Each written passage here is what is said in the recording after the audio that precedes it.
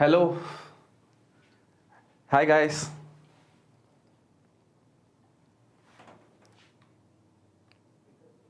Is I audible? அப்படியே try பண்ணுங்க, அதில் போடலாம், அப்படி போடலாம் செட்டிங்ஸில். ஆனால் இருக்கா உங்கள்கிட்ட கிளிக்கர்? அதை நீங்கள் அனுப்பி அப்புறம் தான் போட முடியும்.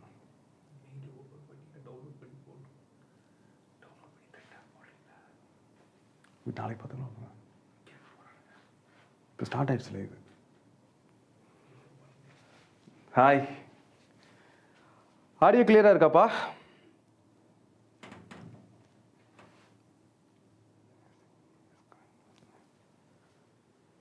Good evening guys, good evening, good evening. Hi Naveen, hi Crazy Dude, hi Medico. 2.5 hours. இன்னைக்கு செஷன் வந்து 2.5 hours போகும்பா, ஓகேவா? ஹாய் ராகுல். Okay. Ganesh sir, for this session can we watch this video without studying system of particles? Yes.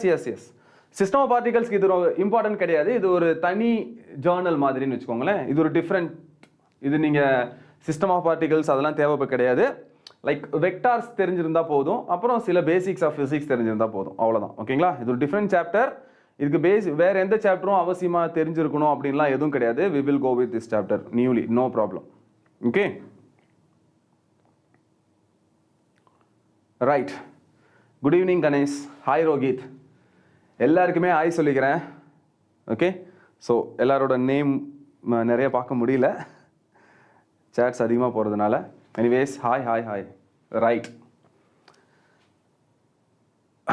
S பார்க்கலாம்ப்பா. For physics you can watch my channel, no issue. For any exam you can watch, no issues. ஓகேவா? So listen. Hi Rohit, listen. ஆக்சுவலாக இந்த gravitation, இந்த chapter பற்றி already உங்களுக்கு நான் பேசியிருக்கிறேன். Gravitation chapter அப்படிங்கிறது இந்த ஒரு சாப்டருக்காக மட்டும் கிடையாது. நீங்கள் 12th எலக்ட்ரோஸ்டாட்டிக்ஸ்னு ஒரு சாப்டர் படிப்பீங்க, ஓகேங்களா? எலக்ட்ரிக் சார்ஜஸ் அண்ட் ஃபீல்டு அப்படின்னு சொல்லுவோம், அப்படி ஒரு சாப்டர் வரும். அதுக்கப்புறம் மேக்னட்டிசம் அண்ட் மேட்டர்னு ஒரு சாப்டர் வரும், கரெக்டுங்களா? அந்த மேக்னட்டிசம் அண்ட் மேட்டருக்கும் எலக்ட்ரோஸ்டாட்டிக்ஸில் வர சார்ஜஸ் அண்ட் ஃபீல்டு இருக்கு இல்லையா, இந்த ரெண்டு சாப்டருமே ஆல்மோஸ்ட் இந்த கிராவிடேஷன் மாதிரியே தான் இருக்கும். இந்த கிராவிடேஷன் சாப்டர் கிளியராக படிக்கிறீங்க, தெளிவாக படிச்சிங்க அப்படின்னா 12th ஒரு 2 சாப்டர் நீங்கள் இப்போ படிச்சிருக்கிறதா அர்த்தம். கொஞ்சம் சேஞ்சஸ் மட்டும்தான் வரும். கான்ஸ்டன்ட், அப்புறம் டைரக்ஷன்ஸ், அதெல்லாம் மட்டும் தான் மாறுமே தவிர மற்றபடி இந்த கிராவிடேஷனில் படிக்கிற நிறைய கான்செப்ட் அப்படியே அங்கே வரும். ஓகேவா? Right. Test link. Sir, how to buy Tattva book? ஆக்சுவலாக தத்துவா புக் எப்படி வாங்குறதுன்னு எனக்கும் தெரியாது. இங்கே ஜாயின் பண்ணுற ஸ்டூடெண்ட்டுக்கு, வேதாந்தில் ஜாயின் பண்ணுற ஸ்டூடெண்ட்டுக்கு தத்துவ புக் கொடுப்பாங்க. பட் நீங்கள் வேதாந்தில் இல்லாமல் வெளியிலேருந்து அவுட் சோர்ஸ் யாராவது வாங்குறீங்க அப்படின்னா ஐ டோன்ட் நோ, நான் வேணால் கேட்டு சொல்கிறேன். இல்லாட்டி கீழே லிங்க்ல பாருங்கள், நம்பர் ஒரு 3 பர்சன் இருக்கும் காண்டாக்ட் பண்ணுறதுக்கு. நீங்கள் அந்த பர்சனை வேணால் காண்டாக்ட் பண்ணி கேட்டு பாருங்கள், என்ன procedure to buy Tattva book அப்படின்னு கேட்டு பாருங்கள், ஓகேங்களா? பட் எனக்கு தெரிஞ்சு தத்துவா புக் வாங்க முடியும், ஓகேவா? நான் என்ன கேட்டு சொல்கிறேன். இல்லாட்டி நீங்கள் கீழே இருக்க நம்பர் எடுத்து நீங்கள் அவங்கக்கிட்ட டேரெக்டாக பேசி வாங்கிக்கலாம். Hi Rohit. Test link sent பண்ணுங்க சார். நோ, இப்போ டெஸ்ட் கிடையாது. இப்போ நம்ம கிராவிடேஷன் சாப்டர் தான் பார்க்க போகிறோம். சண்டே சிஸ்டம் ஆஃப் பார்ட்டிகல்ஸும் கிராவிடேஷனும் கம்பைண்டாக உங்களுக்கு மென்டி குவிஸ் இருக்கும், ஓகேவா? கிராவிடேஷன், சிஸ்டம் ஆஃப் பார்ட்டிகல்ஸ் ரெண்டும் கம்பைன் பண்ணி மென்டி குவிஸ் இருக்கும். நாளைக்கு மார்னிங் 11 o'clock கிராவிடேஷனோட ரிமைனிங் பார்ட்ஸும் அப்புறம் நிறைய நியூமரிக்கல் ப்ரீவியஸ் இயர் கொஸ்டின்ஸ் வந்து நாளைக்கு மார்னிங் 11 o'clock சால்வ் பண்ணுவோம், ஓகேவா? ஸோ ஸ்கூல் ஒரு வேளை நாளைக்கு சாட்டர்டேங்கிறதுனால லீவாக இருந்துச்சு அப்படின்னா கண்டிப்பாக நீங்கள் நாளைக்கு மார்னிங் ஜாயின் பண்ணுங்கள். டெஸ்ட் ப்ராக்டிஸ் பண்ணுறதுக்காக, சம்ஸ் ப்ராக்டிஸ் பண்ண நாளைக்கு மார்னிங் ஜாயின் பண்ணலாம். நிறைய பேர் ரிப்பீட்டர்ஸ் இங்கே இருக்கீங்க. ஸோ நீங்கள் எக்ஸாக்டாக நாளைக்கு ஜாயின் பண்ண முடியும், உங்களுக்கு எந்த பிரச்சனையும் கிடையாது. ஒருவேளை ஸ்கூல் ஸ்டூடெண்ட்டாக இருக்கிறீங்க அப்படின்னா, ஸ்கூல் போகிற 11th ஸ்டூடெண்ட்டாக இருந்தீங்க அப்படின்னா, இல்லை 12th ஸ்டூடெண்ட்டாக இருந்தாலும் சரி, நீங்கள் தாராளமாக ஸ்கூலுக்கு போங்க. ஈவினிங் வந்து அந்த வீடியோவை பார்த்துக்கோங்க, எந்த பிரச்சனையும் கிடையாது. கிளியர்? ஒருவேளை ரிப்பீட்டர்ஸாக இருந்தீங்க அப்படின்னா, இல்லாட்டி ஸ்கூல் லீவாக இருக்கிறவங்க நாளைக்கு மார்னிங் 11 o'clock நம்ம இதில் மறுபடியும் லைவ்ல ஜாயின் பண்ணுங்க. அப்போ நம்ம gravitation, system of particles combine பண்ணி சம் சால்வ் பண்ணுவோம். சண்டே ஈவினிங் நமக்கு மென்டிகிஸ் கண்டிப்பாக இருக்கும். Only 2 lecture. எஸ் கிராவிடேஷனுக்கு 2 lecture is very very enough, ஓகேவா? ரொம்ப போதும். 2 lecture is enough. 2 lecture in the sense ரொம்ப டீடைலா போகும், நிறைய நேரமும் போகும். Don't worry. ஓகேவா? Right. Yes. Any other question? 2024 aspirant-ஆ இல்ல 2025? ஓகே, நீங்க எந்த இயர்ல நீங்க நீட் எழுதினாலும் ப்ராப்ளம் கிடையாது. எல்லா இடத்துலயுமே கிராவிடேஷன்ல இருந்து 2 கொஸ்டின் வரதான் போகுது. ஓகேவா? அதனால நீங்க யாரா இருந்தாலும் இதை பார்க்கலாம், தப்பே கிடையாது. ஓகே, சரி ஸ்டார்ட் பண்ணிடலாமா? ரைட். இன்னொன்னு சொல்லிடுறேன், நான் நிறைய டெரிவேஷன்ஸ் கொடுக்க போறது கிடையாது, ஏன்னா இது நீட் சேனல். அதனால நான் டெரிவேஷன்ஸ் அதிகமா சொல்ல மாட்டேன். நான் சொல்ற சில பாயிண்ட்ஸ் அண்ட் சில ஃபார்முலாஸ் அதை நீங்க ஞாபகம் வச்சுக்கிட்டீங்கன்னா போதும். ஓகேவா? ரைட். அதுக்கப்புறம் இந்த வீக்லயே உங்களுக்கு மெக்கானிக்ஸ், கம்ப்ளீட் மெக்கானிக்ஸுக்கு என்னென்ன ஃபார்முலாஸ் தேவைப்படுது, என்னென்ன ஃபார்முலாஸ் இருக்கு அப்படிங்கறத ஒரு தனியா ஒரு வீடியோ போடுறேன். அது உங்களுக்கு பயங்கர யூஸ்ஃபுல்லா இருக்கும். மெக்கானிக்ஸுக்கு தேவையான formulas like units and measurements, 1 dimension, 2 dimension, laws of motion, work power energy and system of particles. இந்த 6 சாப்டர்ல ரொம்ப ரொம்ப இம்பார்ட்டன்ட் ஃபார்முலாஸ் என்ன அப்படிங்கறத தனியா ஒரு லெக்சரை நான் கண்டிப்பா போடுறேன். அது வர வாரத்தில் நான் கண்டிப்பாக உங்களுக்கு அதை போஸ்ட் பண்ணுறேன். அது பயங்கர யூஸ்ஃபுல்லாக இருக்கும். சரி, without delay we will start gravitation. Start பண்ணலாமா? ஸோ இன்னைக்கு கிராவிடேஷன்ல என்னென்ன பார்க்க போறோம் அப்படின்னா, listen. First, Newton's law of gravitational force. 2 மாஸுக்கு நடுவுல என்ன ஃபோர்ஸ் இருக்கும் அப்படிங்கறத பத்தி பார்க்க போறோம். ஓகேவா? டுமாரோ மார்னிங் கிளாஸ் இருக்கு ஜானிஸ், டுமாரோ மார்னிங் இருக்கு. அதுல எஸ், ரோலிங் மோஷனோட மீதி அப்புறம் கிராவிடேஷனோட மீதி நாளைக்கு மார்னிங் பார்ப்போம். நாளைக்கு மார்னிங் 11 o'clock லைவ் ஸ்டார்ட் ஆகும். ஓகேவா? இன்னைக்கு முடிஞ்ச அளவுக்கு கிராவிடேஷனை கம்ப்ளீட் பண்ணுவோம். ஒரு 60-70% கம்ப்ளீட் பண்ணிடுவோம். மீதி இருக்கிறதும் அப்புறம் சிஸ்டம் ஆஃப் பார்ட்டிகல்ஸ்ல இருக்க ரோலிங் மோஷனையும் நாளைக்கு கம்ப்ளீட்டா ஒரே லைவ்ல முடிச்சிடலாம். அப்புறம் Sunday evening we have Menti quiz. ஓகேவா? ரைட். Okay, listen. ஸோ இன்னைக்கு நம்ம என்னென்ன டாபிக்ஸ்லாம் இங்க பார்க்க போறோம்னா, நியூட்டன்ஸ் லா ஆஃப் கிராவிடேஷன், 2 மாஸுக்கு நடுவில் இருக்கிற கிராவிடேஷனல் ஃபோர்ஸை பத்தி பார்க்க போறோம். அதுக்கு ரிலவெண்டா டிஃப்ரெண்ட் கொஸ்டின்ஸா படிக்க போறோம். நீங்க 10th 9th படிச்ச மாதிரி இருக்காது, இன்னும் கொஞ்சம் அட்வான்ஸ்டா கொஸ்டின்ஸ் பார்க்க போறோம். Okay, then gravitational force, equilibrium of force. Okay, ஒரு மாஸ்ல ஈக்குவிலிபிரியம் ஆஃப் ஃபோர்ஸ் எப்படி எடுத்துட்டு வருங்கிறத பார்க்க போறோம். அதோட சேர்த்து superposition of force and superposition of field அப்படிங்கிற கான்செப்ட்லாம் பார்க்க போறோம். நெக்ஸ்ட், கிராவிடேஷனல் ஃபீல்ட், அப்புறம் ஒரு பிளானெட்ல எப்படி கிராவிட்டி கிரியேட் ஆகுது, அந்த கிராவிட்டி எதெல்லாம் பொறுத்து சேஞ்ச் ஆகுது, எர்த்ல எப்படி சேஞ்ச் ஆகுதுங்கிறத பத்தி படிக்க போறோம். அதுக்கப்புறம் இதுக்கு எல்லாத்துக்கும் ரெலவெண்டா ஒவ்வொரு டாபிக்லயுமே நம்ம நியூமெரிக்கல்ஸ் பார்த்துக்கிட்டே போவோம். ஓகேவா? ஸோ இதுதான் இது ஓவர் வியூ. இன்னைக்கு நம்ம பார்க்க போற ஓவர் வியூ. ரைட், ஸ்டார்ட் பண்ணலாமா? So first, Newton's gravitational force.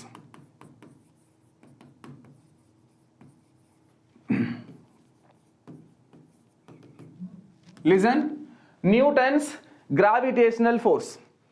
First, Newton gravitational force எதை பத்தி பேசுது அப்படின்னா, 2 point mass. Listen carefully, 2 point mass பத்தி பேசுது. Okay, if m1 is 1 point mass and m2 is second point mass. m1ங்கிறது ஒரு point mass, m2ங்கிறது இன்னொரு point mass.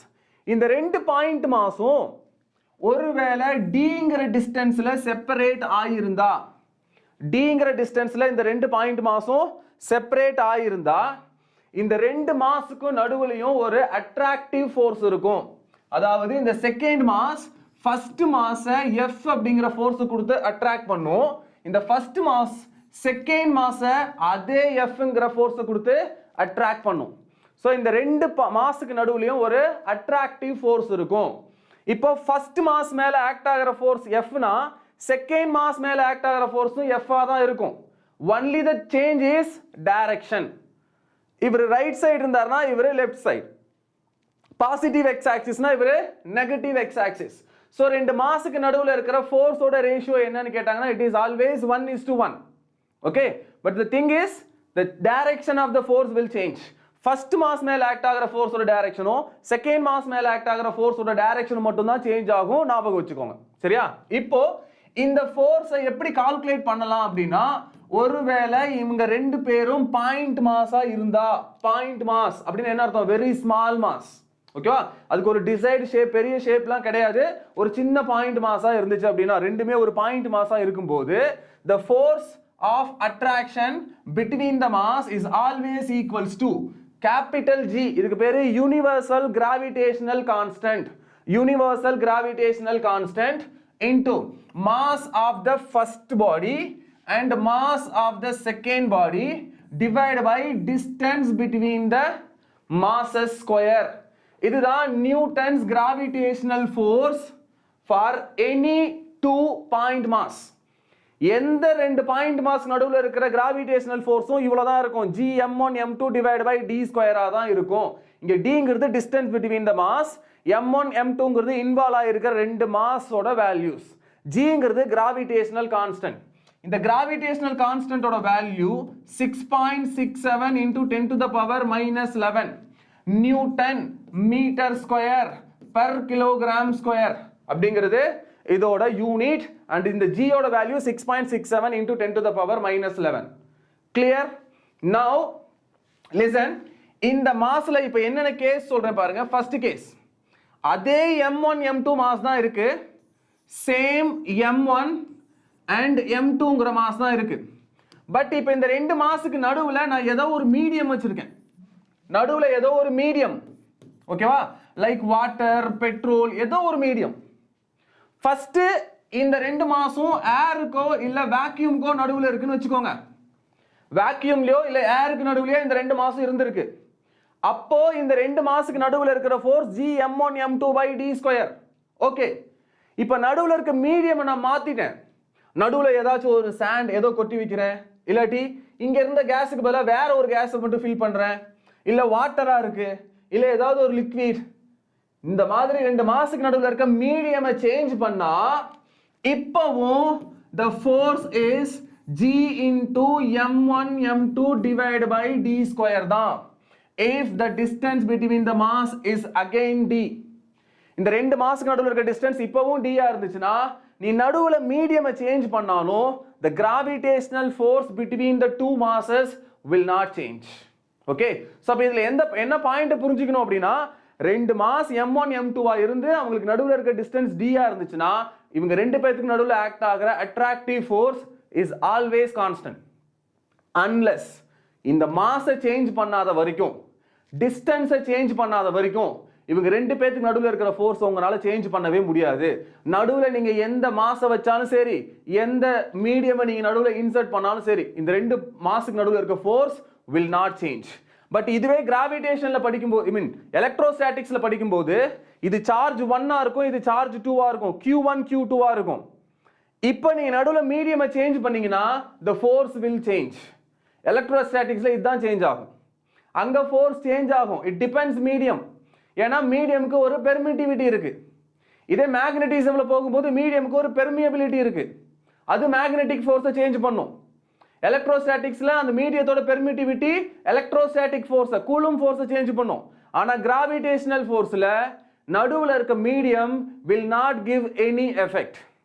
நீங்க இந்த மூணு சாப்டர் படிக்கும்போது இப்படி தான் டிஃபரன்ஷியேட் பண்ணி படிக்கணும். இந்த சாப்டர்ல இதெல்லாம் நடக்குது, இங்க அதுக்கு ஆப்போசிட்ல இப்படி நடக்குது, இங்க இப்படி நடக்குதுன்னு ஒரு டேபிளர் காலம் மாதிரி தான் போட்டு இந்த மூணு சாப்டர் படிக்கணும். ஓகேவா? நான் மறுபடியும் உங்களுக்கு 12th சாப்டர் எடுக்கும்போது நான் இதை உங்களுக்கு மறுபடியும் ரீகால் பண்றேன். பட் இப்போதைக்கு ஞாபகம் வச்சுக்கோங்க, இன் கிராவிடேஷன் நடுவுல இருக்க மீடியமை நீங்க சேஞ்ச் பண்ணாலும் ஃபோர்ஸ் சேஞ்ச் ஆகாது, அதே ஃபோர்ஸ் தான் இருக்கும். கிளியர்? புரிஞ்சுதா நான் சொல்றது? Any doubt? Any doubt? Right, next listen. இன்னொன்னு second case. Listen, the mass is m1, again the second mass is m2. now the distance between the masses is d. இப்போ ஒருவேளை நீங்க நடுவுல வேற ஒரு மாஸை வைக்கிறீங்க, நடுவுல இப்போ m ன்னு வேற ஒரு மாஸை பிளேஸ் பண்ணிட்டீங்க. இனிஷியலா m1 m2 ன்னு ரெண்டு மாஸ் இருந்துச்சு, நடுவுல வெறும் ஏர் மட்டும் தான் இருந்துச்சு. அப்போ ஃபோர்ஸ் F ஆ இருந்துச்சு. F is equals to G m1 m2 by r ஸ்கொயரா இருந்துச்சு, ஐ மீன் d ஸ்கொயரா இருந்துச்சு. நெக்ஸ்ட் என்ன சொன்னேன், அந்த ரெண்டு ஃபோர்ஸோட மேக்னிடியூட சேஞ்ச் பண்ணல, ரெண்டு மாஸோட டிஸ்டன்ஸையும் நான் சேஞ்ச் பண்ணல. ஆனா இந்த ரெண்டு மாஸ் எந்த மீடியம்குள்ள இருக்கோ அந்த மீடியமை மாத்திட்டேன். நடுவுல ஒரு லிக்விடோ ஒரு வாட்டரோ ஏதோ ஒன்று உள்ள ஊத்தி வச்சுட்டு வேற ஒரு மீடியம் நடுவுல வந்துருச்சு. இப்போ மீடியம் வந்தப்பவும் ரெண்டு மாஸுக்கு நடுவுல இருக்கிற ஃபோர்ஸ் சேஞ்ச் ஆகல இல்லையா? இப்போ தேர்ட் பாயிண்ட் என்ன அப்படின்னா, 2 மாஸுக்கு நடுவுல இப்போ நீங்க வேற ஒரு மாஸ் வச்சிருக்கீங்க. ஃபார் எக்ஸாம்பிள் இது 2 கிலோகிராம், இது 2 கிலோகிராம், நடுவுல ஒரு 1 கிலோகிராம் வச்சிருக்கீங்க. இப்போ listen, force on m1 due to m2. m2 m1 மேல இப்ப என்ன ஃபோர்ஸஸ் ஆர் கொடுக்கும் அப்படின்னா, இப்பவும் நடுவுல இருக்கிற இந்த மாஸ் இந்த m2 m1 அட்ராக்ட் பண்ற அந்த ஃபோர்ஸை இவரால மாத்த முடியாது. நீங்க நடுவுல மீடியம் மாத்தினாலும் சரி, நடுவுல வேற ஒரு மாச கொண்டு வந்து வச்சாலும் ரெண்டு பேத்துக்கு நடுவுல இருக்கிற ஃபோர்ஸை உங்களால சேஞ்ச் பண்ண முடியாது. இப்பவும் ஃபோர்ஸ் என்னவா இருக்கும்? g m1 m2 divide by d ஸ்கொயரா தான் இருக்கும். இது புரிஞ்சுதா? இது புரிஞ்சுதா? Come on come on, is this clear? நான் சொல்ற பாயிண்ட் புரியுதா?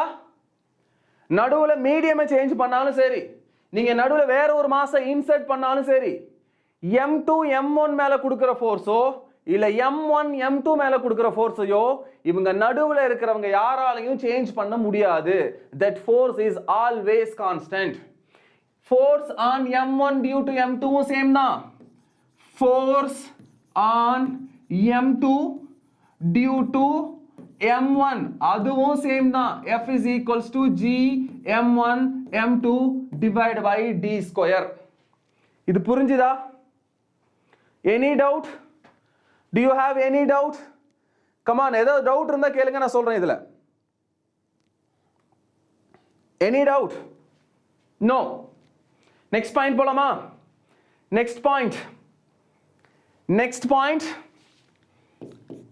Listen. Next point. Come on, any doubt? No issue. Right guys. இப்போ the gravitational force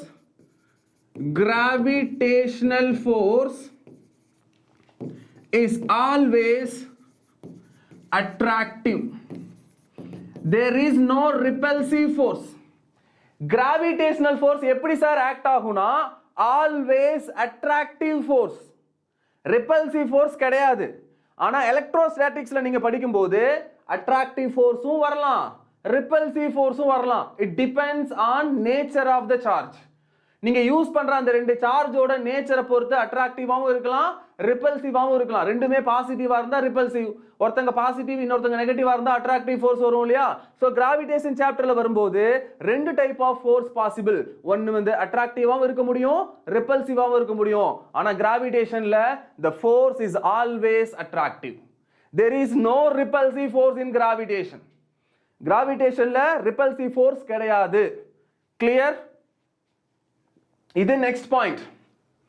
This is next point. Right. Another point. Where? Listen. In vector form. In vector form. இதே ரெண்டு மாஸுக்கு நடுவுல இருக்கிற ஃபோர்ஸை வெக்டார்ல எப்படி சார் சொல்லணும் அப்படின்னா, வெக்டார்ல எப்படி சொல்லணும்னா, லிசன், இது கோஆர்டினேட், ஓகேவா? இது x axis, இது y axis. Okay? Now m1 இங்க இருக்குப்பா, இது m1, ஓகேவா? இது m2, இது m2. Now this m1 will attract m2, கரெக்ட்டா? m1 m2 அட்ராக்ட் பண்ணுமா கிராவிடேஷனல் ஃபோர்ஸ் கொடுத்து? அதே மாதிரி m2 m1 அட்ராக்ட் பண்ணும். இப்போ இந்த ஃபோர்ஸை நீங்க வெக்டார்ல எப்படி டினோட் பண்ணனும்னா, லிசன் கேர்ஃபுல்லி. இது எப்படி டினோட் பண்ணா, ஃபோர்ஸ் யார் மேல ஆக்ட் ஆகுதோ அவங்கள ஃபர்ஸ்ட் சொல்லணும். இங்க பாருங்க, m1 மேல தான ஆக்ட் ஆகுது இந்த ஃபோர்ஸ். அப்போ 1 இந்த ஃபோர்ஸை யார் கொடுத்தாங்க? 2 தான் கொடுத்திருக்காங்க. அப்போ F12 னு சொல்லணும். F12 வெக்டார் அப்படினா என்ன அர்த்தம்னா, force acting on first body which is given by second body. அதான் F12 வெக்டார். நான் சொல்றது புரிஞ்சுதா?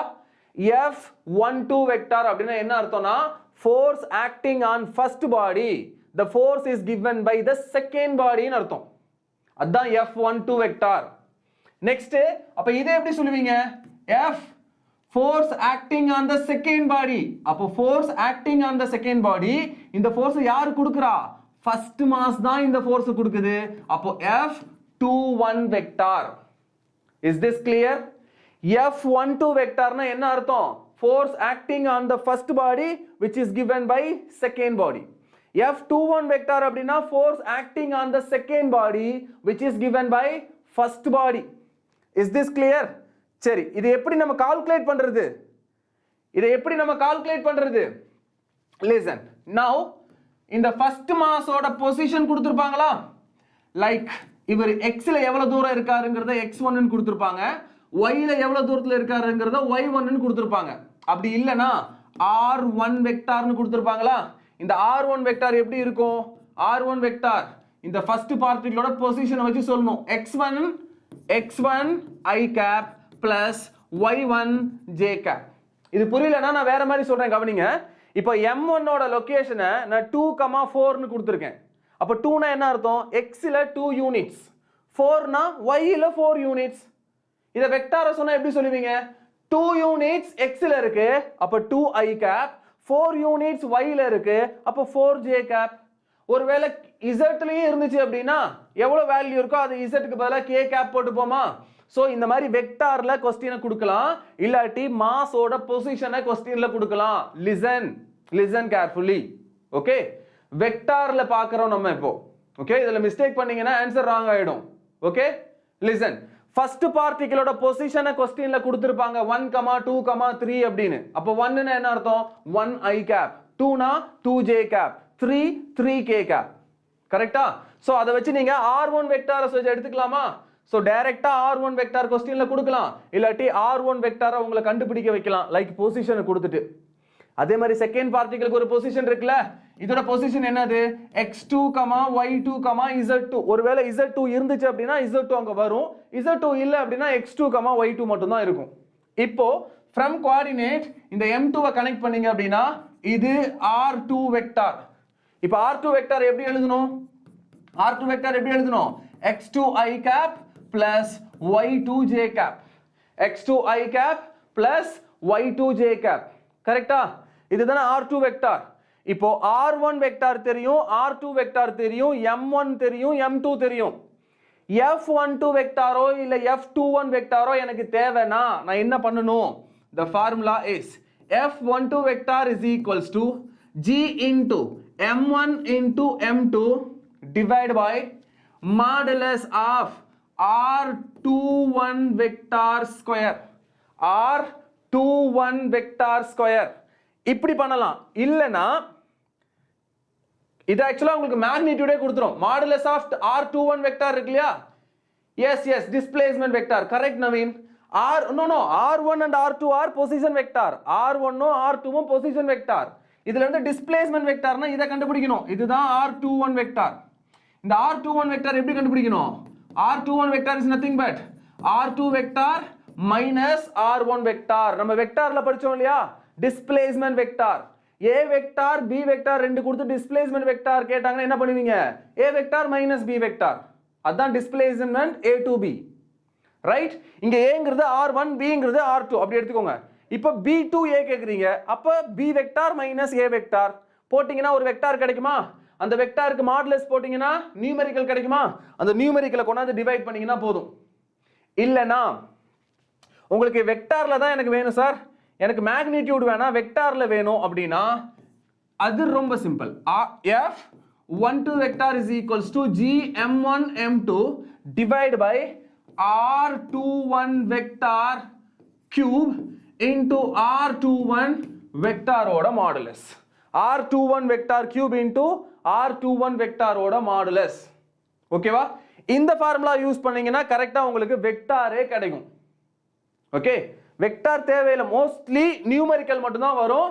ஜஸ்ட் r2 வெக்டார் r1 வெக்டாரை மைனஸ் பண்றீங்க, பண்ணதுக்கு அப்புறம் ஒரு வெக்டார் டேர்ம் வரும், அந்த வெக்டாருக்கு மாடுலஸ் போடணும். அதான் modulus. Modulus of any vector பார்த்திருக்கோம் இல்லையா? சோ அந்த மாடுலஸ் போட்டு ஸ்கொயர் பண்ணீங்கன்னா உங்களுக்கு எக்ஸாக்ட்டா ஃபோர்ஸ் கிடைக்கும். இது வெக்டார் டேர்ம். given ஒருவேளை வெக்டார்ல இருந்துச்சு அப்படினா இதை யூஸ் பண்ணீங்கன்னா you will get exact force f12 vector or f21 vector. clear? இது புரிஞ்சுதா? இது புரிஞ்சுதாப்பா? வீடியோ டிலே ஆகுதா? is my audio and video or delay? Video கிளியரா கேக்குதுல? I think there is no delay, right? next போலாமா? next this is second method. ஓகேவா? அவங்க கொடுக்குற கிவன்ல நீங்க இப்படி தான் ஃபோர்ஸை கால்குலேட் பண்ணணும். வெக்டார்ல கொடுத்துருந்தாங்கன்னா இந்த ஃபார்முலாவை யூஸ் பண்ணி நம்ம ஃபோர்ஸை கால்குலேட் பண்ணுவோம். ஓகேவா? ரைட். Next listen. நான் இப்போ இது வரைக்கும் பார்த்தோம் இல்லையா, இதுக்கு ரிலவெண்டா சில கொஸ்டின்ஸ் பார்க்கலாம்.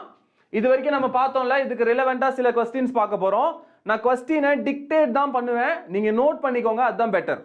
நான் கொஸ்டினை டிக்டேட் தான் பண்ணுவேன், நீங்க நோட் பண்ணிக்கோங்க, கொஸ்டினை நோட் பண்ணிக்கோங்க. ஓகேவா? The question is a mass m is split into a mass m. Okay, listen, example 1, a mass capital M is split into two pieces, okay, of small m and m minus m. கரெக்டா? இப்போ ஒரு எக்ஸாம்பிளுக்கு இதை வந்து 10 கிலோகிராம்னு எடுத்துக்கோங்க. இந்த 10 கிலோகிராம 2 கிலோகிராமாவும் 10 - 2 அதாவது 8 கிலோகிராமாவும் split பண்ணுவோம் இல்லையா, அந்த மாதிரி தான் இது. கேபிட்டல் M மாஸ் இருந்த ஒரு மாஸ ஸ்மால் m ஆவும் m - m ஆவும் ஸ்ப்ளிட் பண்ணிட்டேன். ஓகேவா? நவ what ratio small m by capital M, what ratio of small m divided by capital M will form maximum force. எந்த ரேஷியோல இந்த ஸ்மால் m ஐயும் கேபிட்டல் m ல இருந்து எவ்வளவு ரேஷியோல ஸ்மால் m கட் பண்ணி எடுத்தா உங்களுக்கு மேக்ஸிமம் ஃபோர்ஸ் கிடைக்கும் அப்படிங்கிறது தான் கொஸ்டினை மறுபடி புரியுற மாதிரி சொல்றேன், ஸ்லோவா சொல்லுங்க. ஸ்பீடா போறேனா? ஓகே, மறுபடியும் ஸ்லோவா சொல்றேன், no problem. A mass capital M is split into small m and capital M minus m of 2 parts. Small m ஆவும் capital M minus small m ஆவும் ரெண்டு பார்ட்டா பிரிக்கிறீங்க. பிரிச்சதுக்கு அப்புறம் இவங்க ரெண்டு பேத்தையும் ஏதாவது ஒரு டிஸ்டன்ஸ்ல வச்சுக்கோங்க. டிஸ்டன்ஸ் இங்க இம்பார்ட்டன்ட் கிடையாது, எந்த டிஸ்டன்ஸ்ல வேணாலும் வச்சுக்கோங்க. இப்ப ஸ்ப்ளிட் பண்ண இந்த ரேஷியோ எந்த ரேஷியோல இருந்தா ரெண்டு பேருக்கும் நடுவுல மேக்ஸிமம் ஃபோர்ஸ் கிரியேட் ஆகும் அப்படின்னு கேக்குறாங்க. நீங்க இத ஒரு நியூமரிக்கலா யோசிச்சு பார்க்கணும். இந்த மாதிரி கொஸ்டின் என்கிட்ட ஒரு 5 கிலோ இருக்கு, இந்த 5 கிலோவை ரெண்டு பீஸா பிரிக்கிறேன். எப்படிலாம் பிரிக்கலாம்? 1 4ன்னு பிரிக்கலாம், 2 3ன்னு பிரிக்கலாம், 2.5 2.5ன்னு பிரிக்கலாம், 0.7 4.3ன்னு கூட பிரிக்கலாம். ஓகேங்களா? இந்த மாதிரி n நம்பர் ஆஃப் ப்ராபபிலிட்டில என்னால இந்த ரெண்டு மாஸை ஸ்ப்ளிட் பண்ணிக்க முடியும். இப்படி ஸ்ப்ளிட் பண்ணும்போது கரெக்டா எந்த ரேஷியோல ஸ்ப்ளிட் பண்ணும்போது மேக்ஸிமம் ஃபோர்ஸ் கிரியேட் ஆகும் ரெண்டு பேருக்கும் நடுவுல, இதுதான் கொஸ்டின் புரிஞ்சுதா? நான் சொல்றது, நான் சொன்ன கொஸ்டின் புரிஞ்சுதா? நடுவுல இருக்க டிஸ்டன்ஸ் எதுவா வேணாலும் இருக்கலாம், பட் இவங்க ரெண்டு பேருக்கு நடுவுல இருக்கிற மேக்ஸிமம் ஃபோர்ஸை எடுத்துட்டு வரணும்னா நீங்க பிரிச்ச அந்த ஸ்மால் m இருக்கு இல்லையா, அந்த ஸ்மால் m கேபிட்டல் M ஓட கம்பேர் பண்ணும்போது என்ன ரேஷியோல வரணும் அப்படின்னு கேக்குறாங்க. What is the ratio of small m by capital M will form maximum force for any distance. Distance not important. Correct? இப்போ புரிஞ்சுதா? ரைட். இது நிறைய டைம் நீட்ல கேட்ட ஒரு கொஸ்டின். ரைட்? சரி, இப்போ இது என்ன சார் பண்ணணும் அப்படின்னா அவங்க சொன்ன கொஸ்டினை அப்படியே எடுத்துப்போம், அதுக்கு அப்படியே நம்ம ஒரு வேல்யூ கொடுத்துக்கலாம். இங்க பாருங்க, இப்போ small m capital M - m னு பிரிச்சிட்டீங்க. பிரிச்சு இப்போ என்ன டிஸ்டன்ஸ்ல வச்சிருக்கீங்க? சும்மா dங்கிற ஒரு டிஸ்டன்ஸ்ல வச்சிருக்கீங்க. இப்போ ரெண்டு பேருக்கு நடுவுல என்ன ஃபோர்ஸ் கிரியேட் ஆகும்? இந்த m - m இந்த ஸ்மால் m இந்த டைரக்ஷன்ல Fங்கற ஃபோர்ஸ்ல அட்ராக்ட் பண்ணும். இந்த m - mங்கிறது ஸ்மால் m இந்த டைரக்ஷன்ல அட்ராக்ட் பண்ணும். கரெக்ட்டா? ஸ்மால் m இந்த மாஸ் இப்படி அட்ராக்ட் பண்ணும், கீழ இருக்கிற m - m இந்த ஸ்மால் m மேல அட்ராக்ட் பண்ணும். ரெண்டு ஃபோர்ஸும் சேமா தான் இருக்கும், நம்ம பார்த்துட்டோம் ஆல்ரெடி அத. ரைட்? இப்போ இந்த ஃபோர்ஸை இங்க இருக்கிறபடி எழுதணும் அப்படின்னா ரெண்டு மாஸுக்கு நடுவுல இருக்கிற ஃபோர்ஸ் என்ன? G இன்டு ஃபர்ஸ்ட் மாஸ் வந்து ஸ்மால் m, செகண்ட் மாஸ் வந்து capital M minus small m. கரெக்ட்டா? Divide by distance between the mass is d, அதனால d². ரைட்? இது கரெக்ட்டா? இதுதானே இப்ப ரெண்டு பேருக்கும் நடுவுல இருக்கிற force. Yes Janice, you are right. Answer correct தான், பட் எப்படின்னு பார்த்துருவோம். எஸ் 1:1. Yes exactly. சரி, அதாவது ஆஃபா கட் பண்ணணும், அப்போ மட்டும்தான் உங்களுக்கு மேக்ஸிமம் ஃபோர்ஸ் வரும்.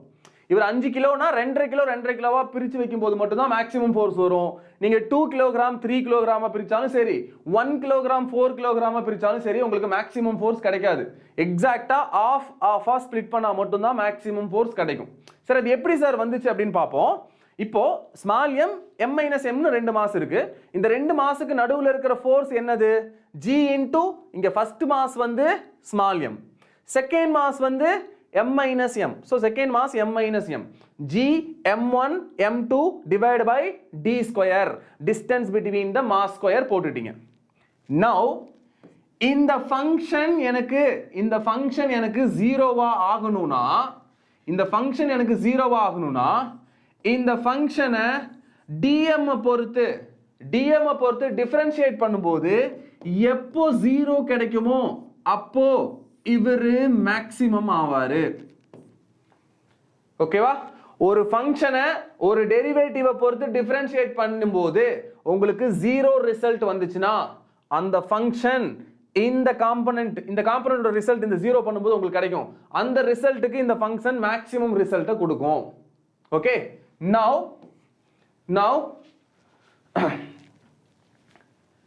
listen. Okay listen. இப்போ ஃபோர்ஸை எக்ஸ்பேண்ட் பண்ணிக்கோங்க. g இன்டு இந்த m உள்ள எடுத்துட்டு போனீங்கன்னா capital M into small m minus small m into small m is small m square divide by distance is d square, so d square. இப்போ இதுதான் ஃபோர்ஸோட function. இந்த ஃபங்க்ஷனை m பொறுத்து டிஃபரன்ஷியேட் பண்ணுங்க. df fங்கிற ஃபங்க்ஷனை, இந்த fங்கிற ஃபங்க்ஷனை ஸ்மால் m பொறுத்து டிஃபரன்ஷியேட் பண்ணுங்க. டிஃபரன்ஷியேட் பண்ணா என்ன ஆகும்? g பை d ஸ்கொயர்ங்கிறது constant. m into m differentiate பண்ணா கேபிட்டல் M வருமா? Minus m square, small m square differentiate பண்ணா 2 into ஸ்மால் m வருமா? கரெக்டாப்பா? ஸ்மால் m வச்சு டிஃபரன்ஷியேட் பண்றீங்க. அப்ப இங்க mங்கிறது கான்ஸ்டன்ட், ஸ்மால் m தான் இப்போ x மாதிரி. x டிஃபரன்ஷியேட் பண்ணா 1 மாறுமா? So 1 into m is m. இது x ஸ்கொயர் மாதிரி, x ஸ்கொயர் டிஃபரன்ஷியேட் பண்ணா 2x வருமா? அதனால 2m. Okay, so divide by d square வந்துருச்சு. இப்போ ரூல் என்ன?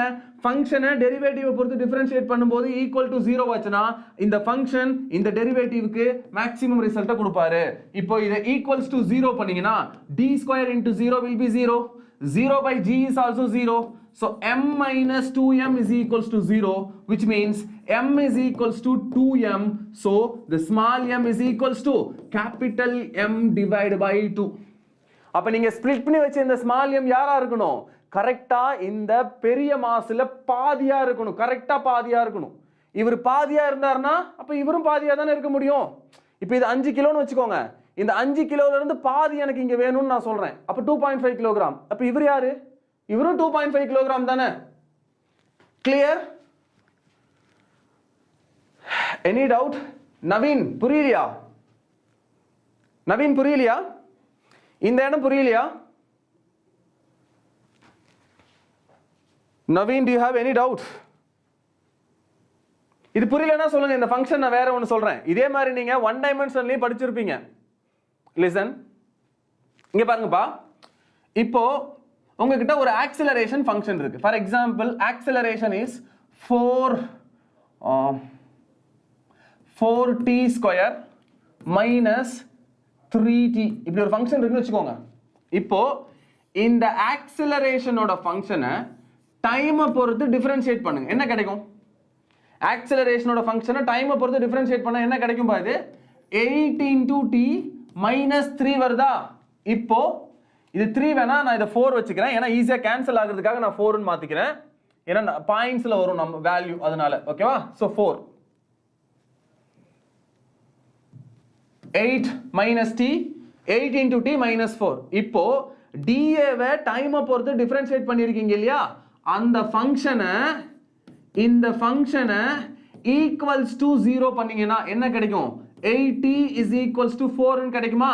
which means t is equals to 1/2 ன்னு கிடைக்குமா? இது என்ன விஷயத்தை நமக்கு சொல்லுதுன்னா, கரெக்ட்டா when time is half second, this acceleration will be maximum. When time is half second, the acceleration will be maximum.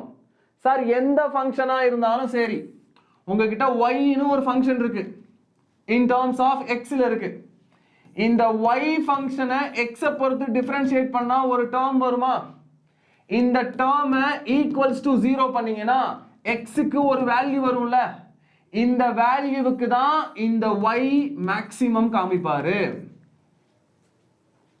is this clear இது புரிஞ்சுதா உங்ககிட்ட எந்த ஃபங்க்ஷன் ஆச்சு acceleration momentum electric field magnetic field அது என்ன ஃபங்க்ஷனா இருந்தாலும் சரி அந்த yங்கிற ஃபங்க்ஷனை ஃபங்க்ஷனுக்குள்ள இருக்கிற ஒரு டெரிவேட்டிவ் அந்த டெரிவேட்டிவை பொறுத்து டிஃபரன்ஷியேட் பண்ணா ஒரு ரிசல்ட் வரும்ல அந்த ரிசல்ட்டை ஈக்குவல்ஸ் டு 0 பண்ணீங்கன்னா உங்களுக்கு நீங்க ஒரு டெரிவேட்டிவ் வச்சிருந்தீங்க இல்லையா அந்த டெரிவேட்டிவ்க்கு ஒரு ஆன்சர் வரும் அந்த ஆன்சருக்கு தான் இந்த ஃபங்க்ஷன் மேக்ஸிமம் ரிசல்ட்டை காமிக்கும் ரைட் இப்போ இந்த क्वेश्चनக்கு வாங்க எனக்கு என்ன வேணும்னா ஃபோர்ஸ் மேக்ஸிமம் வேணும் அப்போ எப்போ ஃபோர்ஸ் மேக்ஸிமம் வரும்னா எனக்கு அந்த x தான கண்டுபிடிக்கணும் இங்க x யாரு மாஸ் வச்சு தான கேட்டேன் எந்த மாஸ்க்கு ஃபோர்ஸ் மேக்ஸிமம் கிடைக்கும் தான கேட்டேன் அப்ப மாஸ் தான டெரிவேட்டிவ் எந்த மாஸ் ரேஷியோவுக்கு ஃபோர்ஸ் மேக்ஸிமம் வரும்னு கேட்டிருக்கேன் அப்ப மாஸ் தான் டெரிவேட்டிவ் ஃபோர்ஸ் மேக்ஸிமம் கேட்டதனால ஃபோர்ஸை மாஸை பொறுத்து டிஃபரன்ஷியேட் பண்றேன் பண்ணும்போது எனக்கு ஒரு ரிசல்ட் வரும் அதான் இந்த ரிசல்ட் இந்த ரிசல்ட்டை ஈக்குவல்ஸ் டு 0 பண்றேன் பண்ணும்போது என்னோட டெரிவேட்டிவ் இருக்காங்க பாருங்க இந்த டெரிவேட்டிவ்க்கு ஒரு நம்பர் கிடைக்கும் இங்க வருது பாருங்க டெரிவேட்டிவ்க்கு ஒரு வேல்யூ வருதா இந்த வேல்யூவுக்கு தான் இவரு மேக்ஸிமம் வருவாரு ஃபோர்ஸ் மேக்ஸிமம் வருவார் yes dy by dx equals to 0 பண்ணீங்கன்னா அந்த x ஓட வேல்யூவுக்கு y will be maximum dy by dx equals to 0 பண்ணீங்கன்னா நீங்க பண்ணும்போது ஒரு x வேல்யூ கிடைக்கும் அந்த x வேல்யூவை கொண்டு போய் ஃபோர்ஸ்ல போட்டாதான் உங்களுக்கு ஃபோர்ஸ் மேக்ஸிமம் கிடைக்கும் அந்த x கொண்டு போய் y ல போட்டாதான் y மேக்ஸிமம் கிடைக்கும் ரைட் இது mathematics okay right no problem guys we'll move to next question right next question listen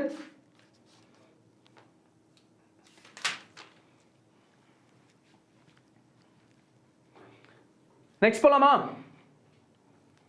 next listen next எந்த மாதிரி questions வருது அப்படினா ratios வரும் ரேஷியோனா என்ன அர்த்தம் இங்க பாருங்க if the first mass is m second mass is also m the distance between the masses is d okay va now the force of attraction is f first ரெண்டு மாஸ் இருக்கு m and m னு ரெண்டு mass இருக்கு அந்த ரெண்டு mask நடுவுல இருக்க distance வந்து d ஆ இருக்கு இப்போ ரெண்டு மாஸோட ஃபோர்ஸ் ஆஃப் அட்ராக்ஷன் வந்து உங்களுக்கு f ஆ இருக்கு நீங்க இதுல எதை சேஞ்ச் பண்றீங்கன்னா இதுல ஏதாவது ஒரு மாஸ 2 டைம்ஸ் மாத்துறீங்க டிஸ்டன்ஸை half டைம் குறைக்கிறீங்க அந்த மாதிரி சொல்லுவாங்க இப்போ now the new mass will become 2 times the previous mass அப்படினா இப்போ m ஆ இருந்தது 2m ஆ மாறிடுச்சு அப்ப இங்கேயும் m தான இருந்துச்சு அவரும் 2m ah மாறிட்டாரு the new distance is will become half of the previous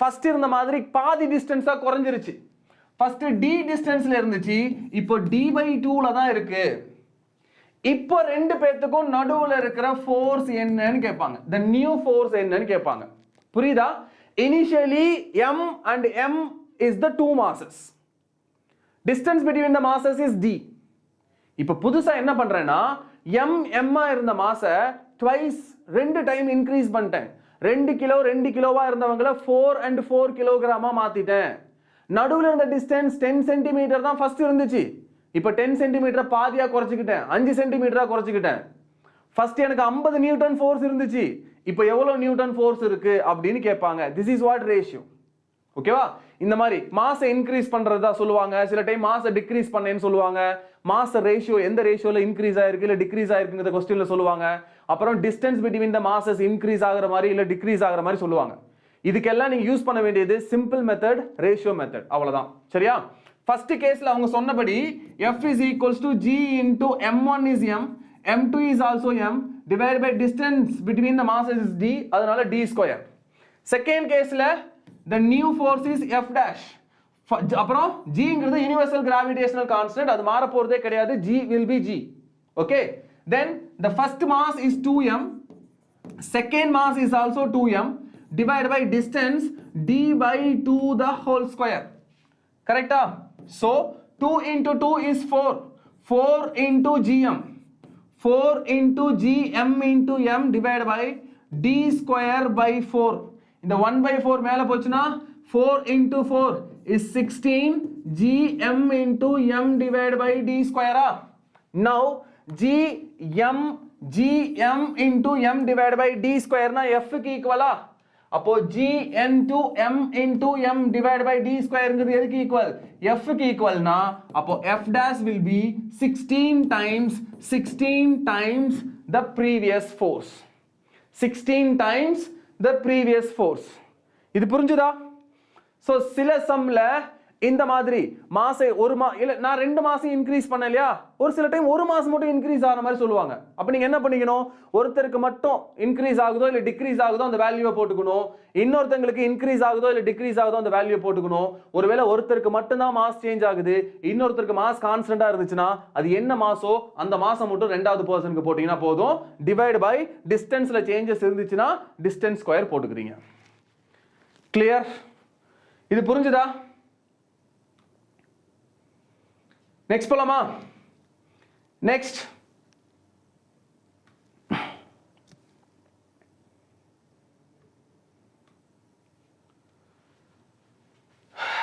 right. Hi பா. ஓகே, தென் நெக்ஸ்ட் இந்த மாதிரி சில சம்ஸ் வருது. நெக்ஸ்ட் பார்க்க போற கேஸ் வாஸ் வெரி இம்பார்ட்டன்ட். என்ன அப்படின்னா இதுக்கு பேரு சூப்பர் பொசிஷன் பிரின்சிபல் அப்படின்னு சொல்லுவாங்க. சூப்பர் பொசிஷன் பிரின்சிபல் அப்படின்னா என்னப்பா? சூப்பர் பொசிஷன் பிரின்சிபல் அப்படின்னா it is not actually physics, இது வந்து கம்ப்ளீட்லி மேத்தமெட்டிக்ஸ். நீங்க வெக்டார்ஸ்ல படிக்க வேண்டியதை படிச்சதை பிசிக்ஸ்ல அப்ளை பண்ண போறீங்க, அவ்வளவுதான். இதுக்கு பின்னாடி எந்த பிசிக்ஸும் கிடையாது. இப்போ நம்ம பார்க்க போற கான்செப்ட்க்கு பின்னாடி இருக்கிறது வெறும் மேத்தமெட்டிக்ஸ் தான். ஜெனரலா என்ன, இந்த பக்கம் ஒருத்தங்க இழுக்கிறாங்க, இந்த பக்கம் ஒருத்தங்க இழுக்கிறாங்க, அதே மாதிரி இந்த பக்கம் ஒரு 4 பேர் இழுக்கிறாங்க. இப்போ என் மேல மொத்தமா ஆக்ட் ஆகிற net fours are net vector, இதுதான் சூப்பர் பொசிஷன். ஒரு பார்ட்டிகல் மேல மல்டிபிள் டைரக்ஷன்ஸ்ல வெக்டார்ஸ் ஆக்ட் ஆச்சுன்னா எல்லா வெக்டார்ஸோட ரிசல்டன்ட் வெக்டார்ஸ் கண்டுபிடிப்போம் இல்லையா, நெட் வெக்டார். அந்த நெட் வெக்டாருக்கு பேரு தான் சூப்பர் பொசிஷன். கிளியர்? ஒரு பார்ட்டிகல் மேல இப்போ நிறைய இப்போ நம்ம கிராவிடேஷன்ல படிக்கிறதுனால ஒரு பார்ட்டிகல் மேல நிறைய டைரக்ஷன்ல கிராவிடேஷனல் ஃபோர்ஸ் ஆக்ட் ஆகும். அந்த எல்லா ஃபோர்ஸுக்கும் ரிசல்டன்ட் ஃபோர்ஸ் கண்டுபிடிக்கிறது, நெட் ஃபோர்ஸ் கண்டுபிடிக்கிறது தான் சூப்பர் பொசிஷன் ஆஃப் பிரின்சிபல். ஓகேவா? இதை நான் ஒரு சின்ன ரீகால் கொடுத்துட்டு இதுக்குள்ள போலான்னு நினைக்கிறேன். என்ன அப்படின்னா லிசன், ஒருவேளை நீங்க வெக்டார்ஸ் படிக்கலனா கூட இப்ப நான் சொல்ல போற இந்த ஒரு ஸ்லைட பார்த்தாலே இந்த சூப்பர் பொசிஷன்ல இருக்க சம்ஸ் உங்களால கிளியரா கிறிஸ்டல் கிளியரா சால்வ் பண்ண முடியும். ஓகேவா? சோ கீப் வாட்சிங் right? Listen, first one, listen carefully. First one, if there are two vectors A and B, ரெண்டு வெக்டார் ஒரே டைரக்ஷன்ல ஆக்ட் ஆச்சுனா, the result is A vector plus B vector. அவ்வளவுதான். ரெண்டு பேரையும் ஆட் பண்ண போறீங்க. ஓகேவா? ரெண்டு வெக்டார் ஒரே டைரக்ஷன்ல ஆக்ட் ஆச்சுனா ரெண்டு பேரையும் ஆட் பண்ணனும், ஞாபகம் வச்சுக்கோ. Hi Divya.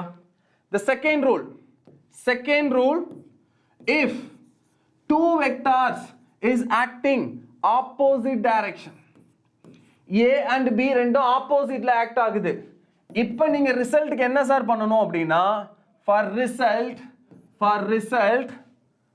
the maximum vector minus minimum vector. maximum vector இந்த லெந்த் பார்த்தாலே தெரியுது, இதுதான் பெரிய வெக்டார், இது சின்ன vector. so maximum vector minus minimum vector in the direction of maximum vector. For example, இந்த பக்கம் 100 நியூட்டன், இந்த பக்கம் 50 நியூட்டன். அப்ப ரிசல்ட் என்ன? 50 Newton in the direction of maximum. அதுதான் இங்க நான் சொல்றேன். maximum vector minus minimum vector in the direction of maximum vector. Clear? இது second rule. Okay? Then the third rule is, if if there are two vectors acting with some theta, ரெண்டு vector ஏதாவது ஒரு particular தீட்டால act ஆச்சுனா, ரெண்டு vector நடுவுல ஏதாவது ஒரு தீட்டால ரெண்டு வெக்டார் ஆக்ட் ஆச்சுனா, the resultant vector is root over first vector square plus second vector square plus 2ab cos theta. Root over first vector square plus second vector square plus 2ab cos theta. Clear? இது எப்ப use பண்ணோம்? ரெண்டு vector இன்க்ளைனா act ஆகும்போது அந்த ரெண்டு வெக்டாருக்கு நடுவுல இருக்குது தீட்டாவா இருந்துச்சுனா இந்த ரூலை யூஸ் பண்ண போறோம். ஓகேவா? அடுத்த rule, next rule, if two vectors acting mutually perpendicular, a vector and b vector mutually perpendicular ஆ இருந்துச்சு அப்படினா, then the result will be a square plus b square ஓட ரூட். ஓகேவா? Root over a square plus b square மட்டும் போட்டீங்கன்னா அதோட root கிடைச்சிரும். Okay? So இந்த நாலு ரூலை தான் நம்ம இந்த இப்போ சூப்பர் பொசிஷன் மெத்தட்ல யூஸ் பண்ண போறோம்.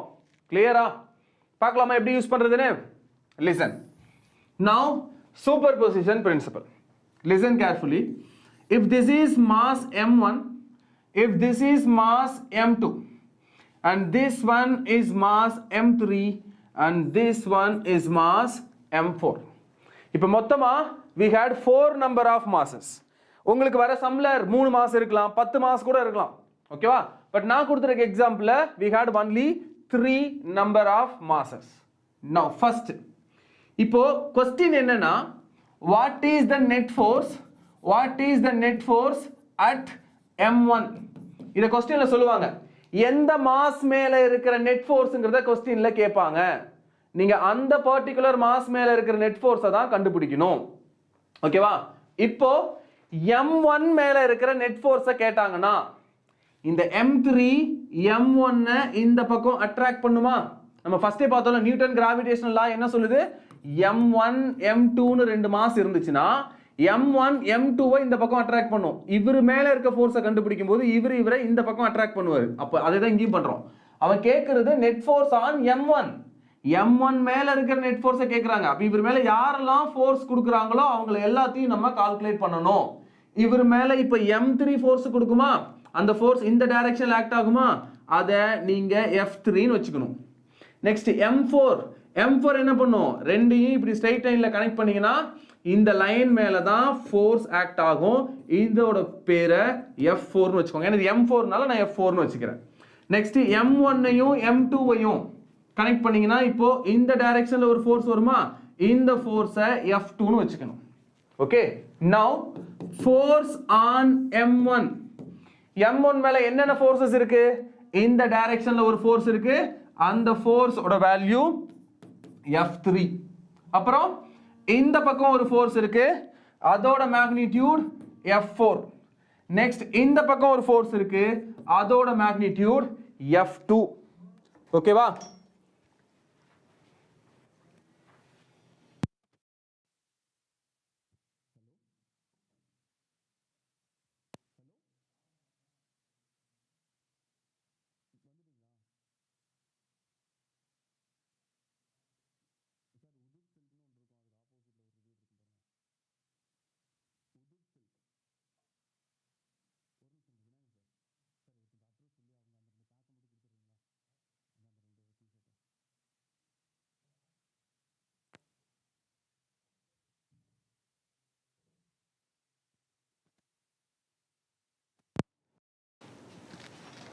ரைட்? சோ இப்போ f3 f4 f2 இந்த மூணு ஃபோர்ஸையும் ரீசால்வ் பண்ணணும். ரீசால்வ் பண்றதுனா எப்படி? ரீசால்வ் பண்றதுனா for example with respect to horizontal or with respect to vertical, இதுல எப்படி வச்சு ரீசால்வ் பண்ணாலும் சரி. இப்போ ஒருவேளை இந்த ஹரிசாண்டல் லைனோட இந்த f3 கிரியேட் பண்ணியிருக்கிற ஆங்கிள் ஒருவேளை தீட்டா இல்லாட்டி ஆல்பா அப்படி இருந்தா f3 ரீசால்வ் பண்ணா இங்க காஸ் இங்க சைனா மாறுமா? இப்போ f3 ரீசால்வ் பண்ணீங்கன்னா you will get two components. என்னென்ன கிடைக்கும்? ஒன்னு f3 தீட்டாவுக்கு வந்துச்சுனா f3 into cos angle வந்து θ1, அதனால θ1. அப்ப அவர் மேல போனார்னா f3 into sin θ1 மாறுமா? அதே மாதிரி இந்த f4 F4 இங்க என்ன ஆங்கிளா இருக்குன்னு பார்க்கணும். அந்த F4 ரீசால்வ் பண்ணா F4 cos F4 sin ஆ மாறும். அதே மாதிரி F2 ரீசால்வ் பண்ணா F2 cos F2 sin ஆ மாறும். இப்போ ஃபைனலா உங்களுக்கு வெர்டிகல் அண்ட் ஹரிசாண்டலா 4 ஃபோர்ஸ் மட்டும் தான் வரும். அந்த 4 ஃபோர்ஸோட ரிசல்டன்ட்டை மட்டும் கண்டுபிடிச்சா போதும், சம் முடிச்சிரும். கிளியர்? இப்போ நான் இதுக்கு ரிலவெண்டா நிறைய சம்ஸ் எடுத்து சால்வ் பண்ணி காமிக்கிறேன், உங்களுக்கு அது ரொம்ப ஈஸியா புரியும். ஓகேவா? சோ இந்த ப்ராசஸ்க்கு பேரு தான் superposition of force. Sir இது ஃபோர்ஸ்க்கு மட்டும் கிடையாது, எந்த வெக்டாருக்கு வேணாலும் இது வரலாம். எந்த வெக்டாருக்கு வேணாலும் வரலாம். ஆக்சிலரேஷன், வெலாசிட்டி, மொமெண்டம், டார்க், எந்த வெக்டாருக்கு வேணாலும் சூப்பர் பொசிஷன் பண்ண முடியும். ஓகேவா? பட் இங்க நம்ம கிராவிடேஷனல் ஃபோர்ஸ் படிக்கிறதுனால ஃபோர்ஸ் ரிலவெண்டா சூப்பர் பொசிஷன் வரும். இதுக்கு அடுத்த டாபிக் கிராவிடேஷனல் ஃபீல்டு படிப்போம். ஃபீல்டுலயும் சூப்பர் பொசிஷன் இருக்கு. நெட் ஃபீல்டு என்னன்னு கேட்பாங்க. ஒரு பர்டிகுலர் மாஸ் கொடுத்துட்டு அந்த மாஸ் வந்து ஒரு ஸ்கொயர் ஃப்ரேம்ல இருக்க மாதிரி இல்ல ஒரு ட்ரையாங்குலர் ஃப்ரேம்ல இருக்க மாதிரி, ஓகே, இல்லாட்டி ஹெக்ஸகன், பென்டகன் அந்த மாதிரி இருக்கிற மாதிரி கொடுத்துட்டு அந்த பென்டகன் இல்லாட்டி ட்ரையாங்கிளோட வெர்டெக்ஸ்ல எல்லாம் வேற வேற மாஸ் கொடுத்துட்டு இந்த பர்டிகுலர் மாஸ் மேல மட்டும் இருக்கிற நெட் ஃபோர்ஸ் என்ன, இந்த பர்டிகுலர் மாஸ் மேல மட்டும் இருக்கிற நெட் ஃபீல்டு என்ன அப்படின்னு கேட்பாங்க. ஏன்னா ஃபீல்டும் ஃபோர்ஸும் வெக்டார் இல்லையா, அதனால இந்த சூப்பர் பொசிஷன் கான்செப்ட் இதுக்கு தான் யூஸ் ஆகும். கிளியரா? இது புரிஞ்சுதா? இப்போ நான் சில சம் சால்வ் பண்றேன் பாருங்க. that will it will most useful questions. okay, listen, நானா சில क्वेश्चंस எடுத்துக்கிறேன், அதுக்கு அப்புறம் புக்ல இருக்க சில क्वेश्चंस எடுத்துப்போம். இல்லனா டைரக்டான புக்ல இருக்க क्वेश्चनே சால்வ் பண்றதுனால okay, no problem. Okay, listen, example 1 கவனிங்க. if there are 4 masses with equal magnitude, 4 masses with equal magnitude frames a square of side A. இந்த 4 மாஸுமே ஒரு ஸ்கொயரோட வெர்டெக்ஸ்ல இருக்கு. ஸ்கொயர் மாதிரி இருக்கிற ஒரு ஃப்ரேமோட வெர்டெக்ஸ்ல இந்த 4 மாஸும் உட்கார்ந்திருக்கு. இப்போ क्वेश्चन என்ன அப்படினா net force on the any mass. இப்போ நான் இந்த மாஸை பிக் பண்ணிக்கிறேன். இந்த மாஸ் மேல இருக்கிற நெட் ஃபோர்ஸை கேக்குறாங்க.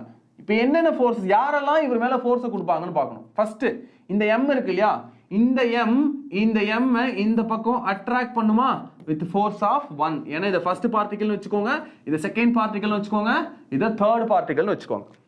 நெக்ஸ்ட் இந்த செகண்ட் பார்ட்டிகளோட சென்டரையும் ஃபர்ஸ்ட் பார்ட்டிகளோட சென்டரையும் கனெக்ட் பண்ணா ஒரு டேட்டம் லைன் வரும். ரெண்டு பேத்தோட சென்டர் ஆஃப் மாஸையும் கனெக்ட் பண்ற லைன் இருக்கு இல்லையா, இந்த லைன் மேல தான் இந்த ரெண்டாவது பார்ட்டிகல் இந்த m அட்ராக்ட் பண்ணும்.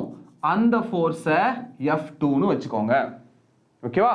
அடுத்து என்ன மாஸ் இருக்கு, இன்னொரு தேர்ட் மாஸ் ஒன்னு இருக்கு இல்லையா, இந்த தேர்ட் மாஸ் இந்த m மறுபடி இவங்க ரெண்டு பேத்தையும் கனெக்ட் பண்ணா இதுதான் அந்த லைன். இந்த லைனோட டைரக்ஷன்ல F3ங்கற ஃபோர்ஸ்ல அட்ராக்ட் பண்ணும்.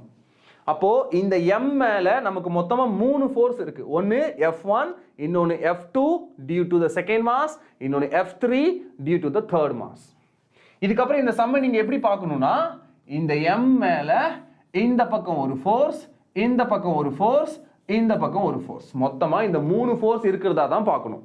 First force is F1, second force is F2, third force is F3.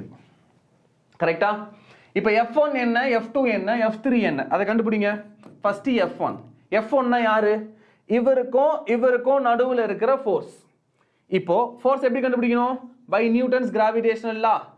Gravitational constant into first mass is m, second mass யார் மேல ஃபோர்ஸ் ஆக்ட் ஆகுதோ அவங்க second mass, second mass is also m, divided by distance between the mass is a, அதனால a square. So அப்ப F1ங்கிறது இதுதான், gm1 m2 divided by d square க்கு பதிலா gm into m divided by a square. Next F2. F2ங்கிறது இந்த மாஸுக்கும் நடுவுல இருக்கிற force. Again gravitational constant is g. First mass இப்போ m ஆ மாறிடும். செகண்ட் மாஸ் யார் மேல ஃபோர்ஸ் ஆக்ட் ஆகுதோ அவங்க செகண்ட் மாஸ், அவங்களும் m தான், divided by distance. சார் இந்த டிஸ்டன்ஸோட வேல்யூ என்ன? இந்த டிஸ்டன்ஸோட வேல்யூ என்ன? இதுவும் ஏவா இருந்தா இது ஹைப்போடெனியஸ் தானே. a square plus a square is equals to length square. So this length square is equals to 2a square. So length is equals to a square வெளில எடுத்தீங்கன்னா this is root 2 times a. இல்லாட்டி diagonal of square is root 2a வா, அது நமக்கே தெரியும் இல்லையா. So this distance is root 2 times a. Okay, so கீழ என்ன வரணும், root 2 times a the whole square because distance square distance வந்து root 2a distance square ஓகேவா next F3 F3ங்கிறது இந்த மாஸுக்கும் நடுவுல இருக்கிற ஃபோர்ஸ் அதாவது gravitational constant into இப்போ first mass இவரு second mass யார் மேல force act ஆகுதோ அவங்க இப்போ second mass which is also m divided by distance between the masses is a அதனால a square இப்போ நல்லா கவனிச்சீங்கன்னா இந்த F1 ம் F3 யும் சேமா இருக்கா ஓகேவா அப்ப நம்ம என்ன பண்ணிக்கலாம்னா F1 ஐயும் F3 ஐயும் நான் சும்மா F ன்னு எடுத்துக்கிறேன் ஏனா F1 ம் F3 எப்படி இருக்கு g m into m divided by a square இந்த டேர்மை பாருங்க இந்த F2 பாருங்க gm into m divided by gm into m divided by root 2 square பண்ணா 2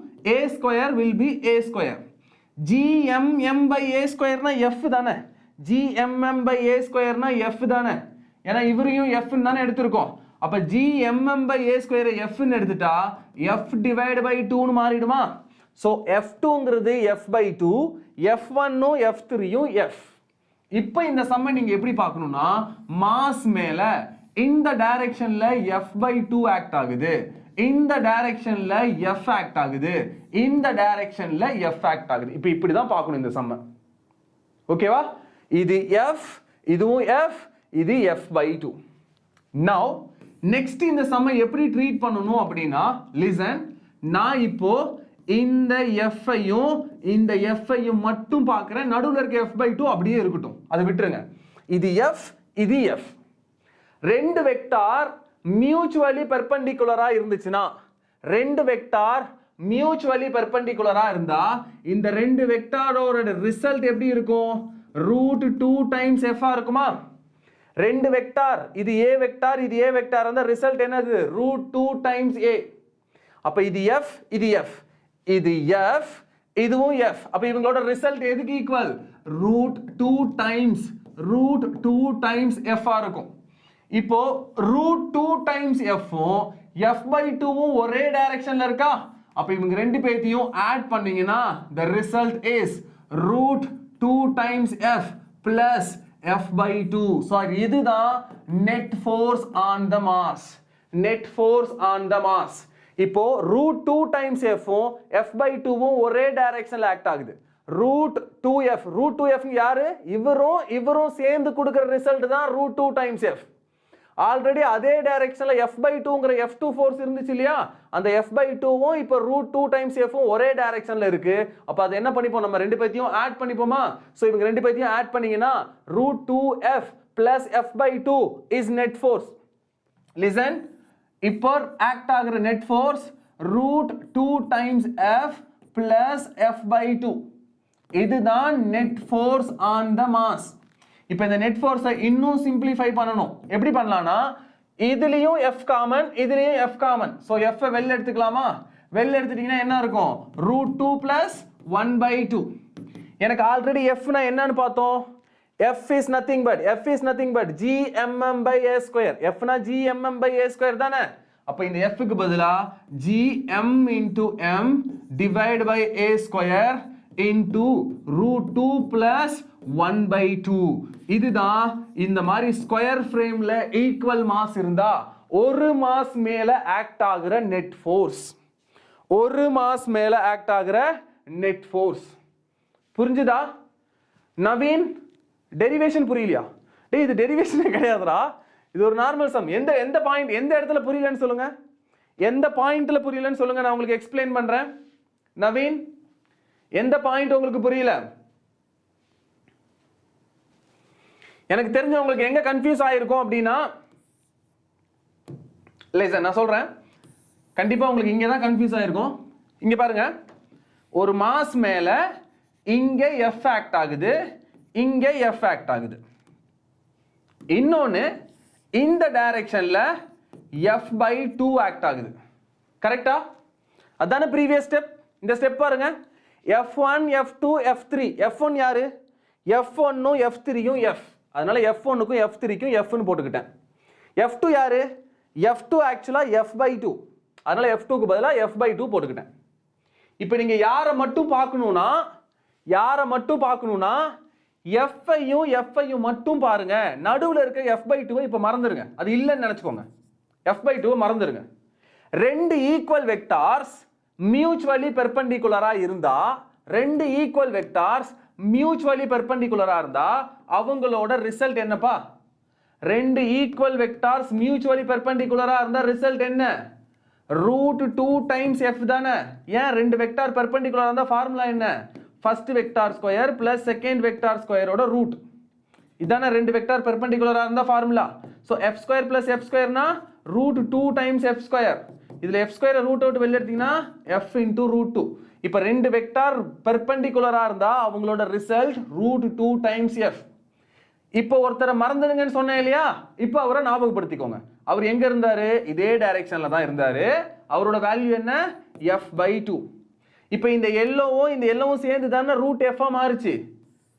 கரெக்ட் தானே? இந்த எல்லோவும் சேர்ந்து, இந்த ரெண்டு பேரும் சேர்ந்து தானே f into √2 மாறினாங்க. f into √2 மாறினாங்க.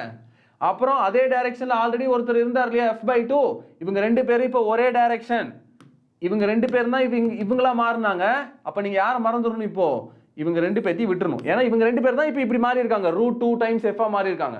இப்போ ஒரே டைரக்ஷன்ல √2f-ம் f/2ம் இருக்கு, √2f-ம் f/2ம் இருக்கு. அப்ப நெட் ஃபோர்ஸ் என்ன?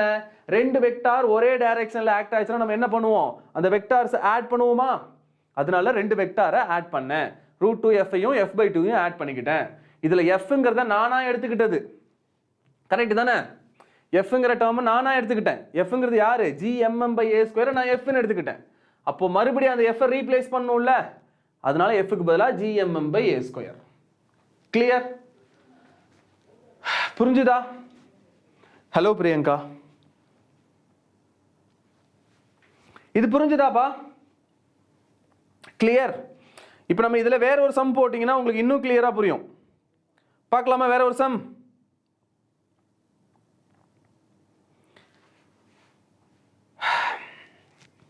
நெக்ஸ்ட் சம் போலாமா? another sum. நீங்க சொன்னீங்கன்னா ஸ்டார்ட் பண்ணுவேன்.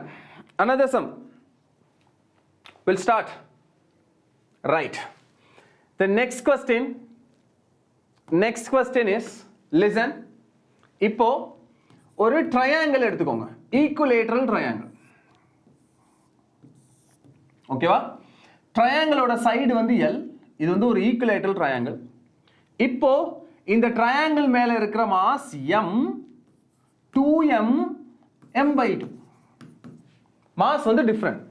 ஒருத்தர் வந்து m, இன்னொருத்தர் 2m, இன்னொருத்தர் m/2. f/2 புரியலையா? ஒரு நிமிஷம் இருங்கப்பா. f/2 இங்க பாருப்பா. இந்த f2ங்கிறது யாரு? இந்த மாசுக்கும் நடுவுல இருக்கிற ஃபோர்ஸ். இப்ப ஃபார்முலா என்ன பண்ணுவ? g into m1 வந்து m, m2வும் m divided by distance between the mass square. distance எவ்வளோ? √2a. அதனால √2a². இந்த √2a ஸ்கொயர் பண்ணா என்ன ஆகும்? √2 ஸ்கொயர் பண்ணா 2வா, a ஸ்கொயர் பண்ணா a². இப்போ gm into m divided by 2 into a². gm into m divided by a² னா யாரு? gm into m divided by a² னா யாரு? f. அதனால gm into m divided by a² க்கு பதிலா f divided by 2 இருக்கு இல்லையா, divided by 2. புரிஞ்சுதா நவீன்? கிளியர்? சரி. now the question is what is the net force on m? இந்த m மேல இருக்கிற நெட் ஃபோர்ஸ் என்ன? நெட் ஃபோர்ஸ் அட் m என்னன்னு கேக்குறாங்க. m மேல இருக்கிற நெட் ஃபோர்ஸ் என்ன? அதுதான் கொஸ்டின். புரிஞ்சுதா? இப்போ நீங்க அந்த நெட் ஃபோர்ஸை கண்டுபிடிக்கணும். சோ ஸ்டெப் பை ஸ்டெப்பா போங்க. ஃபர்ஸ்ட் என்ன திங்க் பண்ணணும்? என்னென்ன ஃபோர்ஸஸ் சார் இங்க ஆக்ட் ஆகுது? இந்த m/2 இந்த m இந்த டைரக்ஷன்ல அட்ராக்ட் பண்ணுவாரா? அந்த ஃபோர்ஸை F1 ன்னு வெச்சுக்கோங்க. ஏனா இத ஃபர்ஸ்ட் மாஸ்ன்னு நினைச்சுக்கோங்க. இத செகண்ட் மாஸ்ன்னு நினைச்சுக்கோங்க.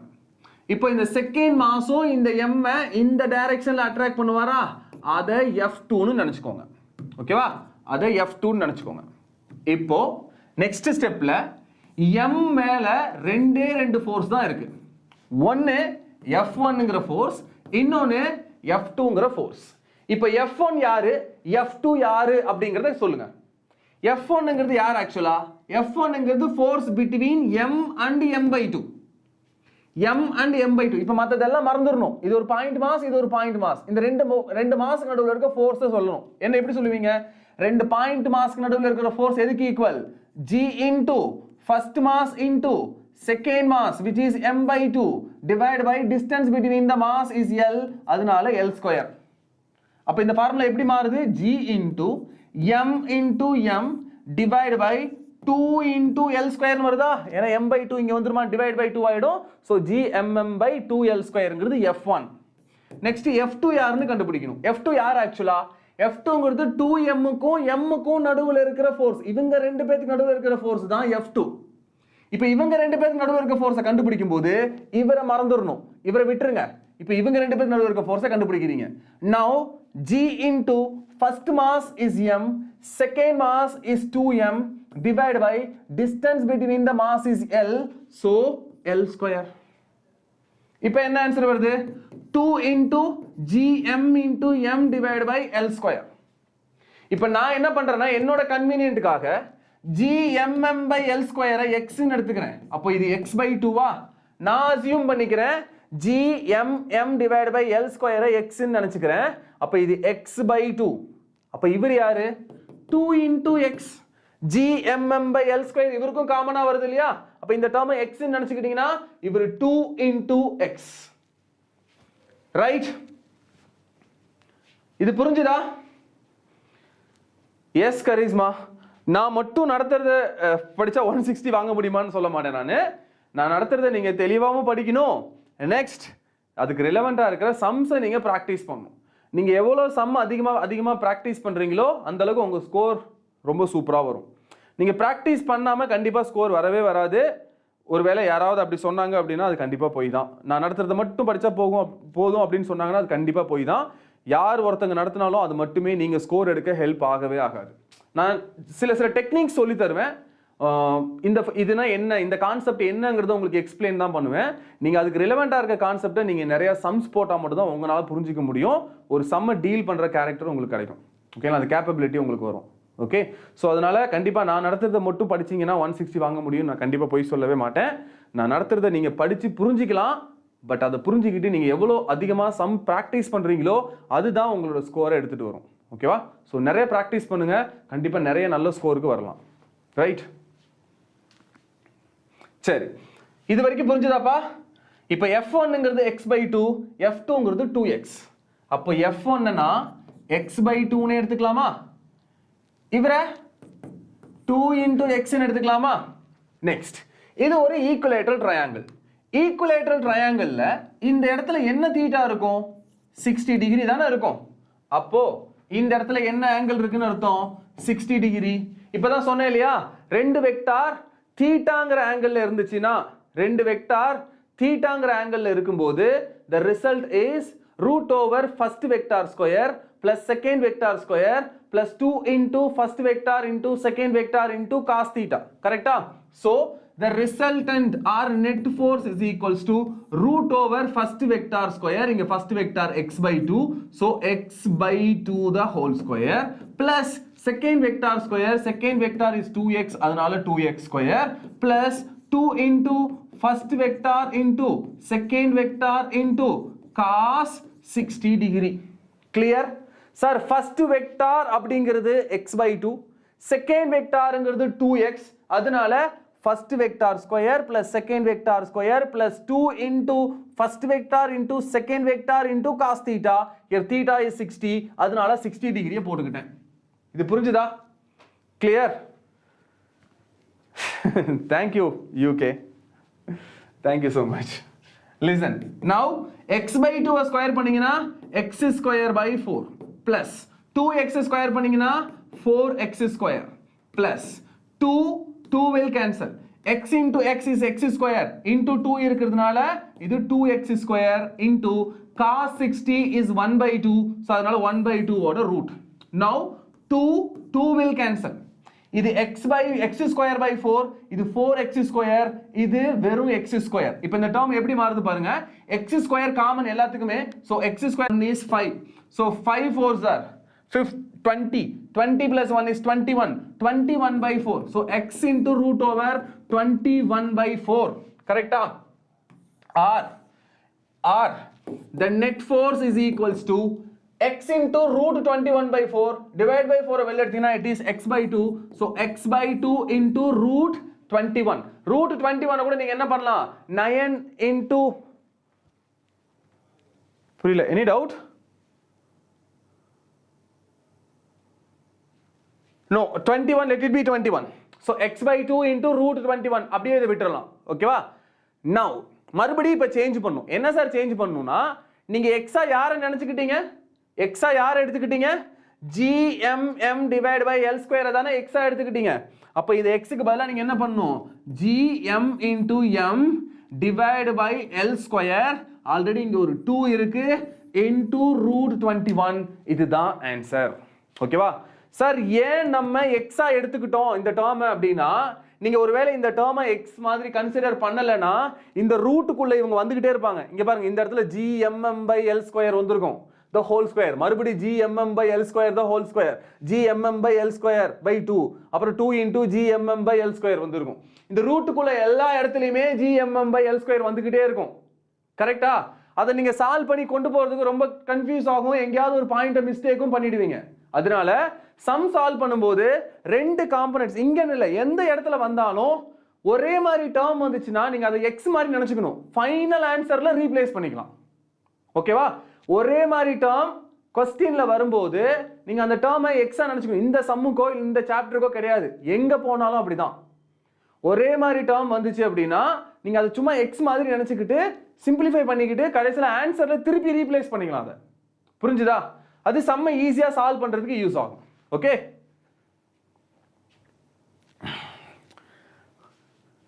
இங்க பாருங்கப்பா, 1 by 4 plus 5.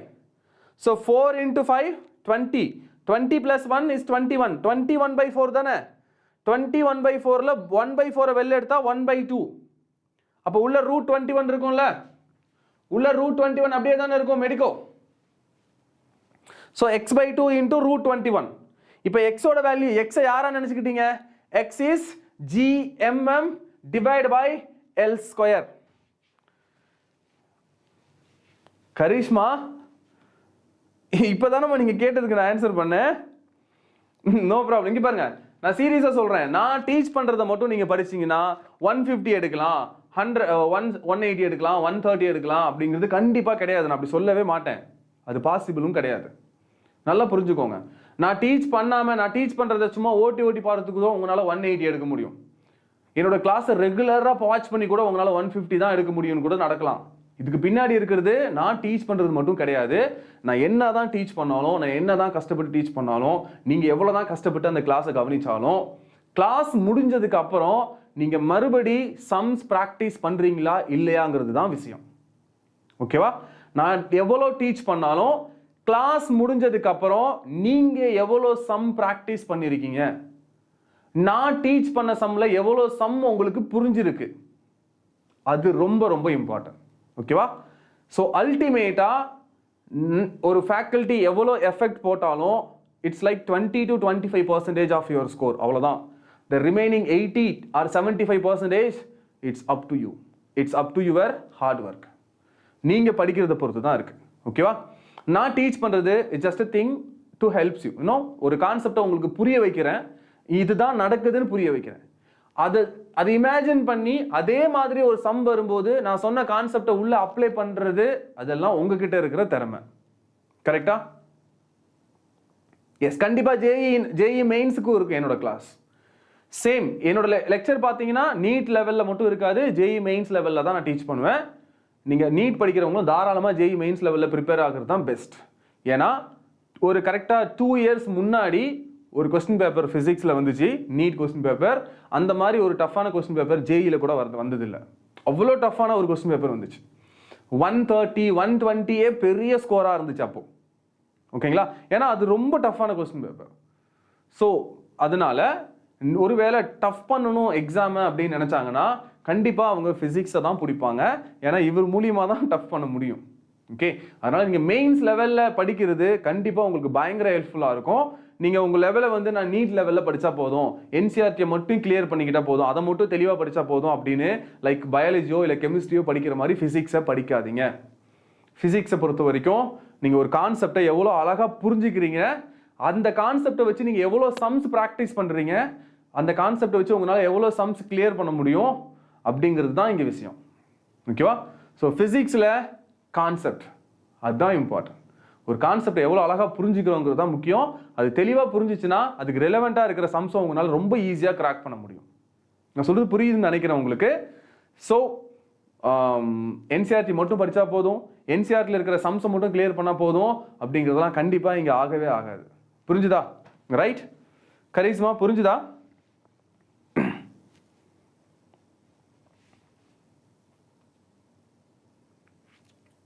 Okay, listen. Sunday evening வந்து நம்ம மென்டி குவிஸ் விளாடலாம். ஓகேவா? அந்த மென்டி குவிஸோட சாப்டர் நேம் ஆல்ரெடி சொல்லிட்டேன், சிஸ்டம் ஆஃப் பார்ட்டிகல்ஸும் கிராவிடேஷனும். Okay, system of particles and gravitation.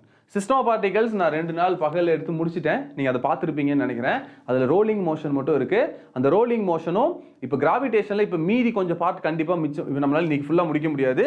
மீதி எவ்வளோ பார்ட் இருக்கோ அந்த பார்ட்டை நான் மறுபடியும் உங்களுக்கு நாளைக்கு மார்னிங் 11 o'clock டீச் பண்ணுறேன். யாரெல்லாம் லீவில் இருக்கீங்களோ அவங்கெல்லாம் நாளைக்கு மார்னிங் வந்து நீங்கள் செஷன் அட்டன் பண்ணுங்கள். அப்புறம் நாளைக்கு ஃபுல்லாக படிக்கலாம், சண்டே மார்னிங்கும் படிங்க, சண்டே ஈவினிங் தான் மென்டி குவிஸ் இருக்கும். ஓகேவா? ரைட், போலாமா? ரைட், அஸ்வின் ஆஃப்லைன் ஸ்டூடெண்ட்டா நீங்கள்? நீ எந்த பேட்ச்னே தெரிலப்பா, அங்கே வந்து தான் தெரியும், கிளாஸ் ரூம் வந்து தான் என்ன டாபிக் உங்களுக்கு எடுப்பேன்னு எனக்கு தெரியும். ஓகே, ரைட், இந்த சம் புரிஞ்சுதா? ஸோ இதுதான் சூப்பர் பொசிஷன் பிரின்சிபல். ஓகே, ஒரு பாயிண்ட் மாஸ் மேலே அதை சுற்றி இருக்கிற எல்லா மாஸும் கொடுக்குற ஒரு ஃபோர்ஸை கண்டுபிடிக்கிறது. ஓகே, இதை ஞாபகம் வச்சுக்கோங்க.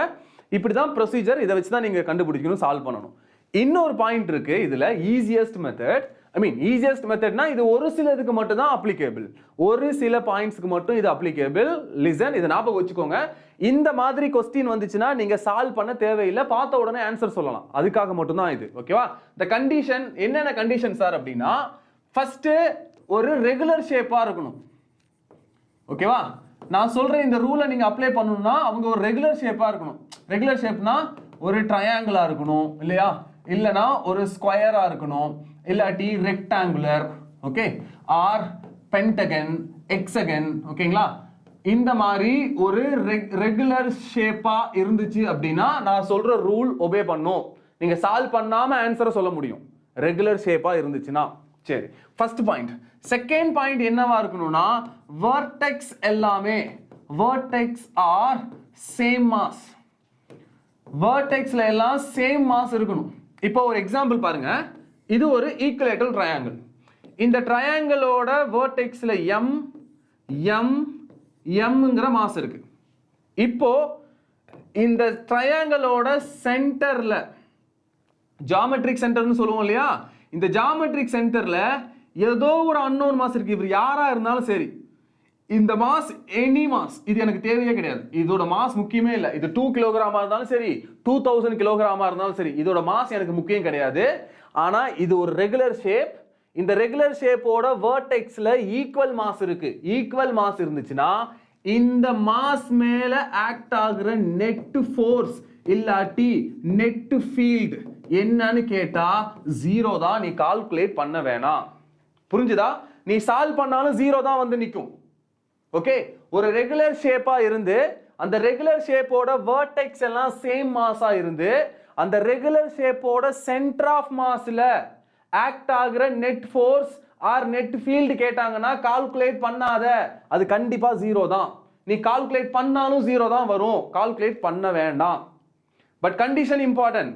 இதுல யாரோ ஒருத்தங்க மாறினாலும் சம் மாறிடும். ஒருத்தர் m, இன்னொருத்தர் m/2ன்னு வச்சுக்கோங்க. இப்போ நீங்க இவர் மேல இவர் கொடுக்குற ஃபோர்ஸ் என்ன, இவர் கொடுக்குற ஃபோர்ஸ் என்ன, இவர் கொடுக்குற ஃபோர்ஸ் என்னன்னு பார்த்து எல்லாத்தையும் ரீசால்வ் பண்ணணும். இப்போ நம்ம சால்வ் பண்ணோம்ல ஒரு மெத்தட், அந்த மெத்தடை யூஸ் பண்ணி தான் நீங்க கண்டுபிடிக்கிற மாதிரி இருக்கும். நான் சொல்றது புரியுதா? வெர்டெக்ஸ்ல இருக்கிற மாஸ் சேஞ்ச் ஆயிடுச்சுன்னா நீ சால்வ் பண்ணணும். வெர்டெக்ஸ்ல இருக்க மாஸ் சேமா இருந்து சென்டர் ஆஃப் மாஸ்ல ஐ மீன் ஜியோமெட்ரிக் சென்டர் இருக்கு இல்லையா, அந்த ஜியோமெட்ரிக் சென்டர்ல இருக்கிற நெட் ஃபோர்ஸையோ நெட் ஃபீல்டையோ கேட்டாங்கன்னா நீ சம் சால்வ் பண்ண வேணாம், அது 0 தான். கிளியர்? இன்னொன்னு, இப்போ ஒரு ஸ்கொயர் எடுத்துப்போம். ஸ்கொயர்ல இங்க இருக்கிற மாஸ் m, சரி 2m வச்சுக்கலாம்.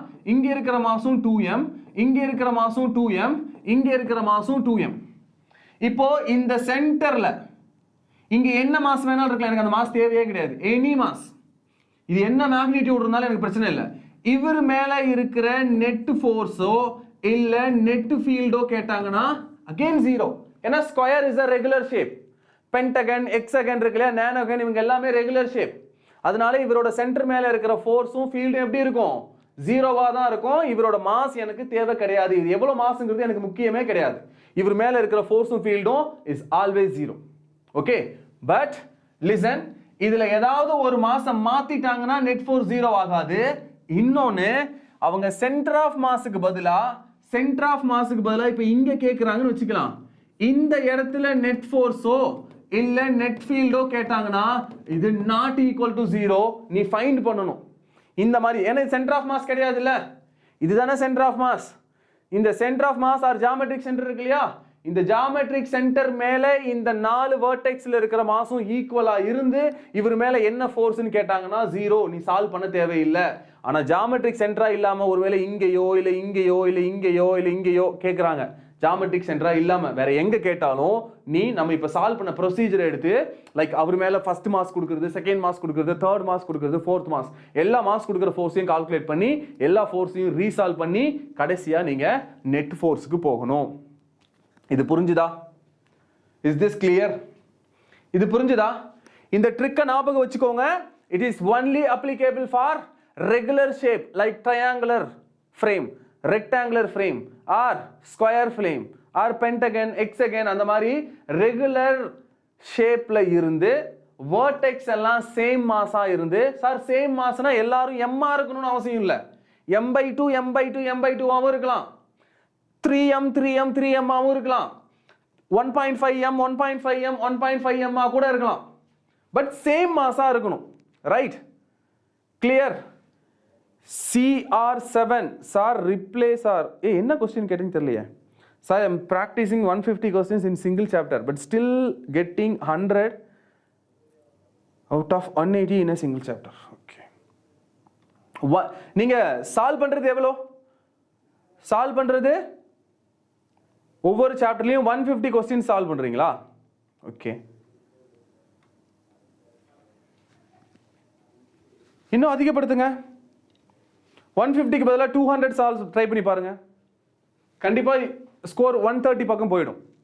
ஓகே, நான் ஆல்ரெடி சொல்லியிருக்கேன் இல்லையா, ஒவ்வொரு சாப்டர்லயும் minimum 300 questions, minimum 300 question solve பண்ணணும்னு நான் உங்கள்கிட்ட சொன்னேன். கரெக்டா? ஸோ நீங்க அந்த மாதிரி சால்வ் பண்ணீங்க அப்படின்னா ஸ்கோர் உங்களுக்கு நல்லா ஈஸியா வரும். ஓகே, ஒரு 300 கொஸ்டின்ஸ் நீங்க ஒரு சாப்டர்ல சால்வ் பண்ணீங்கன்னா டெஃபினட்டா நீங்க அந்த சாப்டர்ல ரொம்ப நல்ல ஸ்கோர் எடுப்பீங்க. ஓகேவா? ரைட். ஜானிஸ் சார் எனக்கும் ரிப்ளை பண்ணுங்க சார். இர்ரெகுலரா சாரி சார், ரெகுலரா மார்க் டெஸ்ட் அட்டன் பண்ண ஏதாவது சைட் சொல்லுங்க. வெப்சைட்டா?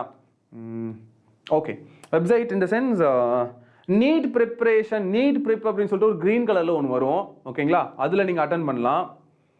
Okay, black diamond. Okay, listen, ஒரு நிமிஷம் பாருங்கப்பா. இப்போ ஒரு சில பர்டிகுலர் டாபிக்ஸ் உங்களுக்கு தேவைப்படுது அப்படின்னா கமெண்ட் பாக்ஸ் இருக்கு இல்லையா, அதுல கமெண்ட் பண்ணுங்க. நான் அதுக்கெல்லாம் தனித்தனியா சின்ன சின்ன வீடியோஸா வேணா நான் போஸ்ட் பண்றேன். இப்போ எனக்கு பெண்டுலம் பத்தின கம்ப்ளீட் டாபிக் வேணும் சார். பெண்டுலம்ல எனர்ஜி கன்சர்வேஷன் எப்படி யூஸ் பண்றது, வெலாசிட்டி கான்செப்ட்லாம் அதுல எங்க எப்படி கண்டுபிடிக்கலாம், பாட்டம்ல என்ன வெலாசிட்டி, 60 டிகிரி போகும்போது அந்த பெண்டுலம் என்ன வெலாசிட்டிக்கு வரும், இந்த மாதிரி கான்செப்ட்லாம் எனக்கு தேவை சார். பர்டிகுலரா உங்களுக்கு ஏதாவது ஒரு கான்செப்ட் தேவைப்படுது அப்படின்னா அந்த கான்செப்ட்ஸை நீங்க கமெண்ட் பாக்ஸ்ல போடுங்க. இங்க இல்ல, சாட்ல போடாதீங்க, சாட்ல போடாதீங்க, கமெண்ட் பாக்ஸ்ல போடுங்க. நான் அதை உங்களுக்கு ரிப்ளை பண்றேன். ஓகேவா? ஐ மீன் ரிப்ளை இன் த சென்ஸ் அதை நான் வீடியோவா எடுத்து போடுறேன். ஓகேவா? ரைட்.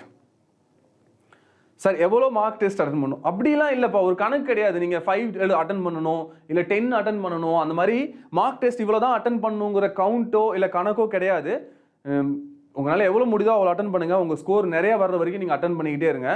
ஓகே, அதுதான் ரொம்ப நல்லா ஈஸியாக இருக்கும். Yes yes HC Verma follow பண்ணலாம், no problem, follow பண்ணலாம். Okay, listen. Next போலாமா? ஆன்லைன்ல கண்டக்ட் பண்றது இல்லப்பா, வேதாந்துல ஆஃப்லைன்ல தான் நடக்குது எக்ஸாம். ஒவ்வொரு சாப்டர் முடியும் போதும் ஒரு டெஸ்ட் கண்டக்ட் பண்ணுவோம். ஓகேவா? It's like complete test. You know NEET அப்படின்னா 720க்கு இருக்கும், ஜேஇ அப்படின்னா 300க்கு இருக்கும். ஓகே, நெக்ஸ்ட் போலாமா? Next. Good, thank you. Right, so இந்த பாயிண்ட்ஸ் ஞாபகம் வச்சுக்கோங்கப்பா. இர்ரெகுலரா இருந்துச்சு அப்படின்னா, மாஸ் வந்து யூனிஃபார்மா இல்லாம வெர்டெக்ஸ்ல மாஸ் சேம் மாஸா இல்லாம இருந்துச்சு அப்படின்னா, நான் இதுக்கு முன்னாடி சால்வ் பண்ணி காமிச்சல 2 சம், அந்த மாதிரி நீங்க அந்த எந்த மாஸ் மேல கேட்கறாங்களோ அந்த மாஸ் மேல இருக்கிற எல்லா ஃபோர்ஸையும் எடுத்துட்டு ஒவ்வொரு ஃபோர்ஸையும் ரீசால்வ் பண்ணி ஃபைனலா ஒரே ஃபோர்ஸா மாத்தணும், இல்ல ஒரே ஃபீல்டா மாத்தணும். கரெக்டா? அவ்வளவுதான். ரைட், நெக்ஸ்ட் போலாமா? Next. Right, good. Listen, next I have a different question.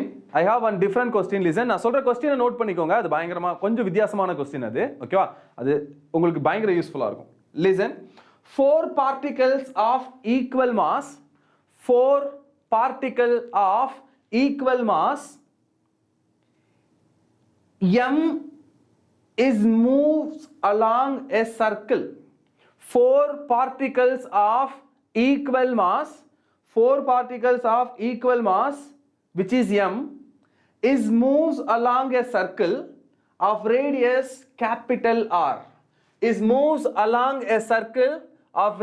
capital R. அப்போ ஒரு சர்க்குலர் பாத் நம்ம இமேஜின் பண்ணிக்கணும்.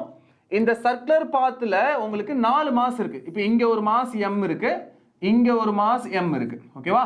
அதே மாதிரி இங்க ஒரு மாஸ் m இருக்கு, இங்க ஒரு மாஸ் m இருக்கு. சோ இதுதான் இந்த 4 மாஸ். இந்த 4 மாஸும் என்ன பண்ணுது அப்படின்னா இந்த சர்க்குலர் பாத்ல ரிவால்வ் ஆகுது. ஓகேவா? ஸ்ரேயா, நீங்க என்ன காமெடி பண்ணிட்டு இருக்கீங்க? லிசன், எனிவேஸ் ஒருவேளை உண்மையா இருந்தா thank you. Right, so 4 mass இருக்கு. இந்த 4 மாஸ் என்ன ஆகுதுன்னா it is moves along a circular path of radius r. இப்போ இதுதான் இந்த சர்க்குலர் பாத். இந்த சர்க்குலர் பாத்தோட ரேடியஸ் வந்து r. இது 4 என்ன ஆகுதுன்னா இப்படி மூவ் ஆகுது. Okay, next. Find the speed of each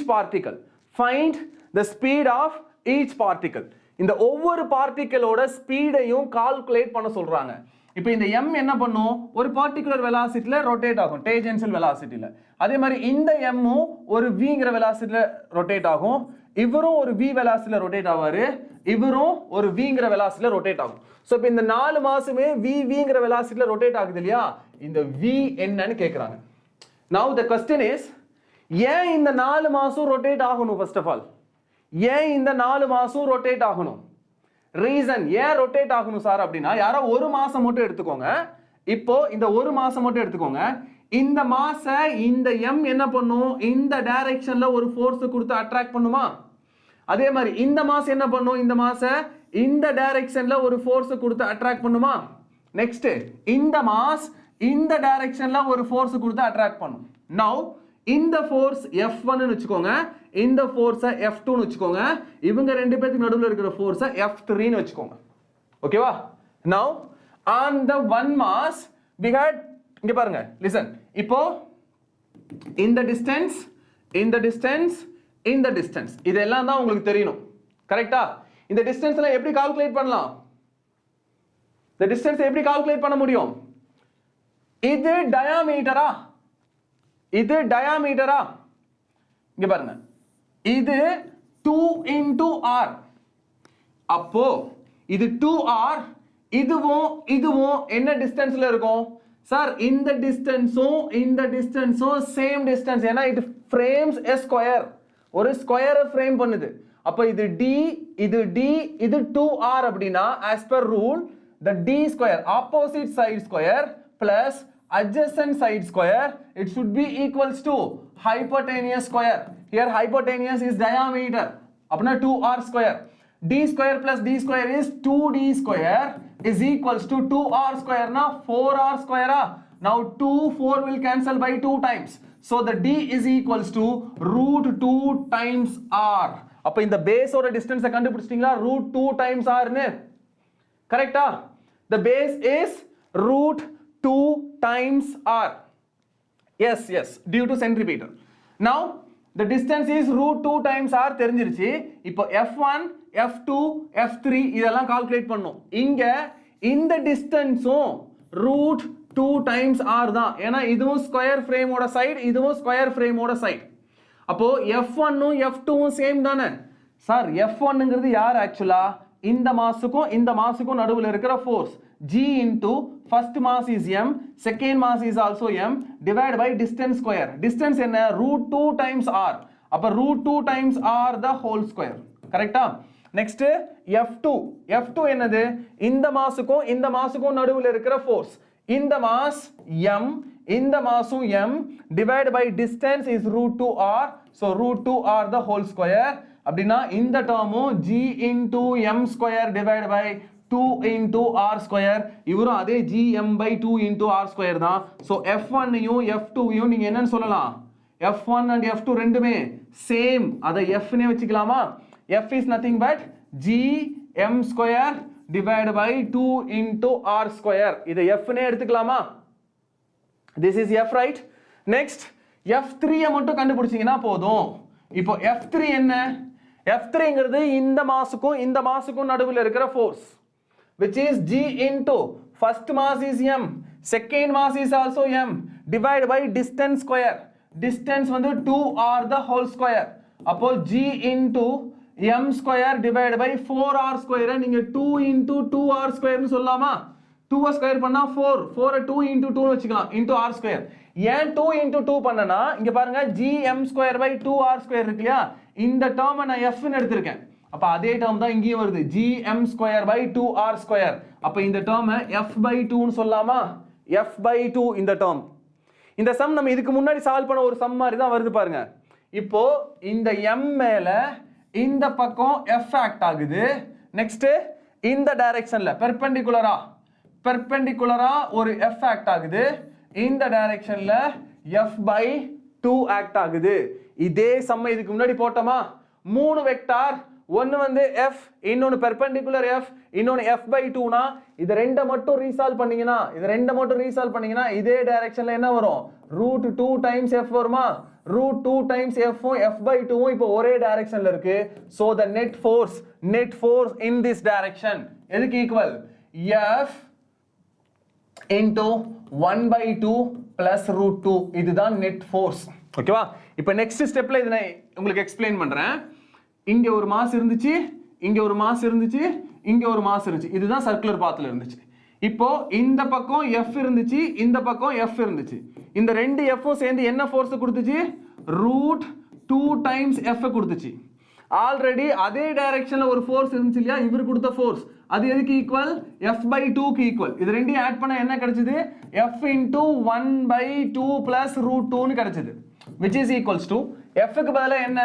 g into m square divided by 2 into r square. f நம்ம அப்படிதான் எடுத்துக்கிட்டோம் இந்த சம்ல f யாரு? gm square divided by 2 into r square. கரெக்ட்டா? அதுதானே f னு எடுக்கிறோம். பேசாம கண்டினியூஸா கிளாஸ் எடுத்துட்டே இருக்கேன், நீங்க என்ன பேசுறீங்கன்னு எனக்கு புரியலையே. ஆடியோ கேக்குதா guys? right? now listen. so இந்த ரெண்டு f ரீசால்வ் பண்ணீங்க, root 2f கிடைச்சிச்சு. அதே டைரக்ஷன்ல f by 2 இருந்துச்சு. அது ரெண்டையும் ஒட்டுக்கா ஆட் பண்ணீங்கன்னா f into 1 by 2 plus root 2 வரும்.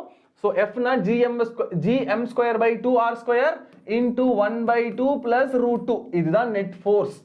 சார் இந்த net forceக்கு பேர் என்ன சார் அப்படின்னா சென்ட்ரிபீட்டல் ஃபோர்ஸ். ஆக்சுவலா இப்போ இந்த மாஸ்லாம் ரொட்டேட் ஆகும்போது இந்த ஒவ்வொரு மாஸும் இந்த மாஸா இருக்கட்டும் இல்ல இந்த மாஸா இருக்கட்டும் இல்ல இந்த மாஸா இருக்கட்டும், இந்த எல்லா மாஸ் மேலயுமே ஒரு சென்ட்ரிபீட்டல் ஃபோர்ஸ் ஆக்ட் ஆகும். அந்த சென்ட்ரிபீட்டல் ஃபோர்ஸ் எதுக்கு ஈக்குவல்?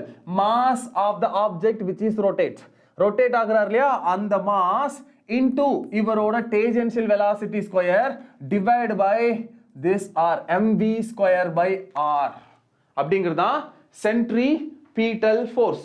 ஓகேவா? இப்போ இந்த சென்ட்ரிபீட்டல் ஃபோர்ஸ் தான் சார் இந்த நம்ம கண்டுபிடிச்ச gm²/2r². ஸோ இந்த ஃபோர்ஸ் தான் இப்போ யாரா ஆக்ட் ஆகுறாங்க, சென்ட்ரிபீட்டல் ஃபோர்ஸா ஆக்ட் ஆகிட்டு இருக்கு. So this force is equals to centripetal force. Now this m and m² will cancel. R and r² will cancel.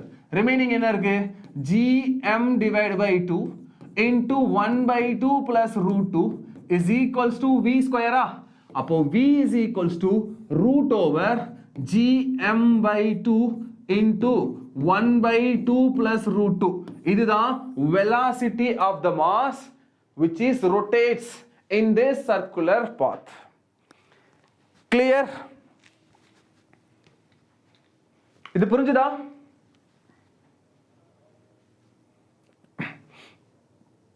Next போலாமா? Any doubt? Any doubt?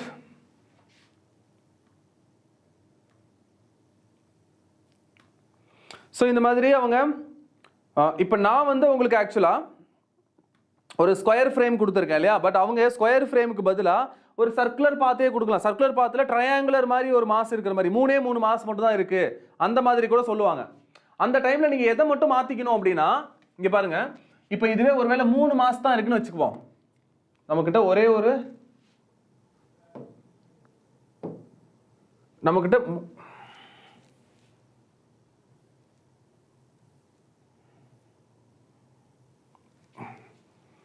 ஒரு நிமிஷம் இருங்கப்பா.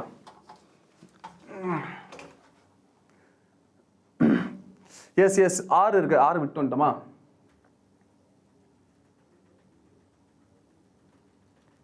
ஒரே நிமிஷம். ஓகே, ஸ்லைடு முடிஞ்சது.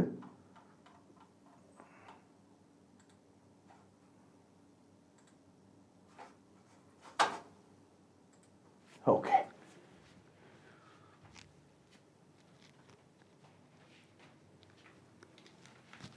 listen.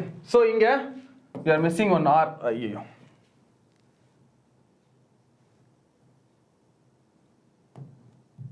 ஓகே. ஸோ இங்க ஒரு r டேர்ம் வரும். ஸோ r மிஸ் பண்ணிட்டோம். ஓகேவா? gm/2r into 1/2 plus root 2. So this will be answer, right? Right. Listen. Next. So இவ்வளவுதான் ஃபோர்ஸ் ரிலவெண்டா இவ்வளவுதான் வரும். ஓகேவா? அருண் ஆனந்த், என்னப்பா வேணும் உனக்கு? Sir chemistry doubt solving session இல்லையா? தெரியலையே, கெமிஸ்ட்ரி சார் தான்டா கேட்கணும், எனக்கு தெரியலையே இருக்கா இல்லையான்னு.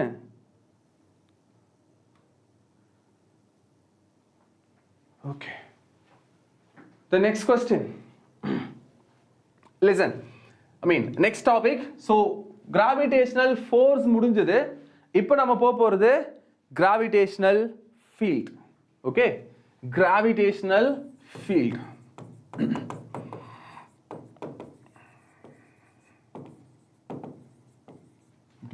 ஜெனரலா gravitational field இப்படி ஈங்கிற டேர்ம்ல டினோட் பண்ணுவாங்க.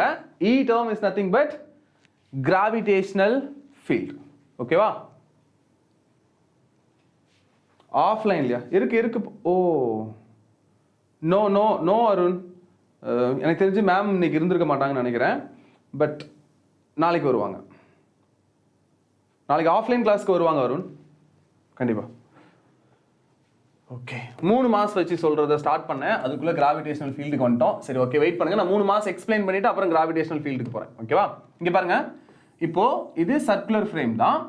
இப்போ என்கிட்ட 3 மாஸ் தான் இருக்கு. இங்க ஒரு மாஸ், இங்க ஒரு மாஸ், இங்க ஒரு மாஸ். கரெக்டா? இந்த மாதிரி சம்ல நீங்க என்ன பண்ணணும் அப்படின்னா, இப்போ சென்டர்ல இருந்து கவனிங்க, சென்டர்ல இருந்து இந்த மாஸ் என்ன இருக்கும்? r டிஸ்டன்ஸ்ல இருக்குமா? இந்த மாஸும் r டிஸ்டன்ஸ்ல இருக்குமா? இந்த மாஸும் r டிஸ்டன்ஸ்ல இருக்கும். இதை கனெக்ட் பண்ணா உங்களுக்கு யார் கிடைப்பா? சைடு ஆஃப் ஈக்குவலேட்டரல் ட்ரையாங்கிள் கிடைக்குமா? இப்போ ஃப்ரீ பாடி டயக்ராம் சங்கீதா சொல்றேன்ப்பா, ஆனா இப்போ இல்லை, நான் உங்களுக்கு டீச் பண்றேன் வேணா. ஆனா நீங்க லாஸ் ஆஃப் மோஷன் சாப்டர் எடுத்து பாருங்க, அதுல நான் ஆல்ரெடி டீச் பண்ணியிருக்கேன். ஓகே, பட் வேணும் அப்படின்னா நான் தனியா இன்னொரு டைம் ரிவைஸ் பண்ணும்போது உங்களுக்கு தனியா டீச் பண்றேன், ஆர் அதுக்கு தனியா ஒரு சின்ன வீடியோ வேணா போடுறேன் ஃப்ரீ பாடி டயக்ராமுக்கு. ஓகேவா? இது கிராவிடேஷன். இதில் தான் போகிறோம். உங்களுக்கு வேணும்னா தனியாக ஒரு வீடியோ இன்னொரு டைம் போடுறேன். அப்படி இல்லைனா நீங்கள் லாஸ் ஆஃப் மோஷன் நம்மளோட சாப்டர் இருக்கு, அதில் இருக்க லெசன்ஸ் எல்லாம் லெக்சர்ஸ்லாம் போய் எடுத்து பாருங்க. Okay right, listen.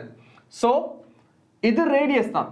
இந்த ரேடியஸை வச்சுக்கிட்டே உங்களால் இந்த ஹைட்டை கால்குலேட் பண்ண முடியும். இந்த சைடு ஆஃப் ட்ரையாங்கிளை கால்குலேட் பண்ண முடியும். ஆக்சுவலாக side of the triangle is L. Equilateral ட்ரையாங்கிளுக்கு நேற்று தான் ஒரு கேஸ் சொன்னேன், அது ஞாபகம் இருக்கான்னு பாருங்க. அப்படி இல்லைன்னா நோ ப்ராப்ளம், நான் சொல்கிறேன் மறுபடியும். ஓகேவா? ஒரு ஈக்குவலேட்டரல் ட்ரையாங்கிளோட சைடு வந்து எல்லா இருக்கும். இந்த ட்ரையாங்கிளோட சென்டர்ல இருந்து வெர்டெக்ஸ் வரைக்கும் இருக்கிற இந்த டிஸ்டன்ஸ் இருக்கு இல்லையா, இது எதுக்கு ஈக்குவல் தான்? L/√3க்கு ஈக்குவல். ஓகேவா? from the center of the triangle, center of the triangle இருந்து vertex வரைக்கும் இருக்குது L/√3. center of the triangle இருந்து base வரைக்கும் இருக்கு இல்லையா, இந்த length L/2√3. L/2√3. இந்த பாயிண்ட் ஞாபகம் வச்சுக்கோங்க. இப்போ அதே தான் இதுவும். இது சென்டர். சென்டர்ல இருந்து வெர்டெக்ஸ் வரைக்கும் இருக்கிறது R. அப்பனா இந்த R யார் ஆக்சுவலா? இந்த Rங்கிறது L/√3ன்னு அர்த்தம். அப்போ R வந்து L/√3 இருந்தா L யாரு? √3 into R தானே. அப்போ side of the triangle is √3 times R. √3 times R. √3 times R. அவ்வளவுதான். இந்த சைடை கண்டுபிடிக்கிறது மட்டும் தான் இங்க வேலை. அது தெரிஞ்சிட்டா சம் ஈஸி. கரெக்டா?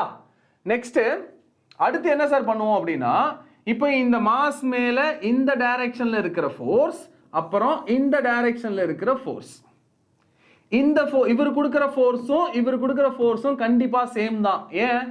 இப்போ இந்த ஃபோர்ஸை கண்டுபிடிக்கணும்னு வச்சுக்கோங்களேன். இந்த ஃபோர்ஸ் எதுக்கு ஈக்குவல்? G இன்டு இந்த மாஸ் இந்த மாஸ் இந்த மாஸ் எல்லாம் m தான். So first mass is m, second mass is also m, divided by distance between the mass is √3 times r. So √3 times r the whole square. Correct? Which is equals to G into m is m square divided by √3 will become 3 into r square. Correct? So gm square by r square. அதே தானே sir இவங்க ரெண்டு பேத்துக்கு வரும். இப்போ இவங்க ரெண்டு பேத்துக்கு நடுவுல இருக்க ஃபோர்ஸை போட்டீங்கன்னா G into first mass is m, second mass is also m, so m square divided by the distance is √3r. அது ஸ்கொயர் பண்ணீங்கன்னா 3 times r square. ரெண்டும் ஒன்று தானே வருது. அப்போ இவரும் சேம் மேக்னிடியூட் தான். ரெண்டு பேத்தையும் நீங்க f னே வச்சுக்கலாம். f1ஐயும் f2ஐயும் நம்ம என்ன வச்சுக்கலாம்? f னே வச்சுக்கலாம். இப்போ இந்த பாயிண்ட் மாஸ் மேல இங்க ஒரு f இருக்கு, இங்க ஒரு f இருக்கு. கரெக்ட்டா? ரைட்? இங்க ஒரு f இருக்கு, இங்க ஒரு f இருக்கு. இந்த ரெண்டு f க்கு நடுவுல இருக்க θ என்ன? 60 டிகிரி. இப்போ ரெண்டு வெக்டார் 60 டிகிரில இருந்துச்சுன்னா ரிசல்ட் என்னப்பா? ரிசல்ட் என்ன? ரெண்டு வெக்டார் 60 டிகிரில இருந்துச்சுன்னா result is √3 times the vector. ரெண்டு வெக்டார் பெர்பெண்டிகுலரா இருந்துச்சுன்னா ரிசல்ட் √2 times the vector. ரெண்டு வெக்டார் மியூச்சுவலி பெர்பெண்டிகுலரா இருந்து ரெண்டு பேரும் ஈக்குவல் மேக்னிடியூடா இருந்துச்சுன்னா the result is √2 times the force or the vector. இதே ரெண்டு வெக்டார் இன்க்ளைனா இருந்து ரெண்டு பேருக்கும் நடுவுல இருக்கிற θ 60 டிகிரியா இருந்துச்சுன்னா then the result is √3 times the vector. Condition 60 degree vector ஈக்குவலா இருக்கணும். Right? Vector equal angle 60 degree. அப்ப ரிசல்ட் என்ன? √3 times f. அப்போ இந்த மாஸ் மேல ஆக்ட் ஆகுற ரிசல்டன்ட் ஃபோர்ஸ், மாஸ் மேல ஆக்ட் ஆகுற ரிசல்டன்ட் ஃபோர்ஸ் √3 times f ஆ இருக்கு. இந்த √3 times fங்கிறது யாரா இருக்க முடியும்? சென்ட்ரிபீட்டல் ஃபோர்ஸா தான் இருக்க முடியும். So √3 times f, f is nothing but gm square by 3r square. So gm square divided by 3r square. இது எதுக்கு ஈக்குவலா இருக்கணும்? It should be equals to centripetal force, which is m into v square by r ஆ இருக்கணும். Now r square will cancel, m square will cancel, √3 will cancel by √3 times. So v square is equals to g into m divided by √3 times r. அப்போ v is equals to root over gm divided by √3 times r. இதுதான் velocity of the particle for 3 masses. 3 mass ஒரு சர்க்கிள்ல rotate ஆச்சுன்னா நீங்க இப்படி தான் இந்த சம்ம solve பண்ணணும். 4 மாசா இருக்கும்போது நெட் ஃபோர்ஸ் கண்டுபிடிப்பீங்க. 3 மாசம் எத்தனை மாசா இருந்தாலும் நம்ம கண்டுபிடிக்க போறது என்ன? நெட் ஃபோர்ஸ் தான் கண்டுபிடிக்க போறோம். கரெக்டா? ரைட்? லக்ஷ்மி என்ன கொஸ்டின் கேக்குறீங்க? தியரி கொஸ்டின்ஸ் எப்படி அட்டெண்ட் பண்றது சார்? நீங்க நியூமெரிக்கல் சால்வ் பண்ணாலே தியரி கொஸ்டின்ஸ் உங்களால ஈஸியா அட்டெண்ட் பண்ண முடியும்பா. இப்போ என்ன கேட்பாங்கன்னா தியரியை நீங்க டெரிவேஷனை வச்சு தான் சால்வ் பண்ண முடியும். இப்போ ஒரு எக்ஸாம்பிளுக்கு ஒருத்தங்க ரொட்டேட் ஆகிட்டு இருக்காங்க, ஓகேவா? சடனாக அவங்களோட கையை வெளியில விரிக்கிறாங்க. இப்போ அவங்களோட வெலாசிட்டி என்ன ஆகும் அப்படின்னு கேட்குறாங்கன்னு வச்சுக்கலாம். இப்போ ரொட்டேட் ஆகும்போது என்னோட மாஸ் எம், நான் ரொட்டேட் ஆகிற வெலாசிட்டி இஸ் வி, என்னோட ஆர் இவ்வளோ தான், இந்த ரேடியஸில் தான் ரொட்டேட் ஆவேன். அப்போ M into mass of the person, velocity நான் ரொட்டேட் ஆகிற டேஜென்ஷியல் வெலாசிட்டி இஸ் v1, என்னோட ரேடியஸ் வந்து r1. இங்க இருந்து இது வரைக்கும் இருக்கிற ரேடியஸ், ஏன்னா இப்படி தானே சென்டரில் தானே ரொட்டேட் ஆவேன். அப்போ இதுதான் என்னோட ரேடியஸ் mv1 இன்டூ r1. இது angular momentum for first situation. இப்போ என் கையை அப்படியே வெளியில எடுத்துட்டு போனேன்னு வச்சுக்கோங்க, இப்போவும் என் மாஸ் m தான், ஆனா இப்போ என்னோட ரேடியஸ் பெருசா மாறிடுமா? அப்போ இப்போ வர ரேடியஸ் r1 r2, இப்போ என்னோட டேஜென்ஷியல் வெலாசிட்டி v2. இப்போ யார் சார் கான்ஸ்டன்ட் அப்படின்னா இனிஷியல் கேஸ்ல இருக்கிற mass into initial velocity into r1 அப்படிங்கிறது angular momentum for the first situation. அதே ஆங்குலர் மொமெண்டம் தான் செகண்ட் சிச்சுவேஷனுக்கு வரணும். ஆனா செகண்ட் சிச்சுவேஷன்ல என்னோட வெலாசிட்டி v2, செகண்ட் சிச்சுவேஷன்ல என்னோட ரேடியஸ் வந்து r2. இப்போ m cancel, v1 into r1 divide by r2. First நான் கையை இப்படி வச்சிருந்தேன், ஸோ என்னோட ரேடியஸ் சின்னது. இப்போ கையை நான் வெளியில எடுத்துட்டு போயிட்டேன், என்னோட ரேடியஸ் பெருசு. செகண்ட் டைம்ல ரேடியஸ் பெருசா, அப்போ v1 இன்டூ மேல இருக்கிறது மினிமம், r1ங்கிறது சின்னது, r2ங்கிறது maximum, is equals to v2 ஆ இருக்கும். மினிமம் பை மேக்ஸிமம்னா ரிசல்ட் எவ்வளோ? Less than 1. Minimum by maximum, for example 5/10 0.2, 3/6 or 3/9 1/3. எப்பவுமே மினிமம் நியூமரேட்டர்ல இருந்து மேக்ஸிமம் டினாமினேட்டர்ல இருந்துச்சுன்னா result will be less than 1. அப்ப இது என்ன ஆகும்? v1 into less than 1, less than 1 is equals to v2 ஆ மாறும். v1 into less than 1 னா அப்ப v2 is less than v1. for example v1 into less than 1 க்கு பதிலா நீங்க 0.5 போட்டுக்கோங்களேன், is equals to v2. அப்படின்னா என்ன அர்த்தம்? v2 தான் பெருசு, v1 வந்து சின்னது. பாருங்க, v1 ல பாதி தான் v2, v1 பெருசு, v2 சின்னது. புரியுதா? v1 divided by 2ங்கிறது v2 பா. v1 ரெண்டா கட் பண்ணீங்கன்னா தான் v2 கிடைக்கும். அப்படின்னா என்ன அர்த்தம்? v1 is maximum, v2 is minimum. அப்ப சுத்திட்டு இருக்கும்போது நீங்க கையை விரிச்சீங்கன்னா உங்களோட ஸ்பீட் வந்து சின்னதா கம்மியாகும். புரியுதா? இப்படிதான் தியரியா கேட்க முடியும். அவன் கேட்கிற தியரியை நீங்க நியூமெரிக்கல்ல அப்ரோச் பண்ணணும், அவ்வளவுதான். வேற எதையும் மாற்ற தேவையில்லை. அவன் கேட்குற தியரியை நியூமரிக்கலா கன்வெர்ட் பண்ணிக்கணும் as per ஈக்குவேஷன். ஏன் அவங்க சொல்ற சிச்சுவேஷனுக்கு எந்த ஈக்குவேஷன் வருமோ அதுக்கு ஏற்ற மாதிரி சப்ஸ்டியூட் பண்ணி நீங்க இந்த மாதிரி ஆன்சரை கால்குலேட் பண்ணணும். புரிஞ்சுதா? கிளியர்? நெக்ஸ்ட் போலாமா? இந்த செஷனாப்பா up to 9 o'clock, right? 9 o'clock வரைக்கும் போகும். Don't worry, at least it will go up to 8:30. 8:30 வரையாவது போகும். ஓகே, பிசிக்ஸை பொறுத்த வரைக்கும் தியரி அப்படிங்கிறது ஒரு தனி டாபிக்கோ இல்லை வேற ஏதோ கிடையாது. தியரிங்கிறது நியூமெரிக்கல்ல இருந்து வர்றது தான். ஓகேவா? நியூமெரிக்கல் புரிஞ்சாலே உங்களுக்கு தியரி கிளியரா தியரியை சால்வ் பண்ண முடியும், தியரியை உங்களால புரிஞ்சிக்க முடியும். ஜஸ்ட் நியூமெரிக்கல்ல இருந்து தியரிக்கு போனீங்கன்னா போதும். ஓகேவா? ரைட். டே டில்லி,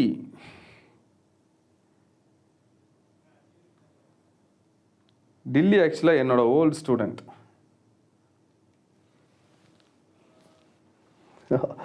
ரைட், நீ நல்லா இருப்பேன்னு நினைக்கிறேன். நெக்ஸ்ட் போலாமா?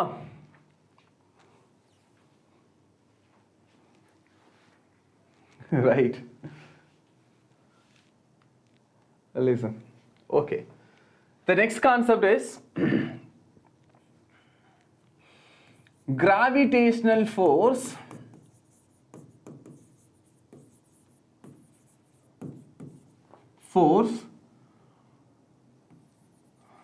due to extended mass. Sir இது ரொம்ப ரொம்ப ரொம்ப ரொம்ப இம்பார்ட்டன்ட், ஆல்சோ டிஃப்ரெண்ட். ஏன் இதை டிஃப்ரெண்ட்னு சொல்றேன் அப்படின்னா, யூஸ்வலா நீங்க ஸ்கூல்ல படிக்கும்போது எல்லாமே பாயிண்ட் மாசம் மட்டும்தான் வச்சு சம் சால்வ் பண்ணுவீங்க. பட் நீங்க நீட்டுக்கு ப்ரிப்பேர் பண்றதா இருந்தா இல்ல ஜேஇக்கு ப்ரிப்பேர் பண்றதா இருந்தா எக்ஸ்டெண்டட் மாஸுக்கும் ஃபோர்ஸை கண்டுபிடிக்க தெரியணும். நான் ஃபர்ஸ்டே நியூட்டன்ஸ் கிராவிடேஷனல் லா டீச் பண்ணும்போது நான் உங்களுக்கு என்ன சொன்னேன், ஸ்டார்ட் பண்ணும்போது 𝐺𝑚1 m2 divided by r2ங்கிற formula is only applicable for point mass. Sir இது ஒரு சின்ன பாயிண்ட் மாஸ், இது ஒரு சின்ன பாயிண்ட் மாஸ். இந்த ரெண்டு பாயிண்ட் மாஸ்க்கும் நடுவில் இருக்கிற ஃபோர்ஸ் ஆஃப் அட்ராக்ஷனை கண்டுபிடிக்கும் போது நீங்க 𝐺𝑚1 m2 divided by distance square போட்டுக்கலாம். இப்போ இதுவே என்னோட கைக்கும் இந்த பெண்ணுக்கும் நடுவில் இருக்கிற ஃபோர்ஸை கண்டுபிடிக்கணும்னா இப்போ என் கையை m1 ஆகும் இந்த பெண்ணை m2 ஆகும் வச்சுக்கலாம், ப்ராப்ளம் கிடையாது. ஆனால் இப்போ என் கைக்கும் இந்த பெண்ணுக்கும் நடுவில் இருக்க டிஸ்டன்ஸ் இருக்கு இல்லையா, அதை சிம்பிளாக நீங்கள் டிவைட் பை d ஸ்கொயர்னு போட்டு சம் சால்வ் பண்ண முடியாது. ஏன்னா இந்த பெண் பாயிண்ட் மாஸ் கிடையாது. இந்த கை வேணா ஒரு ஸ்பெரிக்கலாக இருக்குது, அதனால பாயிண்ட் மாஸாக கன்சிடர் பண்ணலாம். ஓகேவா? ஸ்பியர் இருக்கு இல்லையா, ஸ்பியர் ஸ்பெரிக்கல் இவங்கள நம்ம பாயிண்ட் மாஸாக கன்சிடர் பண்ணலாம். ஏன்னா இவங்களோட டோட்டல் மாஸுமே இவங்களோட சென்டர் ஆஃப் மாஸில் இருக்க மாதிரி அசியூம் பண்ணிக்கலாம். Okay, but rod, plate, cylinder இவங்களெல்லாம் நீங்க ஒரு பாயிண்ட் மாஸா கன்சிடர் பண்ண முடியாது. ரீசன் என்னன்னா, இப்போ இது ஒரு ராடோட இந்த எண்டில் இருக்கிற மாஸ் வேற, இந்த கம்ப்ளீட் ராடோட மாஸ் வேற. அப்படியே டிஸ்டன்ஸ் போக போக மாஸ் வேற வேறையா மாறிக்கிட்டே இருக்கும் இல்லையா, இங்க ஒரு மாஸ், இங்க ஒரு மாஸ், இங்க ஒரு மாஸ், எல்லாமே வேற வேற மாஸ். கரெக்டா? இந்த எல்லா மாசுமே இங்க தான் இருக்கு அப்படின்னு அசியூம் பண்ண முடியாது. So for extended, yes, gravitational field க்கு அடுத்து போறோம்பா. இந்த ஒரு டாபிக் தான், அதுக்கு அடுத்து gravitational field. அது ரொம்ப சிம்பிள். ஃபோர்ஸ் கிளியரா படிச்சிட்டீங்கன்னா gravitational field was very easy. ஓகேவா? ரைட். அதே மாதிரி gravitational பெண்ணோட காம் 𝐶𝐿 கண்டுபிடிக்கணுமா sir? No centre of mass கண்டுபிடிக்க வேணாங்கிறேன், தேவையே இல்லை. பெண்ணோட சென்டர் ஆஃப் மாஸ் தெரியுமே நமக்கு, லென்த் பை 2 தான். பட் இதுல தான் இங்கே எல்லா மாஸும் இருக்கு. நோ, இங்க எல்லா மாசமும் இதுக்குள்ளேயா இருக்கு? கிடையாது இல்ல. இப்போ இங்க இருக்கிற 1 கிராம் நான் இங்க இருக்குன்னு சொல்ல முடியுமா? லாஜிக்கா சொல்ல முடியாது இல்லையா? சார் இங்க இருக்க 1 கிராம் எப்படி சார் இங்க இருக்குன்னு சொல்ல முடியும்? இங்க இருக்க 1 கிராம் இங்க தானே இருக்கு. அப்ப இந்த 1 கிராம் என் கை மேல கொடுக்கிற ஃபோர்ஸ் இந்த கைக்கும் இந்த பெண்ணோட எண்டுக்கும் நடுவில் இருக்க டிஸ்டன்ஸை டிபெண்ட் பண்ணி இருக்கு. அதுக்கு பக்கத்துல இருக்கிற இன்னொரு 1 கிராம் வேற ஒரு டிஸ்டன்ஸ்ல இருக்கு. இந்த இடத்துல இருக்கிற 1 கிராம் மாஸ் இது ரொம்ப கம்மியான டிஸ்டன்ஸ்ல இருக்கு.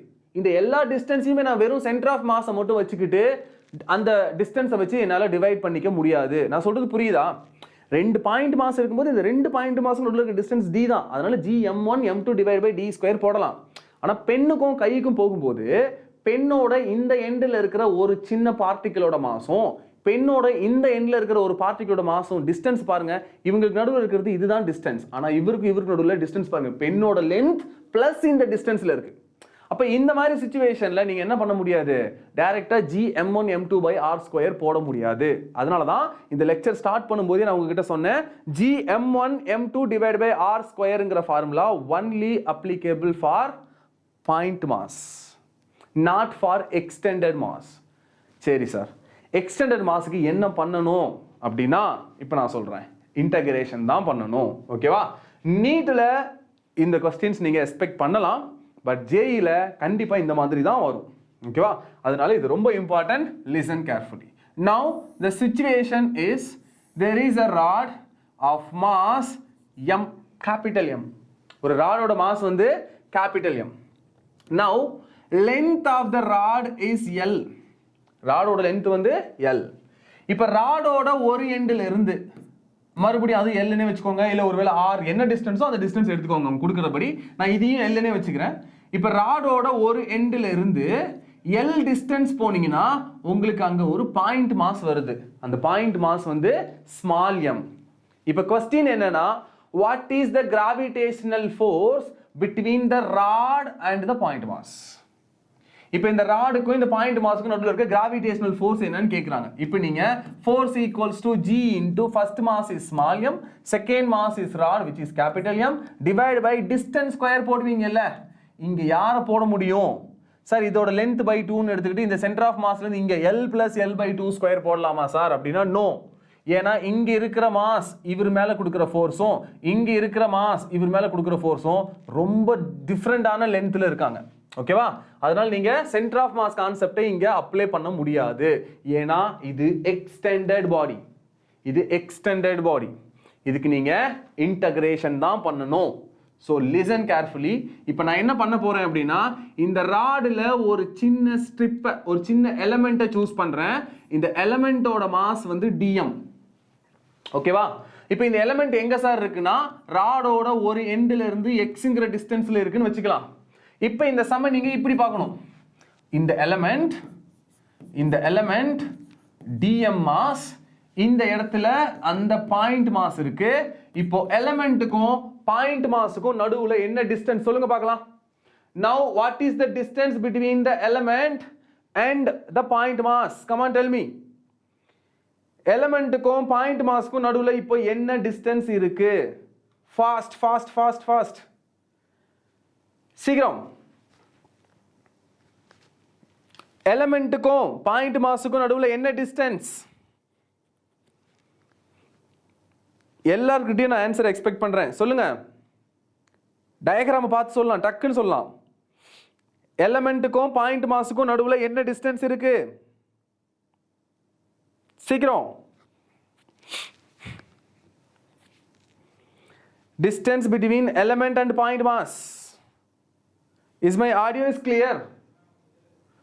Audio video clear? Audio video clear? எலிமெண்ட்டுக்கும் பாயிண்ட் மாஸுக்கும் நடுவுல இருக்கிற டிஸ்டன்ஸ் என்ன சொல்லுங்கப்பா. என்ன ஒரு கமெண்ட்டுமே வர மாட்டேங்குது? எல்லாத்துக்கும் வீடியோ தெரியுதா இல்லையா?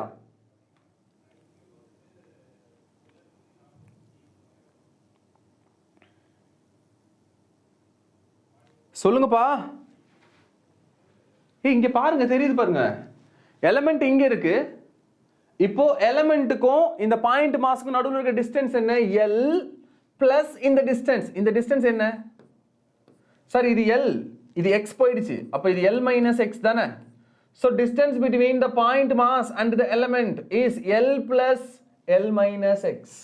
L plus L minus x. Correcta? Yes. So the distance is L plus L minus x. அப்படினா என்ன அர்த்தம்? 2L minus x. கரெக்ட் தானே? L plus L is 2L. 2L minus x. So இவங்க இப்போ எலிமெண்ட்டும் பாயிண்ட் மாஸ் தான், சின்ன mass தான். இவரும் பாயிண்ட் மாஸ் தான். இப்போ இவங்களுக்கு நடுவுல இருக்கிற ஃபோர்ஸ் என்ன சார்? அந்த force dF. Thus dF is equals to G into first point mass is dm, second point mass is m, divided by distance between the point mass is 2L minus x the whole square. Clear? Yes. I think video கொஞ்சம் டிலேவா வருதுன்னு நினைக்கிறேன். அதனால தான் நீங்க பண்ற answer எனக்கு இப்பதான் வருது. வீடியோ டிலேவா வருதுன்னு நினைக்கிறேன். I don't know எதுனாலன்னு தெரியல. ஓகே, நான் நாளைக்கு வேணா அதை ரெக்டிஃபை பண்றேன். No issue. ஓகேவா? Right. Now the distance is 2L minus x the whole square. கரெக்ட்டா? இப்போ இத இன்டகிரேட் பண்றீங்க. இங்க dm ஃபர்ஸ்ட் யாருன்னு கண்டுபிடிக்கிறீங்க. dm எப்படி கண்டுபிடிக்கணும்? Sir total mass of the rod is m. Now the total mass divided by total length of the rod is always equals to the required mass of the element divided by length of the element. இப்போ இந்த element ஓட length dx னு வெச்சுக்கோங்க. So dm divided by dx. So the dm is equals to m divided by L into dx. m divided by L into dx. கரெக்ட்டா? இதுதான் dm. இப்போ dm கொண்டு வந்து இங்க ரீப்ளேஸ் பண்ணீங்கனா this df will be f. இந்த இவங்களை integrate பண்ண போறீங்க. g into m into dm க்கு பதிலா எதை யூஸ் பண்ணலாம்? m divided by L into dx divided by 2L minus x the whole square. Now the integration derivative வந்து dx. dx தான derivative. dx ங்கிறது யாரு? எலிமெண்டோட லெந்த். இந்த எலிமெண்டோட லெந்தை எங்க இருந்து எங்க இன்டகிரேட் பண்ணோம்? இங்க இருக்கிற எலிமெண்ட்டை இழுத்து கொண்டு வந்து இங்க வைக்கணும். அதே மாதிரி இந்த இடத்துல இருக்கிற எலிமெண்டோட சைடை இழுத்துட்டு போய் இங்க வைக்கணும். அப்பதான் எனக்கு ஃபுல் ராட் கிடைக்கும். அப்போ இந்த dx எங்க இருந்து ஆரம்பிக்கணும்? 0ல இருந்து ஸ்டார்ட் பண்ணி dx எங்க முடியணும்? L ல முடியணும். So the limit is 0 to L. இது வரைக்கும் புரிஞ்சுதா? சொல்லுங்க. இது வரைக்கும் புரிஞ்சுதாப்பா? இன்டகிரேஷன் எப்படி பண்றதுங்கிறது புரிஞ்சுதா? limit starts from 0 and the limit end with L. 0 ல ஸ்டார்ட் பண்ணி L வரைக்கும் லிமிட் முடியணும். ஏன்னா ஸ்ட்ரிப்போட dx டெரிவேட்டிவ் லென்த் தானே, எனக்கு இந்த ஸ்ட்ரிப்பை ராடா மாற்றணும், அப்போ ஸ்ட்ரிப் இங்கே இருக்கிற ஸ்ட்ரிப்போட எண்டை இங்கே கொண்டு போனால் 0, இந்த ஸ்ட்ரிப்போட பாயிண்ட் இங்கே எடுத்துகிட்டு போனால் L. ஸோ லிமிட் வந்து 0 to L. Now the integration. இப்போ அதை இன்டகிரேட் பண்ணுறேன். f இன்டூ சார் dx தான் டெரிவேட்டிவ்னா அப்போ யாரெல்லாம் constant? gm into m divide by எல்ங்கிறது கான்ஸ்டன்ட், வெளில எடுத்துக்கலாமா? So g into capital M into small m divide by எல்ங்கிறது constant. Next integration 0 to L. இங்கே 1 by 2L minus x square, அந்த டேர்மை 2L minus x whole power minus 2 into dx சொல்லலாம் இல்லையா? டினாமினேட்டர்ல இருக்கிற இந்த பார்ட் மேலே போனா பவர் மைனஸா மாறுமா? ஸோ 1 டிவைட் பை இந்த டேர்ம் வெளில வந்துருச்சு, அப்போ 1 divide by 2L minus x the whole square. இந்த டினாமினேட்டர் டேர்ம் மேலே போச்சுன்னா 2L minus x power minus 2. கரெக்டா? ஸோ இப்போ இது எப்படி இருக்குன்னா x power minus 2 இன்டகிரேட் பண்றீங்க, பண்ண என்ன கிடைக்கும்? gm into m divided by L. இது x கேபிட்டல் x மாதிரி நினைச்சுக்கோங்களேன், கேபிட்டல் x பவர் n வந்து minus 2, அப்போ x பவர் x வந்து L minus I mean 2L minus x power minus 2 இருக்கு, அப்போ minus 2 plus 1 divided by minus 2 plus 1. Next x குள்ளேயே derivative இருக்கு, இதை பண்ணீங்கன்னா it will be minus 1. ஓகேவா? the limit is 0 to L. கரெக்டா? டே இன்டகிரேஷன் தெரியும் இல்லையா? இன்டகிரேஷன் இந்த மாதிரி ஃபங்க்ஷன் ஆஃப் ஃபங்க்ஷன் வந்துச்சுன்னா இன்டகிரேஷன் பண்றதுலாம் தெரியும் இல்லையா?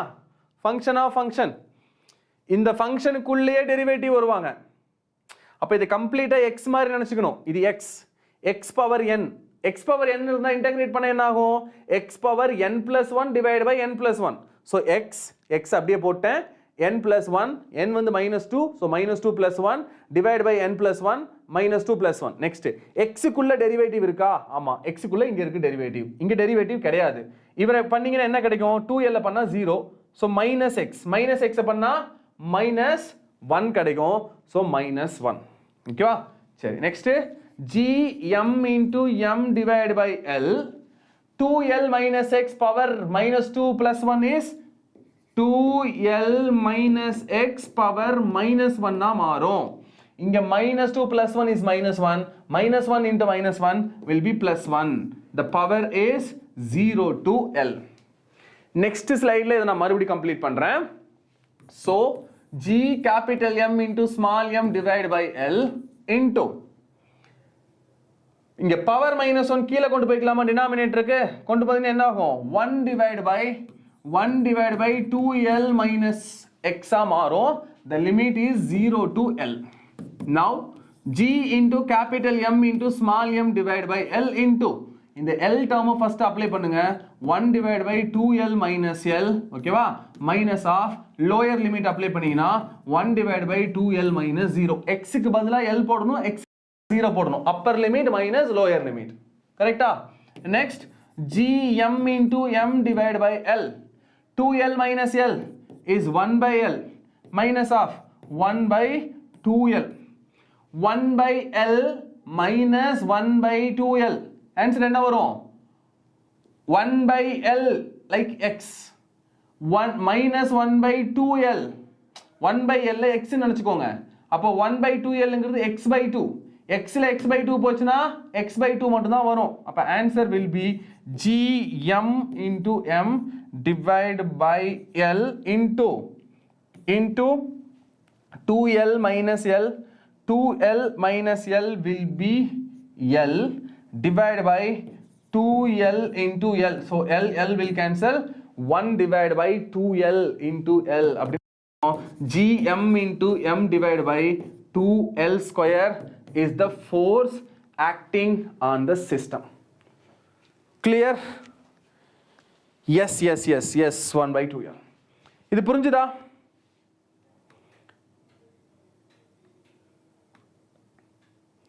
Clear? Any doubt?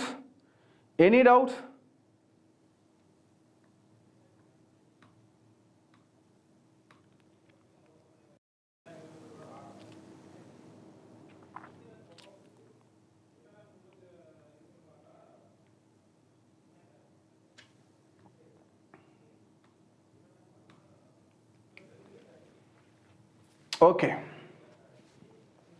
fine. Right. Next polama. The next point is field. Fieldum forceum ஒரே மாதிரி தான் இருக்கும்.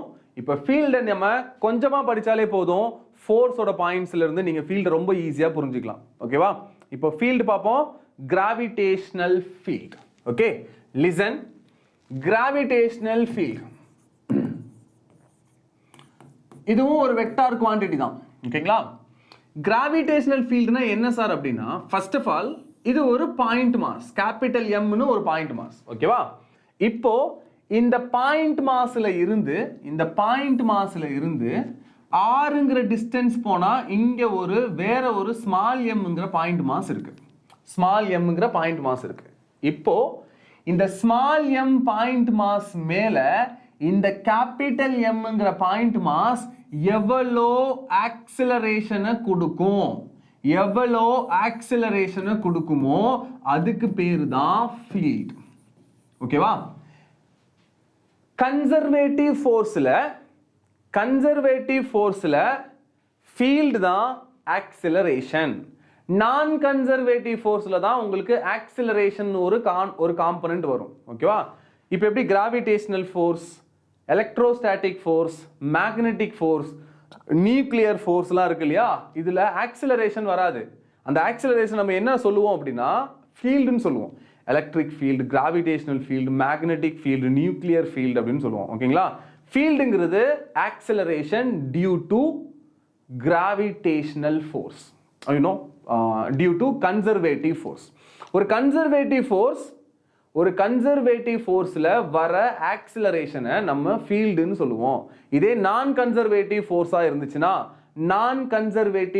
இருந்துச்சுன்னா அதுல ஆக்சிலரேஷனை நம்ம ஆக்சிலரேஷன் தான் சொல்லுவோம். ஓகேவா? இப்போ ஃபீல்டுனா என்னன்னு ஒரு ஐடியா கிடைச்சுதா? கிராவிடேஷனல் ஃபீல்டுனா என்னன்னு அர்த்தம் அப்படின்னா என்ன சார்னா, ஒரு மாஸ் மேல, ஒரு பாயிண்ட் மாஸ் மேல இன்னொரு மாஸ் எவ்வளோ ஆக்சிலரேஷனை கொடுத்து அட்ராக்ட் பண்ணுது, இழுக்குதோ அந்த ஆக்சிலரேஷனுக்கு பேரு தான் ஃபீல்ட். இப்போ அந்த ஃபோர்ஸை கொடுக்கிறது ஒருவேளை கிராவிடேஷனல் ஃபோர்ஸா இருந்துச்சு அப்படின்னா அது கிராவிடேஷனல் ஃபீல்ட். இல்ல அது ஒருவேளை எலக்ட்ரோஸ்டாட்டிக் ஃபோர்ஸா இருந்துச்சுன்னா எலக்ட்ரிக் ஃபீல்ட். இங்க இருக்கிறது ஒரு சார்ஜ், இதுவும் ஒரு சார்ஜ், இதுவும் ஒரு சார்ஜா இருந்துச்சுன்னா இந்த சார்ஜ் மேல கொடுக்கிற force by charge or acceleration, அதை நம்ம என்ன சொல்லுவோம்னா எலக்ட்ரிக் ஃபீல்டு அப்படின்னு சொல்லுவோம். ஓகேவா?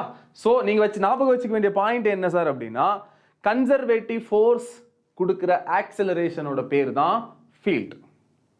நான் கன்சர்வேட்டிவ் ஃபோர்ஸ் கொடுக்கிற acceleration it is completely acceleration. For example frictional ஃபோர்ஸ்னு வச்சுக்கோங்களேன். ஃப்ரிக்ஷனல் ஃபோர்ஸ் என்ன ஆக்சிலரேஷன் கொடுக்கும்? நெகட்டிவ் ஆக்சிலரேஷன் கொடுக்கும். வண்டியை ஸ்டாப் பண்றதுக்கு பிரேக் அப்ளை பண்ணா வண்டி ஸ்டாப் ஆகுது இல்லையா, அதுக்கு ரீசன் என்னது? ஃப்ரிக்ஷனல் ஃபோர்ஸ் கொடுக்கிற நெகட்டிவ் ஆக்சிலரேஷன். அதை நம்ம ஆக்சிலரேஷன் தான் சொல்லுவோம். ஏன்னா frictional force is non conservative force. Clear? Hi Abhi Ammu. Right, next போலாமா? கிரேட். Listen now. சரி, இப்போ இந்த ஃபீல்டை எப்படி சார் கண்டுபிடிக்கணும் அப்படின்னா, field is always the force divided by the point mass. யார் மேல ஆக்சிலரேஷனை கண்டுபிடிக்கிறீங்களோ அவங்களோட மாஸால ஃபோர்ஸை டிவைட் பண்ணீங்கன்னா வர்றது தான் ஃபீல்ட். இப்போ இவர் மேல என்ன ஃபோர்ஸ் இருக்கும்? Force is G into first mass is capital M, second mass is small m, divided by distance between the mass is r, so r square. G capital M into small m divided by r square அப்படிங்கிறதான gravitational force on small m. இப்போ இவர் மேல இருக்கிற ஃபீல்டை நீங்க கண்டுபிடிக்கணும்னா the field is force by the mass. force என்ன? G into capital M into small m divided by r square divided by force by mass. இவரோட mass என்ன? small m. So m and m will cancel. So the electric field, the gravitational field is G into capital M divided by R square. இதுதான் gravitational field on this mass. Okay, எந்த mass மேல ஃபீல்டை கண்டுபிடிக்கிறீங்களோ அந்த mass மேல இருக்கிற ஃபோர்ஸை கண்டுபிடிச்சிட்டு அந்த ஃபோர்ஸை நீங்க யார் மேல ஃபீல்டு கண்டுபிடிச்சீங்களோ அந்த மாஸால டிவைட் பண்ணீங்கன்னா உங்களுக்கு ஃபீல்டு கிடைச்சிரும். அவ்வளவுதான், சிம்பிளா சொல்ல போனா இதுதான் விஷயம். புரிஞ்சுதா? so the point is இந்த மாஸ் மேல கொடுக்கிற ஃபீல்ட் எதுக்கு ஈக்குவல்னா g into யார் ஃபீல்டை கொடுக்குறாங்களோ அந்த source mass divided by distance between the mass square. இதுதான் gravitational field ஓட ஃபார்முலா. gravitational field ஓட ஃபார்முலா கிளியரா? ரைட். நெக்ஸ்ட், நீங்க கிராவிடேஷன்ல என்னெல்லாம் படிச்சீங்களோ அது எல்லாமே இங்கேயும் வரும்பா. இப்போ இந்த ரெண்டு மாஸ்க்கு நடுவில் வேற ஒரு மீடியம் வச்சா ஃபீல்டு மாறுமா சார் அப்படின்னா நோ, ஃபீல்டு மாறாது. as usual like gravitational force மாதிரியே தான். நீங்க மீடியம் சேஞ்ச் பண்ணீங்கன்னா ஃபீல்டு மாறாது. நெக்ஸ்ட், நடுவில் வேற ஒரு மாஸை வச்சிருக்கோம் சார், அப்ப ஃபீல்டு மாறுமா? நோ. இந்த ரெண்டு மாஸுக்கு நடுவில் இருக்க கிராவிடேஷனல் ஃபீல்டு எப்போ மாறும்னா இந்த மாசையோ இல்ல டிஸ்டன்ஸையோ சேஞ்ச் பண்ணாதான் மாறும். இன்னொன்னு, இந்த மாசை சேஞ்ச் பண்ணா மாறாது, சோர்ஸை மாத்தினா மட்டும் தான் மாறும். Reason, field is g into source of the mass divided by distance between the point to the mass. எந்த பாயிண்ட்ல ஃபீல்டை கண்டுபிடிக்கிறீங்களோ அந்த பாயிண்ட்டுக்கும் சோர்ஸுக்கும் நடுவில் இருக்கிற டிஸ்டன்ஸ் ஸ்கொயர். கிளியரா? இந்த மாசம் மாத்துறீங்கன்னா கூட உங்களுக்கு ஃபீல்டு மாறாது, சோர்ஸை மாத்தினா டிஸ்டன்ஸை மாத்தினா மட்டும்தான் ஃபீல்ட் மாறும். புரிஞ்சுதா? அடுத்த பாயிண்ட் என்ன பார்த்தோம்? நெக்ஸ்ட் பாயிண்ட் என்ன பார்த்தோம்? சூப்பர் பொசிஷன் பிரின்சிபல் பார்த்தோம் இல்லையா? இங்கேயும் அதே ரூல் தான். நீங்க ஞாபகம் வச்சுக்க வேண்டியது என்னங்கறத மறுபடியும் சொல்றேன், கவனிங்க. இப்போ இது ஒரு ஸ்கொயர் ஃப்ரேம், இங்க mங்கிற மாஸ் இருக்கு, இங்கேயும் mங்கிற மாஸ் இருக்கு, இங்க mங்கிற மாஸ் இருக்கு, இங்கேயும் mங்கிற மாஸ் இருக்கு. இப்போ இந்த மாஸ் மேல இருக்கிற ஃபீல்டு என்னன்னு கேக்குறாங்கன்னு வச்சுக்கலாம். இந்த மாஸ் மேல இருக்கிற ஃபீல்டு என்னன்னு கேக்குறாங்க. நீங்க தனியா இதை சால்வ் பண்ணணுமோ இல்ல தனியா இதை படிக்கணும்னு அவசியம் கிடையாது. ஏன்னா இவர் மேல இருக்கிற ஃபீல்டு எதுக்கு ஈக்குவல்? இவர் மேல இருக்கிற ஃபோர்ஸ் பை இவரோட மாஸ் தானே. ஆல்ரெடி இவர் மேல இருக்கிற ஃபோர்ஸை நீங்க கண்டுபிடிச்சிட்டீங்க இல்லையா? இதுக்கு முன்னாடியே ஒரு ரூல் யூஸ் பண்ணி அதுபடி கண்டுபிடிச்சிங்கனாலே போதும். இவர் மேல இப்ப என்ன ஃபோர்ஸ் இருக்கும்? g into m into m divided by இந்த ஸ்கொயரோட சைடு ஏவா இருந்தா a ஸ்கொயர் into 1/2 plus √2. பார்த்தோமா? இதை சால்வ் பண்ணோமா கொஞ்ச நேரத்துக்கு முன்னாடி? ஒரு மாஸ் மேல இருக்கிற நெட் ஃபோர்ஸை கண்டுபிடிச்சோம் இல்லையா? இப்போ நெட் ஃபோர்ஸை கண்டுபிடிச்சிட்டீங்க, இதான் ஒரு மேல இருக்க நெட் ஃபோர்ஸ். டிவைட் பை இந்த மாஸ் வந்து ஸ்மால் m. அப்ப இந்த small m கேன்சலா? so net electric field on the square frame of side A and vertex masses are small m. அப்போ அது எதுக்கு equal? gm divided by a square into 1/2 plus √2. இதுதான் electric field, ஐ மீன் gravitational field. Sir இதுக்கு முன்னாடி நீ பார்த்த எல்லா கேஸையும் திருப்பி எடுத்து வச்சுக்கோ. அந்த எல்லா கேஸ்லயும் பாயிண்ட் மாஸை மட்டும் எடுத்து விட்டுரு, டிவைட் பண்ணிடு. டிவைட் பண்ணா கேன்சல் ஆயிடும் இல்லையா? கேன்சல் ஆனதுக்கு அப்புறம் மீதி இருக்கிற ஃபார்முலா தான் அந்த கண்டிஷனுக்கு ஃபீல்டோட ஃபார்முலா, ஃபீல்டோட ப்ரொசீஜர். அந்த மெத்தட் தான் சால்வ் பண்ணணும். நான் சொன்னது புரிஞ்சுதா? ரைட்? Any doubt? ஏதாச்சும் டவுட் இருக்கா? கமான், நான் சொன்னது புரிஞ்சுதா புரியலையா சொல்லுங்க. இதுக்கு முன்னாடி நம்ம பார்த்த எல்லா கேஸுமே எடுத்து பாருங்களேன். இப்போ இது லைக் எஸ், இந்த கேஸே எடுத்துக்கோங்க. இப்போ ராட் வந்து கேபிட்டல் M, இது வந்து பாயிண்ட் மாஸ் வந்து ஸ்மால் m. இப்போ ஒருவேளை இந்த பாயிண்ட் மாஸ் மேல இருக்கிற ஃபீல்டு என்னன்னு கேட்குறாங்கன்னு வச்சுக்கோங்களேன். சேம் ப்ரொசீஜர், இது அப்படியே ஃபாலோ பண்ணா ஃபோர்ஸ் கிடைச்சிருமா? இந்த ஃபோர்ஸ்ல பாயிண்ட் மாஸை மட்டும் டிலீட் பண்ணிடுங்க, இதை விட்டுருங்க. gm divided by 2l ஸ்கொயருங்கிறது தான் இப்போ அந்த பாயிண்ட் மாஸ் மேல இருக்கிற ஃபீல்ட். பாயிண்ட் மாஸ் மேல இருக்கிற field. Clear? Where did you born? Soundarya, I am from Ooty. Okay, listen. Sir இது புரிஞ்சுதா? இப்போ இதே சிச்சுவேஷன்ல உங்ககிட்ட ஃபீல்டு கேட்கறாங்க, கிராவிடேஷனல் ஃபீல்டை கேட்டாங்க அப்படின்னா சேம் இவர் மேல இருக்கிற ஃபீல்டு தானே கேட்கறாங்க. அப்ப நீ என்ன பண்ணணும்? இவர் மேல இருக்கிற ஃபோர்ஸை கண்டுபிடிக்கணும். எஸ், ஃபோர்ஸை கண்டுபிடிச்சிட்டேன். Force by the mass, force by that particular mass, அதான ஃபீல்ட். So force கண்டுபிடிச்சிட்டீங்க, divide by and the mass வந்து small m, so small m will cancel, so gm divided by 2l square is gravitational field on the small mass due to the rod capital M. Correct? Right? Next. இப்போ இந்த சிச்சுவேஷன்ல நீங்க centripetal ஃபோர்ஸை relate பண்ண முடியாது. இந்த சிச்சுவேஷன்ல centripetal ஃபோர்ஸை relate பண்ண முடியாது. ஏன்னா சென்ட்ரிபிட்டல்ங்கிறது ஃபோர்ஸ். அப்ப நீங்க net force equals to centripetal force தான் பண்ண முடியும். ஒருவேளை இந்த சிச்சுவேஷனை கொடுத்துட்டு இவர் மேல இருக்கிற ஃபீல்டை கேட்கறாங்கன்னு வச்சுக்கலாம். இவர் மேல இருக்கிற ஃபீல்டை கேட்டாங்கன்னா நீங்க ஆல்ரெடி இவர் மேல இருக்கிற ஃபோர்ஸை கண்டுபிடிச்சிட்டீங்கல்ல, எவ்வளோ? இதுதான் ஃபோர்ஸ். இங்க கண்டுபிடிச்சு வச்சிருக்கீங்க இல்லையா? √3 gm² by 3 into r ஸ்கொயர்னு ஃபோர்ஸை கண்டுபிடிச்சிட்டீங்களா? இப்போ ஃபோர்ஸ் பை ஸ்மால் மாஸ் போட்டீங்கன்னா நீங்க கண்டுபிடிச்சிருக்கிறது கிராவிடேஷனல் ஃபீல்ட். இப்போ என்ன ஆகும்? இந்த m² கேன்சல் பண்ணிடும், இந்த √3 கேன்சல் பண்ணி கீழே √3 வரும். So gm divided by √3 into r² is gravitational field. Clear? Is this clear?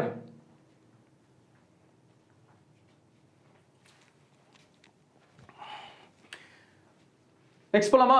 இந்த கேஸுக்கு நீங்க இதை தான் பண்ணி ஆகணும். ஓகேவா? நெக்ஸ்ட்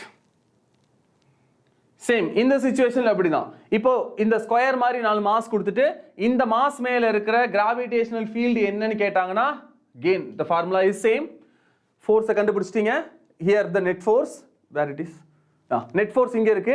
இந்த நெட் ஃபோர்ஸ்ல இருக்கிற மாஸை டிவைட் பண்ணீங்கன்னா போதும். ஐ திங்க் அடுத்த பேஜ்ல போட்டுருப்பேன் நினைக்கிறேன். இங்க இருக்கா நெட் ஃபோர்ஸ்? இங்க கண்டுபிடிச்சு வச்சிருக்கோமா? இந்த நெட் ஃபோர்ஸை divide by the point mass போட்டீங்கன்னா பாயிண்ட் மாஸ் ஸ்கொயர் கேன்சல் ஆயிடும். So gm divide by 2r² into 1/2 plus √2 அப்படிங்கிறது தான் அந்த மாஸ் மேல இருக்கிற resultant acceleration. Clear? Next. So இதுக்கு முன்னாடி பார்த்த எல்லா கேஸ்லையுமே நீங்க இதே ப்ரொசீஜர் தான் யூஸ் பண்ண போறீங்க ஃபார் ஃபைண்டிங் ஆக்சலரேஷன். ஆக்சலரேஷன் நான் சொல்ல வர்றது கிராவிடேஷனல் ஃபீல்டை பத்தி சொல்றேன்.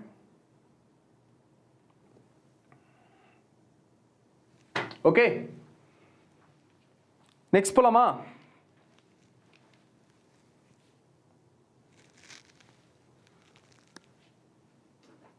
Next,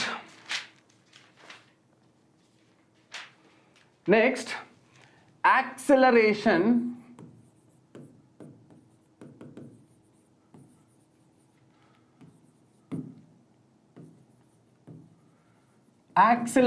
due to gravity on any planet. எந்த பிளானட்டுக்கு வேணாலும் உங்களால ஆக்சலரேஷனை கால்குலேட் பண்ண முடியும். அந்த பிளானட் கொடுக்குற ஆக்சலரேஷனை கால்குலேட் பண்ண முடியும். ஓகேவா? ஸோ அதுக்கு என்ன பண்ணணும் சார் அப்படின்னா, இப்போ ஒரு பிளானட் இது எர்த்து, இப்போதைக்கு எர்த்தா கூட நீங்க நினைச்சுக்கோங்க, ஆர் எனி பிளானட். ஓகே, இந்த பிளானட்டோட mass mp, mass of the planet, then radius of this planet is rp. ஒருவேளை எர்த்தா இருந்தா re போட்டிருப்பேன், ரேடியஸ் ஆஃப் எர்த், me போட்டிருப்பேன், மாஸ் ஆஃப் எர்த் போட்டிருப்பேன். ஓகே, பட் இது ஒரு அன்னோன் பிளானட். எந்த பிளானட்டுக்கு வேணாலும் உங்களால கிராவிட்டியை கால்குலேட் பண்ண முடியும். அந்த பர்டிகுலர் பிளானட்ல என்ன கிராவிட்டி இருக்குங்கிறத கண்டுபிடிக்க முடியும். இப்போ இது ஒரு அன்னோன் பிளானட்னு வச்சுக்கோங்க. இந்த பிளானட்டோட மாஸ் வந்து mp, இந்த பிளானட்டோட ரேடியஸ் வந்து rp. இப்போ இந்த பிளானட்டுக்கு மேல ஒரு ஆப்ஜெக்ட் இருக்கு, இல்ல ஒரு பர்சன் இருக்காங்க. ஓகேங்களா? இந்த ஆப்ஜெக்டோட mass small m or mass of the object or mass of the person அப்படின்னு வச்சுப்போம். நவ் இந்த மாஸை இந்த பிளானட் எவ்வளோ ஆக்சலரேட் பண்ணுது அப்படின்னு என்ன அர்த்தம்? இந்த மாஸ் மேல இந்த பிளானட் எவ்வளோ கிராவிட்டியை கொடுக்குது, கிராவிடேஷனல் ஃபீல்டை கொடுக்குது. இப்போதானே சொன்னேன், for conservative force acceleration is nothing but field. கரெக்டா? அப்போ இந்த பிளானட் இந்த மாஸ் மேல எவ்வளோ ஃபீல்டை கொடுக்குது அதுதான் நம்ம என்னன்னு சொல்லுவோம்? கிராவிட்டி அப்படின்னு சொல்லுவோம். This gravity is nothing but acceleration. This is nothing but gravitational field. Sir, இது field னு சொல்லலாம், acceleration னு சொல்லலாம், or gravity of the planet னு சொல்லலாம். எல்லாமே ஒண்ணுதான் இங்க. இந்த மாஸ் மேல இந்த பிளானட் கொடுக்கிற ஆக்சலரேஷன் ஆர் இந்த மாஸ் மேல இந்த பிளானட் கொடுக்கிற ஃபீல்ட் கிராவிடேஷனல் ஃபீல்ட் ஆர் இந்த மாஸ் மேல இந்த பிளானட் கொடுக்கிற கிராவிட்டி ஜிபி. இது எப்படி சார் கண்டுபிடிக்கணும்னா ஃபீல்ட் எப்படி கண்டுபிடிக்க முடியும்? Field is nothing but force on the object divided by mass of the object. Force என்ன? இவர் மேல என்ன force இங்க ஆக்ட் ஆகும்? இவர் மேல ஆக்ட் ஆகுற force and the gravitational force is g into mass of the planet which is mp. Mass of the object is m. ஏன்னா planet தான் எனக்கு first mass, இவர் second mass. So m1 into m2 divided by distance between the planet is rp. So rp square. இதுதான் force. Force க்கு பதிலா g into mass of the planet, mass of the object divided by radius of the planet square divided by mass of the object போட்டிங்கன்னா உங்களுக்கு gravitational field கிடைக்கும். இந்த gravitational field தான் நமக்கு யாரு? Gravity due to the planet. Okay, now mass of the object will cancel. So the gravitational gravity due to the planet which is equals to g into mass of the planet divided by radius of the planet square. Okay, similarly for earth க்கு போகும்போது என்ன ஆகும்? Gravity on the earth is equals to g into mass of the earth divided by radius of the earth square. Okay வா? Already g ஓட value 6.67, mass of the earth வந்து 6 into 10 to the power 24 kilogram divided by radius of earth வந்து 6400 kilometer. So இந்த எல்லா வேல்யூஸும் நமக்கு constant எர்த்துக்கு. So இந்த எல்லா values substitute பண்ணீங்கன்னா உங்களுக்கு வர answer 9.81 metre per second square. But நம்ம இது என்னன்னு பண்ணிக்கிறோம்? 10 மீட்டர் பர் செகண்ட் ஸ்கொயர்னு எடுத்து சம் சால்வ் பண்ணும்போது 9.81 நம்ம 10 ன்னு எடுத்துக்கிறோம். புரியுதா? இப்படிதான் எர்த்தோட கிராவிட்டியை கண்டுபிடிச்சாங்க. மூனோட கிராவிட்டியும் நம்ம இப்படி தான் கண்டுபிடிக்க முடியும். சன்னோட கிராவிட்டியா இருந்தாலும் நம்ம இப்படி தான் கண்டுபிடிக்க முடியும். ஓகேவா? எந்த பிளானட்டோட கிராவிட்டியை கண்டுபிடிக்கிறதுனாலும் நம்ம என்ன பண்ணணும்? mass of g into mass of the planet divided by radius of the planet square போட்டீங்கன்னா you will get exact gravity due to the planet. For earth, mass of the earth into g divided by radius of earth square பண்ணீங்கன்னா you will get 9.81 or 10 meter per second square as a gravity for earth. Clear?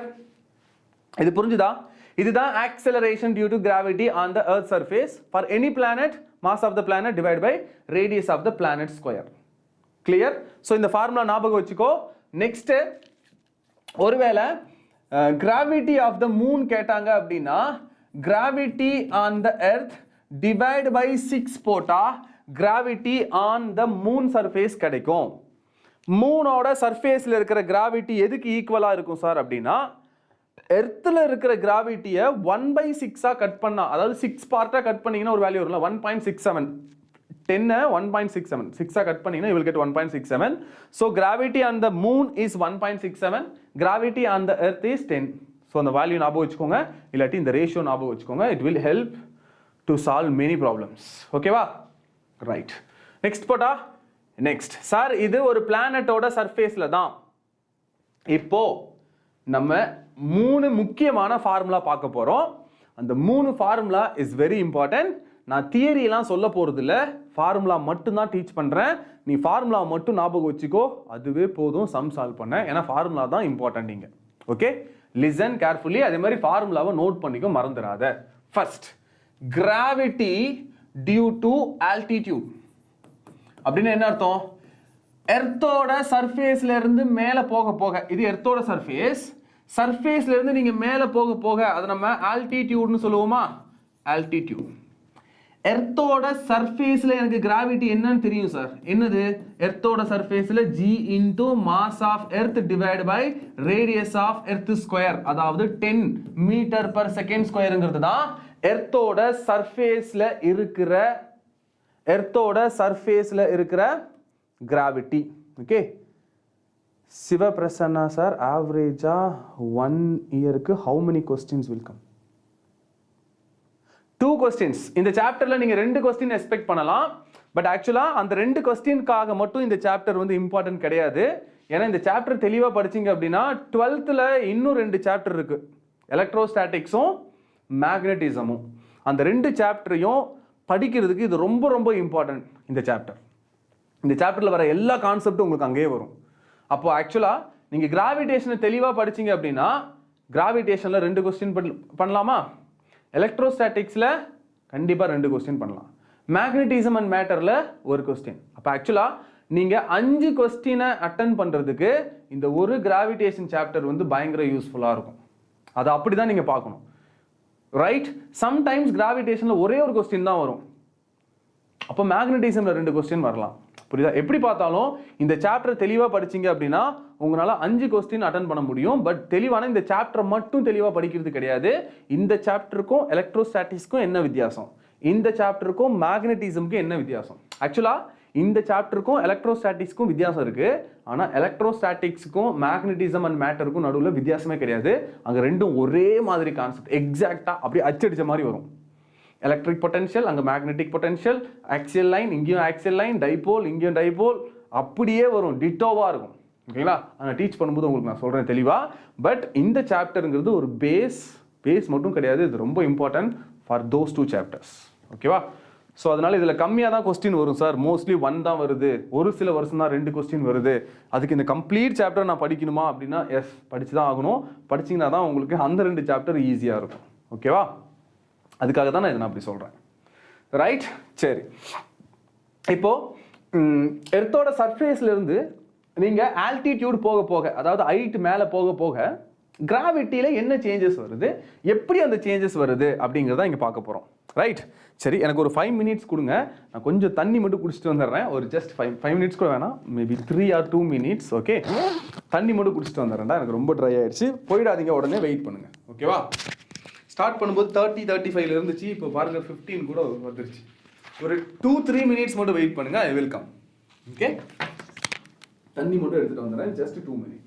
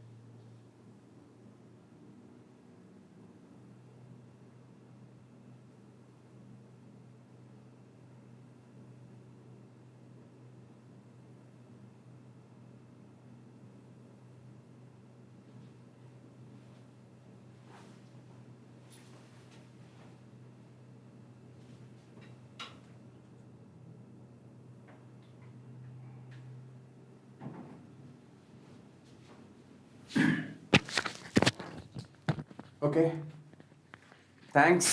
இது அப்படியே wait பண்ணியிருக்கீங்க. Thank you so மச்ரா. Right, start பண்ணலாமா? Okay, listen.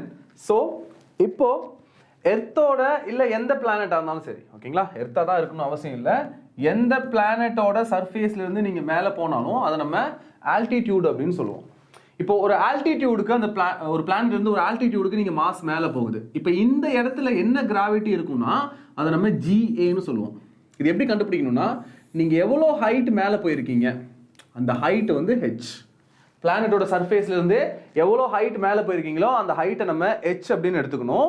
So GA is always equals to G into mass of the planet. எர்த்தா இருந்தா earth, மூணா இருந்தா Moon, எந்த பிளானட்டோ அந்த பிளானட்டோட mass divided by radius of earth plus h the whole square. கரெக்ட்டா? ஏனா இந்த இடத்துல மாஸ் இருக்கும்போது distance from the center of the planet to the mass is rh. r radius மட்டும் தான், அதனால r square மட்டும் தான் வந்துச்சு. ஆனா இப்போ நீங்க அங்க இருந்து ஒரு ஹைட் போயிட்டீங்க இல்லையா, அப்போ r radius of the earth plus h இருக்கு. so re plus h the whole square. Next இதே ஃபார்முலாவை நீங்க என்ன பண்ணலாம் அப்படின்னா re டேர்மை வெளியில எடுக்கலாம். வெளியில எடுத்தீங்கன்னா என்ன ஆகும்? GME divided by re into re ஸ்கொயரை வெளியில எடுங்க. ஏன்னா உள்ள இருக்க re காமன் வெளியில வந்துச்சுன்னா 1 plus h by re the whole square, which means GME divided by re square. ஓகேவா? இந்த டினாமினேட்டர் டேர்ம் மேல போச்சுன்னா 1 plus h by re whole power minus 2. கரெக்டா? இந்த ஃபார்முலாவும் நீங்க யூஸ் பண்ணிக்கலாம் for finding gravity at some altitude. ஓகேவா? இதுல GME by re square னா யாரு? gravity on the earth surface which is 10. அப்போ gravity at altitude நீங்க என்ன பண்ணலாம்னா gravity on the earth surface into 1 plus h by re power minus 2 அப்படிங்கிறது தான் actual formula for altitude. but altitudeல உங்களுக்கு ரெண்டு காம்பனன்ட், ரெண்டு டைப் ஆஃப் ஃபார்முலா வருது. GAல ரெண்டு ஃபார்முலா சொல்லணும். ஆக்சுவலா எப்படி சொல்லணும்னா ஒன்னு first formula for altitude is common GME divided by re plus h the whole square. இந்த ஃபார்முலா ஃபர்ஸ்ட். செகண்ட் ஃபார்முலா என்ன சார் அப்படின்னா GS into 1 minus 2h by re. இது ரெண்டாவது ஃபார்முலா. லிசன், இந்த ரெண்டு ஃபார்முலாவை மட்டும் நீங்க ஞாபகம் வச்சுக்கோங்கப்பா. ஆல்டிடியூடுக்கு அந்த கேஸ் எல்லாம் இது முன்னாடி பார்த்தோம் இல்லையா, இந்த எதுவுமே தெரியவே வேணாம். இது எதுவுமே நீ ஞாபகம் வச்சுக்க வேணாம். நீ ஞாபகம் வச்சுக்க வேண்டியது ரெண்டு ஃபார்முலா. அந்த ரெண்டு ஃபார்முலா இங்க பாருங்க. GME by re plus h the whole square இருக்கு இல்லையா, இந்த ஃபார்முலாவை ஞாபகம் வச்சுக்கோங்க. Next GS into 1 minus 2h by re. GS into 1 minus 2h by re இருக்கு இல்லையா, இந்த ஃபார்முலாவை ஞாபகம் வச்சுக்கோங்க. இப்போ இந்த ரெண்டு ஃபார்முலாவை எப்ப சார் யூஸ் பண்ணணும் அப்படின்னா இந்த formula is only applicable if the height is more than 300 kilometer. எர்த்தோட சர்ஃபேஸ்ல இருந்து ஒரு ஹைட் போயிருந்தீங்கல்ல, எர்த்தோட சர்ஃபேஸ்ல இருந்து ஒரு ஹைட் போயிருக்கீங்க. இந்த ஹைட்ல இருக்கிற கிராவிட்டியை தானே கண்டுபிடிக்கிறீங்க. இப்போ நீங்க போயிருக்கிற ஹைட் more than 300 கிலோமீட்டரா இருந்துச்சுன்னா, more than 300 கிலோமீட்டரா இருந்துச்சுன்னா இந்த ஹைட் ஃபர்ஸ்ட் ஃபார்முலாவை யூஸ் பண்ணு. ஒருவேளை இந்த ஹைட் lesser than 300 கிலோமீட்டரா இருந்துச்சுன்னா இந்த ஃபார்முலாவை யூஸ் பண்ணு. ஆக்சுவலா இது எக்ஸாக்ட்டா 300 கிடையாது, 274 கிலோமீட்டர் தான் ஆக்சுவல் வேல்யூ. 274 கிலோமீட்டர். ஓகேவா? பட் உங்களுக்கு சம்ஸ் வந்து 274லலாம் வராது. மோஸ்ட்லி 500 கிலோமீட்டர் இல்லாட்டி 10 கிலோமீட்டர் 3 கிலோமீட்டர் அந்த மாதிரி தான் கொடுப்பாங்க. ஒன்று மோர் தென் 300 இருக்கும், இல்லாட்டி லெஸர் தென் 300 தான் இருக்கும். ஒருவேளை எக்ஸாக்ட் 300 என்ன சார் பண்ணணும்னா இதுதான். 300 இருந்தாலும் சரி, மோர் தென் 300 இருந்தாலும் சரி, ஃபர்ஸ்ட் ஃபார்முலாவை யூஸ் பண்ணுங்க. If height is more then 300 or equal to 300 kilometre, use first formula for finding gravity at altitude. இதுவே ஹைட் வந்து லெஸர் தென் 300 கிலோமீட்டரா இருந்துச்சுன்னா, லெஸர் தென் 300 கிலோமீட்டரா இருந்துச்சுன்னா இந்த செகண்ட் ஃபார்முலாவை யூஸ் பண்ணு. ஞாபகம் வச்சுக்கோ, இதை நீ மனப்பாடம் பண்ணி வச்சுக்கிறது தான் பெட்டர். ஓகேவா? இந்த ஃபார்முலா எதுக்கு? For finding gravity at altitude. ஒரு ஹைட்ல கிராவிட்டியை கால்குலேட் பண்றதுக்கு தான் இந்த ரெண்டு ஃபார்முலாவும் யூஸ் ஆக போகுது. So gravity at altitude formula is GME by re plus h the whole square if the height is more than or equals to 300 kilometer. The second formula, இதை எப்ப use பண்ணோம்? When the height is lesser than 300 km. For example 5 km, 100 km, அந்த மாதிரி 50 km இப்படிலாம் கேட்டாங்க அப்படின்னா நீங்க என்ன பண்ணணும், இந்த ஃபார்முலாவை யூஸ் பண்ணணும். ஞாபகம் வச்சுக்கோ, இந்த ரெண்டு formula was very very important. தேங்க்யூடா. 9 o'clock முடியும்பா. 9 o'clock class will complete sharply. Okay, don't worry. Right. Thank you Sagana. Thank you so much. Listen, இது altitude formula. Next, gravity on depth. Gravity on depth. எர்த்தோட டெப்த்ல, எர்த்துக்கு உள்ள போச்சுன்னா, மாஸை எர்த்தோட சர்ஃபேஸ்ல இருந்து உள்ள எடுத்துட்டு போனீங்கன்னா ஒரு பர்டிகுலர் டெப்த்ல கிராவிட்டியை எப்படி சார் கண்டுபிடிக்கணும் அப்படின்னா, now the formula is, listen, if this is earth surface, earth சர்ஃபேஸ்ல இருந்த மாஸை, சர்ஃபேஸ்ல இருந்த மாஸை நீங்க டெப்த் கீழே எடுத்துட்டு போறீங்க. இப்போ இங்க கொண்டு போறீங்கன்னு வச்சுக்கோங்களேன், இந்த இடத்துக்கு எடுத்துட்டு போறீங்க. now the depth is d. எவ்வளவு கீழே எடுத்துட்டு போறீங்களோ அதுதான் depth. from the center of the earth or center of the planet, the depth is located at re minus d. கரெக்ட்டா? ஏன்னா radius of the earth is re. அப்போ இங்க இருந்து இங்க வரைக்கும் இருக்கிறது re. re ல இருந்து dங்கிற டெப்த் கீழே போனீங்கன்னா இது re minus d. ஓகேவா? பட் क्वेश्चनல டெப்த் தான் சொல்லுவாங்க. டெப்த்னா இதுதான், சர்ஃபேஸ்ல இருந்து கீழே போற ஹைட் தான் டெப்த். சென்டர்ல இருந்து மேல வர்றது டெப்த் கிடையாது, சர்ஃபேஸ்ல இருந்து கீழே போறது தான் டெப்த். ஓகேவா? now the gravity due to depth. okay, formula என்னன்னா gs into 1 minus depth by radius of the earth. ஓகேவா? டெரிவேஷன்லாம் நமக்கு வேணாம், ஜஸ்ட் இந்த ஃபார்முலாவை ஞாபகம் வச்சுக்கோங்க. எர்த்தோட சர்ஃபேஸ்ல இருக்கிற gravity into 1 minus depth by re. இந்த டெப்த்தோட value divide by radius of the planet. ஒருவேளை எர்த்தா இருந்தா ரேடியஸ் ஆஃப் எர்த், ஒருவேளை அது வேற ஒரு பிளானட்டா இருந்தா ரேடியஸ் ஆஃப் த பிளானட்டை டினாமினேட்டர்ல போடணும். இது புரிஞ்சுதா? இந்த ஃபார்முலா எப்போ யூஸ் பண்ணணும்? Only for this formula is only for gravity at the depth. எர்த்தோட சர்ஃபேஸ்ல இருந்து ஒரு பர்டிகுலர் டெப்த் கீழே போகும்போது இந்த ஃபார்முலாவை நீங்க யூஸ் பண்ணிக்கலாம். ரைட்? ஸோ இது டெப்த்தோட ஃபார்முலா, ஞாபகம் வச்சுக்கோங்க. Next, gravity due to rotation. Gravity due to rotation. Okay, G due to rotation of a planet. Earth, okay, எல்லா பிளானட்டும் நம்ம சொல்ல முடியாது, ஏன்னா எல்லா பிளானட்டும் ஓனா ரொட்டேட்லாம் ஆகுறது கிடையாது. டியூ டு எர்த்தே போடுங்க, அதுதான் கரெக்ட். ஓகேவா? ரைட். இப்போ இது எர்த், இது radius of the earth. Now if any object, ஒருவேளை இந்த இடத்துல ஒரு ஆப்ஜெக்ட் இருக்குன்னு வச்சுக்கோங்க. இப்போ எர்த் என்ன ஆகும்? About it own axis it will rotate with omega angular velocity. ஒமேகாங்கிற ஆங்குலர் வெலாசிட்டியில் அது ரொட்டேட் ஆகும் இல்லையா? அப்படி ரொட்டேட் ஆகும்போது, ஒமேகால ரொட்டேட் ஆகும்போது இங்க இருக்கிற பர்சன் என்ன பண்ணுவாரு? இப்படி ரொட்டேட் ஆவார், இந்த சர்க்கிள்ல ரொட்டேட் ஆவார். நவ் இதுதான் இவரோட ரேடியஸ், ரொட்டேட் ஆகிற சர்க்குலர் ஆர்பிட்டாலோட ரேடியஸ். பட் இது வந்து ரேடியஸ் ஆஃப் த எர்த். இப்போ இந்த பர்சன் எங்க லொகேட் ஆகியிருக்காங்கிறத கொஸ்டின்ல எப்படி சொல்லுவாங்க அப்படின்னா, வித் ரெஸ்பெக்ட் டு ஈக்குவேட்டர், இது வந்து ஈக்குவேட்டர், இது வந்து போலார். ஓகேங்களா? இது போல்ஸ், இது போல், இது ஈக்குவேட்டர். ஈக்குவேட்டர்ல இருந்து என்ன தீட்டால அவர் இருக்காருன்னு சொல்லுவாங்க. ஃப்ரம் த ஈக்குவேட்டர் அவர் என்ன தீட்டால இருக்காருங்கிறத கொஸ்டின்ல சொல்லுவாங்க. ஃப்ரம் ஈக்குவேட்டர்ல இருந்து எவ்வளவு தீட்டால இருக்காங்கன்னு கொஸ்டின்ல சொல்லுவாங்க. இது தெரிஞ்சா போதும் நம்மளால சம்ம சால்வ் பண்ண முடியும். இப்போ ஒரு ஈக்குவேட்டர்ல இருந்து ஒரு தீட்டாங்கிறதுல இருக்காரு இல்லையா?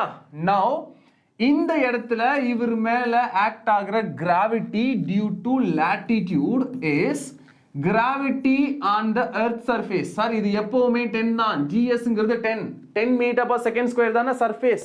எர்த்தோட சர்ஃபேஸ் மேல இருக்கிற கிராவிட்டி. சர்ஃபேஸ்ல இருந்து மேல போனா தான் கிராவிட்டி குறையும் டியூ டு ஆல்டிடியூட். அதுக்கு ரெண்டு ஃபார்முலா பார்த்தோம். சர்ஃபேஸ்ல இருந்து கீழே போனீங்கன்னா, டெப்த் போனீங்கனாலும் கிராவிட்டி டிக்ரீஸ் ஆகும். அதுக்கு நம்ம ஒரு ஃபார்முலா பார்த்தோம், GS into 1 minus D by RE ன்னு பார்த்தோம். கரெக்ட்டுங்களா? நெக்ஸ்ட், எர்த் ரொட்டேட் ஆகுறதுனால எர்த்தோட சர்ஃபேஸ்லயே கிராவிட்டி கான்ஸ்டன்டா சேஞ்ச் ஆகுதா சார்னா எர்த் ரொட்டேட் ஆகுறதுனால எர்த்தோட சர்ஃபேஸ்லயே கிராவிட்டி சேஞ்ச் ஆகும். நீங்க போல்ல இருக்கும்போது ஒரு கிராவிட்டி இருக்கும், ஈக்குவேட்டர்ல இருந்தா ஒரு கிராவிட்டி, ஈக்குவேட்டர்ல இருந்து 30 டிகிரி வந்தீங்கன்னா ஒரு கிராவிட்டி இருக்கும். ஸோ ஒவ்வொரு பிளேஸ்லயும் வேற வேற கிராவிட்டி இருக்கும். இதுக்கு என்ன காரணம்னா எர்த்தோட ரொட்டேஷன். எர்த்தோட ரொட்டேஷனால சேஞ்ச் ஆகுறது தான் அந்த கிராவிட்டி. சரி, அதை எப்படி சார் கால்குலேட் பண்ணலாம்னா GS minus omega square into radius of earth into cos square theta. Omega square into radius of earth into cos square theta. இதை ஞாபகம் வச்சுக்கோ. This formula is gravity due to rotation of the earth. earth rotate ஆகுது இல்லையா, அந்த rotate ஆகுறதுனால எர்த்தோட சர்ஃபேஸ்லயே gravity change ஆகும். இப்போ ஒருவேளை கிராவிட்டி ஆன் த ஈக்குவேட்டர் கேட்குறாங்கன்னு வச்சுக்கலாம். ஈக்குவேட்டர்னா எங்க இருக்கும் ஆப்ஜெக்ட்? ஈக்குவேட்டர்னா இங்க இருக்கும் இல்லையா? இங்க இருக்கும்போது தீட்டா என்ன சார்? இங்க இருக்கும்போது இதுதான் லைன். இப்போ லைனுக்கும் ஈக்குவேட்டருக்கு நடுவில் இருக்க தீட்டா 0 டிகிரி. அப்போ ஃபார்முலா என்ன? GS minus omega square into radius of earth into cos square theta. அப்படின்னு என்ன அர்த்தம்? காஸ் 0 டிகிரியை ஸ்கொயர் பண்ணணும்னு அர்த்தம். கரெக்டா? Cos 0 is 1. 1 ஸ்கொயர் பண்ணீங்கன்னா again you will get 1. So GS minus omega square into radius of earth. இதுதான் gravity on the equator. எர்த்தோட எந்த ஈக்குவேட்டர்ல இருந்தாலும் இதுதான் கிராவிட்டியா இருக்கும். GS ல இருந்து omega square into RE minus பண்ணணும். GSங்கிறது என்னது? 10 தானே? 10 ல இருந்து omega square into RE minus பண்ணீங்கன்னா இப்போ உங்களுக்கு கிடைக்கிறது தான் என்னது? Gravity on the equator. இதுவே கிராவிட்டி ஆன் த போல் கேட்குறாங்கன்னு வச்சுக்கலாம். gravity on the pole. pole point எங்க இருக்கு? pole point இதான pole. இதுவும் தான் pole points. இப்போ இந்த இடத்துல மாஸ் வரும்போது இந்த மாஸை கனெக்ட் பண்ணீங்கன்னா இதான் லைன். இப்போ ஆங்கிள் எதுக்கு equal? theta is 90 degree. so GS minus omega square into RE into cos 90 square பண்ணும். cos 90 will be 0. 0 square will be 0. 0 into anything, the term will be 0. So gravity is equals to GS. So gravity on the pole is GS.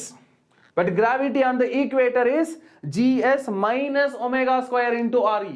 GS ல இருந்து ஒரு term minus ஆகுது. அப்ப யாருக்கு gravity அதிகம்?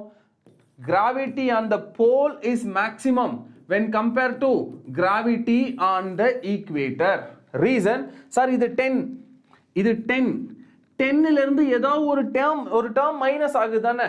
இப்போ இந்த டேர்ம் ஒருவேளை 0.8 ஆ இருந்தாலும் 10 minus 0.8 9.2 தான் வரும்.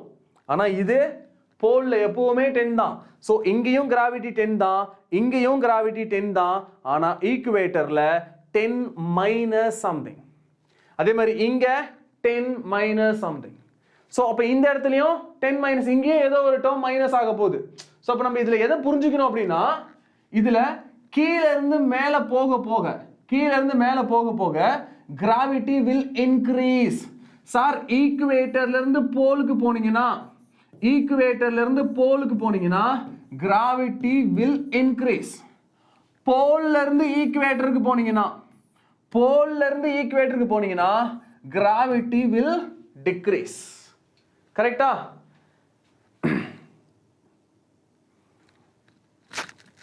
Is this clear? So from equator to pole the gravity will increase, pole to equator the gravity will decrease. இதுக்கு ரிலவெண்டா ஆக்சுவலா ஒரு क्वेश्चन வந்துருச்சு. இது தியரி क्वेश्चन. அந்த क्वेश्चन என்ன அப்படின்னா, ஒரு பர்சன் ரெண்டு பேர் இருக்காங்க, A and B ன்னு ரெண்டு பேர். இதுல A வந்து B கிட்ட வந்து ஒரு 10 கிராம் கோல்ட கொடுக்குறாரு. எங்க கொடுக்குறாருன்னா போல்ல வச்சு கொடுக்குறாரு. நார்த் போல்லையோ சவுத் போல்லையோ ஏதோ ஒரு இடத்துல A வந்து Bங்கிற பர்சன் கிட்ட ஒரு 10 கிராம் கோல்ட கொடுக்குறாங்க. இப்போ அந்த 10 கிராம் கோல்ட எடுத்துக்கிட்டு இந்த பர்சன் போல்ல இருந்து ஈக்குவேட்டருக்கு போயிடுறாரு. ரொம்ப நாளுக்கு அப்புறம் Aங்கிற பர்சன் Bங்கிற பர்சனை ஈக்குவேட்டர்ல மீட் பண்றாரு. இப்போ ஈக்குவேட்டர்ல இருந்து அவர்கிட்ட அந்த கோல்ட திருப்பி வாங்கினா இப்போ அந்த கோல்டோட வெயிட்ல ஏதாவது சேஞ்சஸ் வருமா சார் அப்படின்னா கண்டிப்பா வரும். ஏன்னா இப்போ போல்ல இருக்கும்போது நீங்க 10 கிராம் தானே கொடுத்தீங்க. So 10 gram into gravity is 10. அப்போ எவ்வளோ வருது? 100 gram metre per second square அப்படிங்கிறது தான் வெயிட் நீங்க போல்ல கொடுக்கும்போது. அதே இங்க போகும்போது இங்க ஒருவேளை கிராவிட்டி 9.8ன்னு வச்சுக்கலாமே, இங்க 9.8 இருந்தா 10 gram into 9.8 metre per second ஸ்கொயரா வரும். அதாவது 98 கிராம் மீட்டர் பர் செகண்ட் ஸ்கொயருங்கிறது ஈக்குவேட்டர்ல அந்த கோல்டோட weight 9.8 metre per second square, 9.8 gram metre per second ஸ்கொயரா இருக்கும். இதே நீங்க போல்ல அவர்கிட்ட கொடுக்கும்போது 100 கிராம் மீட்டர் பர் செகண்ட் ஸ்கொயருங்கிறது வெயிட்டா இருந்துருச்சு. ஓகேவா? இப்போ போல்ல இருந்து ஈக்குவேட்டருக்கு போகும்போது அவங்களுக்கு 0.2 I mean 2 gram metre per second square reduce ஆன மாதிரி காமிக்கும் இல்லையா? ஸோ இதுதான் அங்க நடக்கும். So from equator to pole நீங்க மூவ் பண்ணும்போது the gravity will automatically increase. Equator to pole, pole to equator, gravity will decrease. So இந்த பாயிண்ட் ஞாபகம் வச்சுக்கோங்க. This is also very important thing, right? Is this clear? Next போலாமா? Next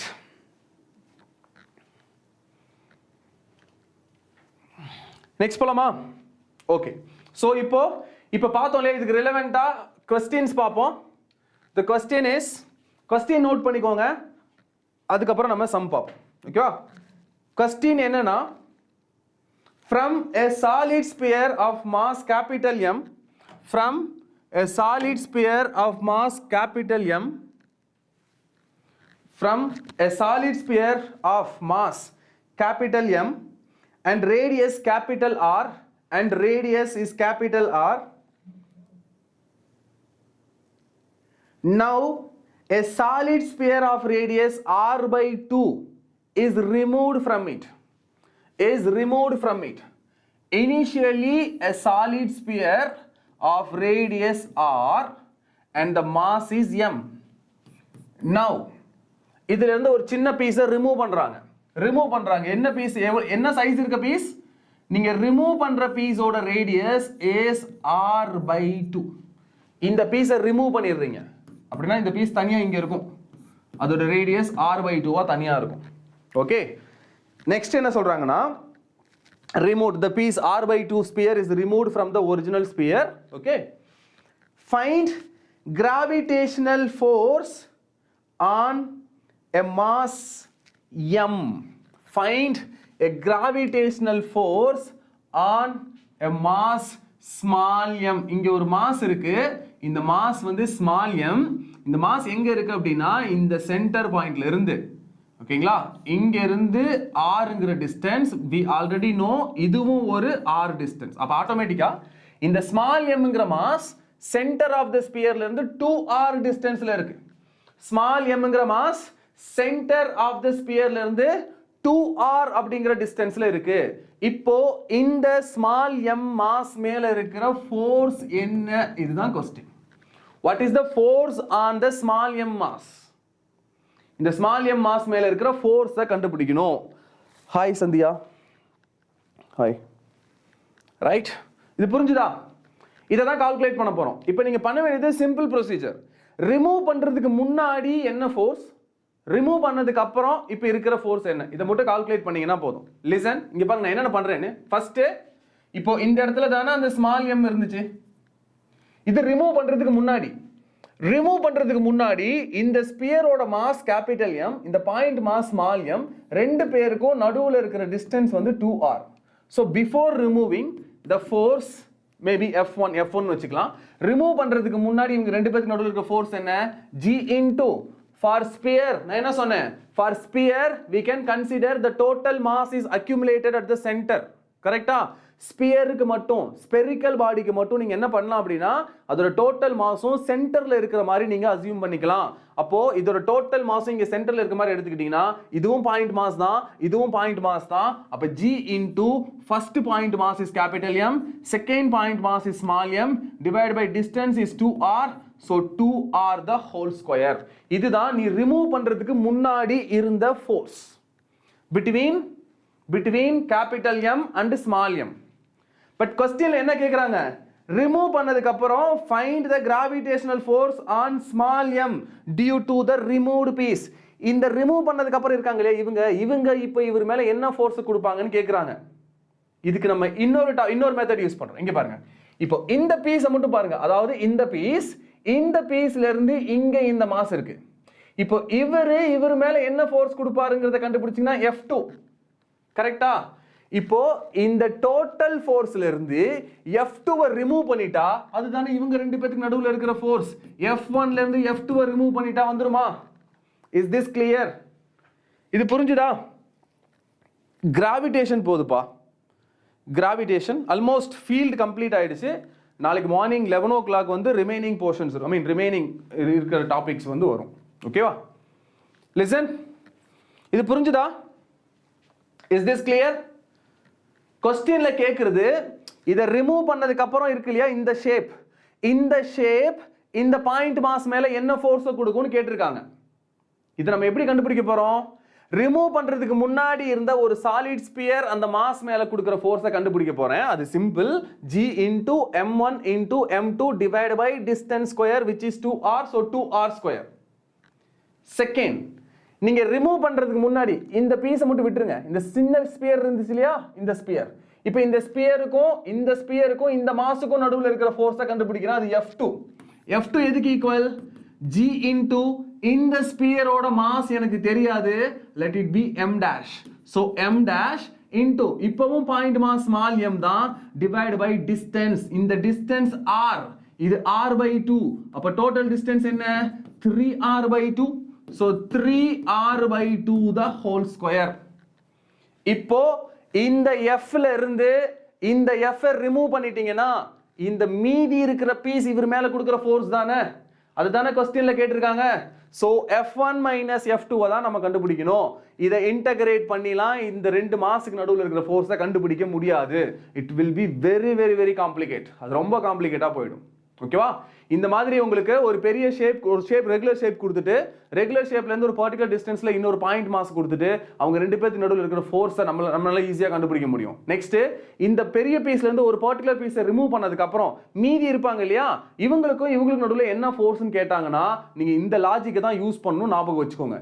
remove பண்றதுக்கு முன்னாடி அவர் point mass மேல கொடுத்த force, remove பண்றவர் மட்டும் அந்த பாயிண்ட் மாஸ் மேல கொடுத்த ஃபோர்ஸ். அப்ப டோட்டல் ஃபோர்ஸ்ல இவர் மட்டும் எவ்வளவு ஃபோர்ஸ் கொடுத்திருக்காரோ அதை மைனஸ் பண்ணி விட்டுட்டா மீதி இருக்கிற பீஸ் அந்த பாயிண்ட் மாஸ் மேல கொடுக்கிற ஃபோர்ஸ் தானே நமக்கு வரும்.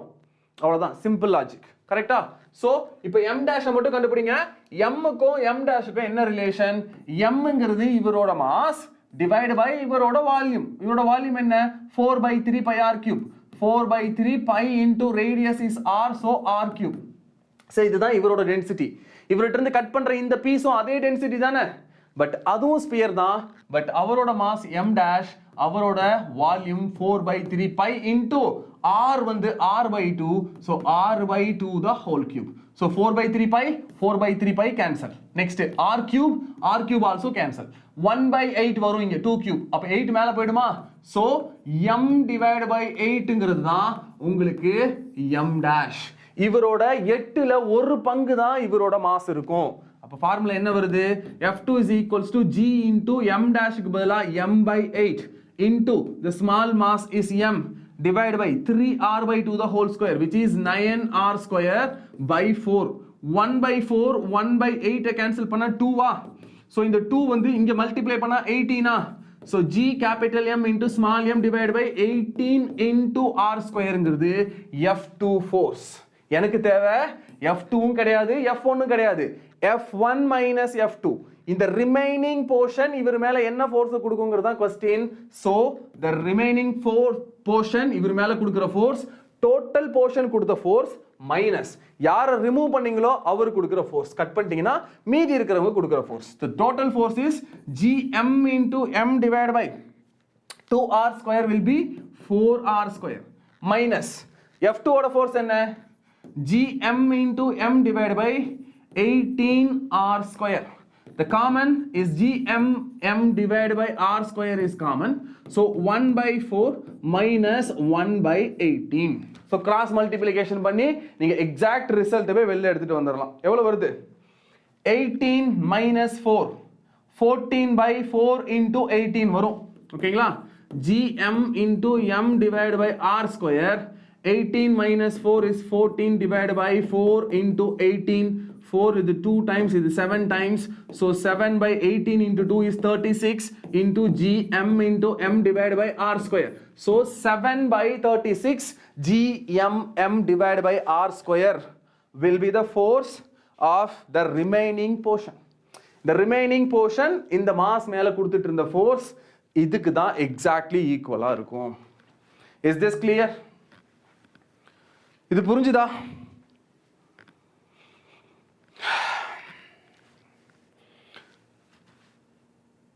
Yes, gravitude correct தான் நீங்க சொன்னதும். நீங்க 4 into 18 போட்டீங்க 72 வந்திருக்கும் போல. ஸோ மேல இருக்கிற டேர்ம் இருக்கு இல்லையா, ஸோ அதை கேன்சல் பண்ணி பார்த்தீங்கன்னா மறுபடியும் இதே ரிசல்ட் தான் வரும். 14 by 72 or 7 by 36 கரெக்ட் தான்.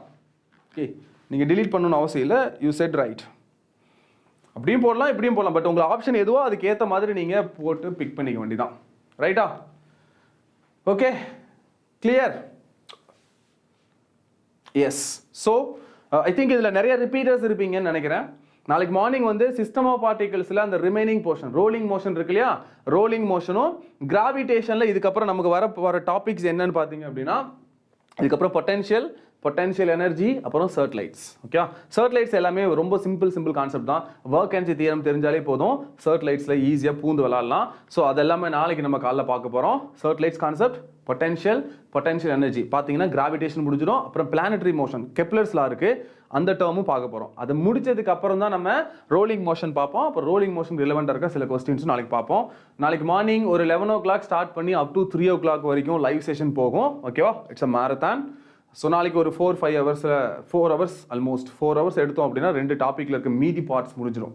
ஓகேவா? நெக்ஸ்ட்டு சண்டே ஈவினிங் வந்து நமக்கு மேரத்தான் இருக்கு. மென்டி குவிஸ் இருக்கு. அந்த மென்டி குவிஸ் எதுல இருந்து அப்படின்னா system of particles and gravitation. ஓகேவா? ஸோ இந்த 2 சாப்டர்ஸ்ல இருந்து தான் மென்டி குவிஸ் வரப்போகுது. ஸோ நீங்க இன்னையிலிருந்தே ஒழுங்கா கரெக்டாக ப்ரிப்பேர் பண்ணீங்க அப்படின்னா you will get a very good score. Okay, clear? Right. So இப்போ நான் செஷன் கட் பண்ணுறேன். ஓகேவா? நாளைக்கு morning 11 o'clock we will meet. Okay bye. நல்லா சாப்பிடுங்க, நல்லா தூங்குங்க, ஹெல்த்தியாக சாப்பிடுங்க. ஓகேவா? Bye guys.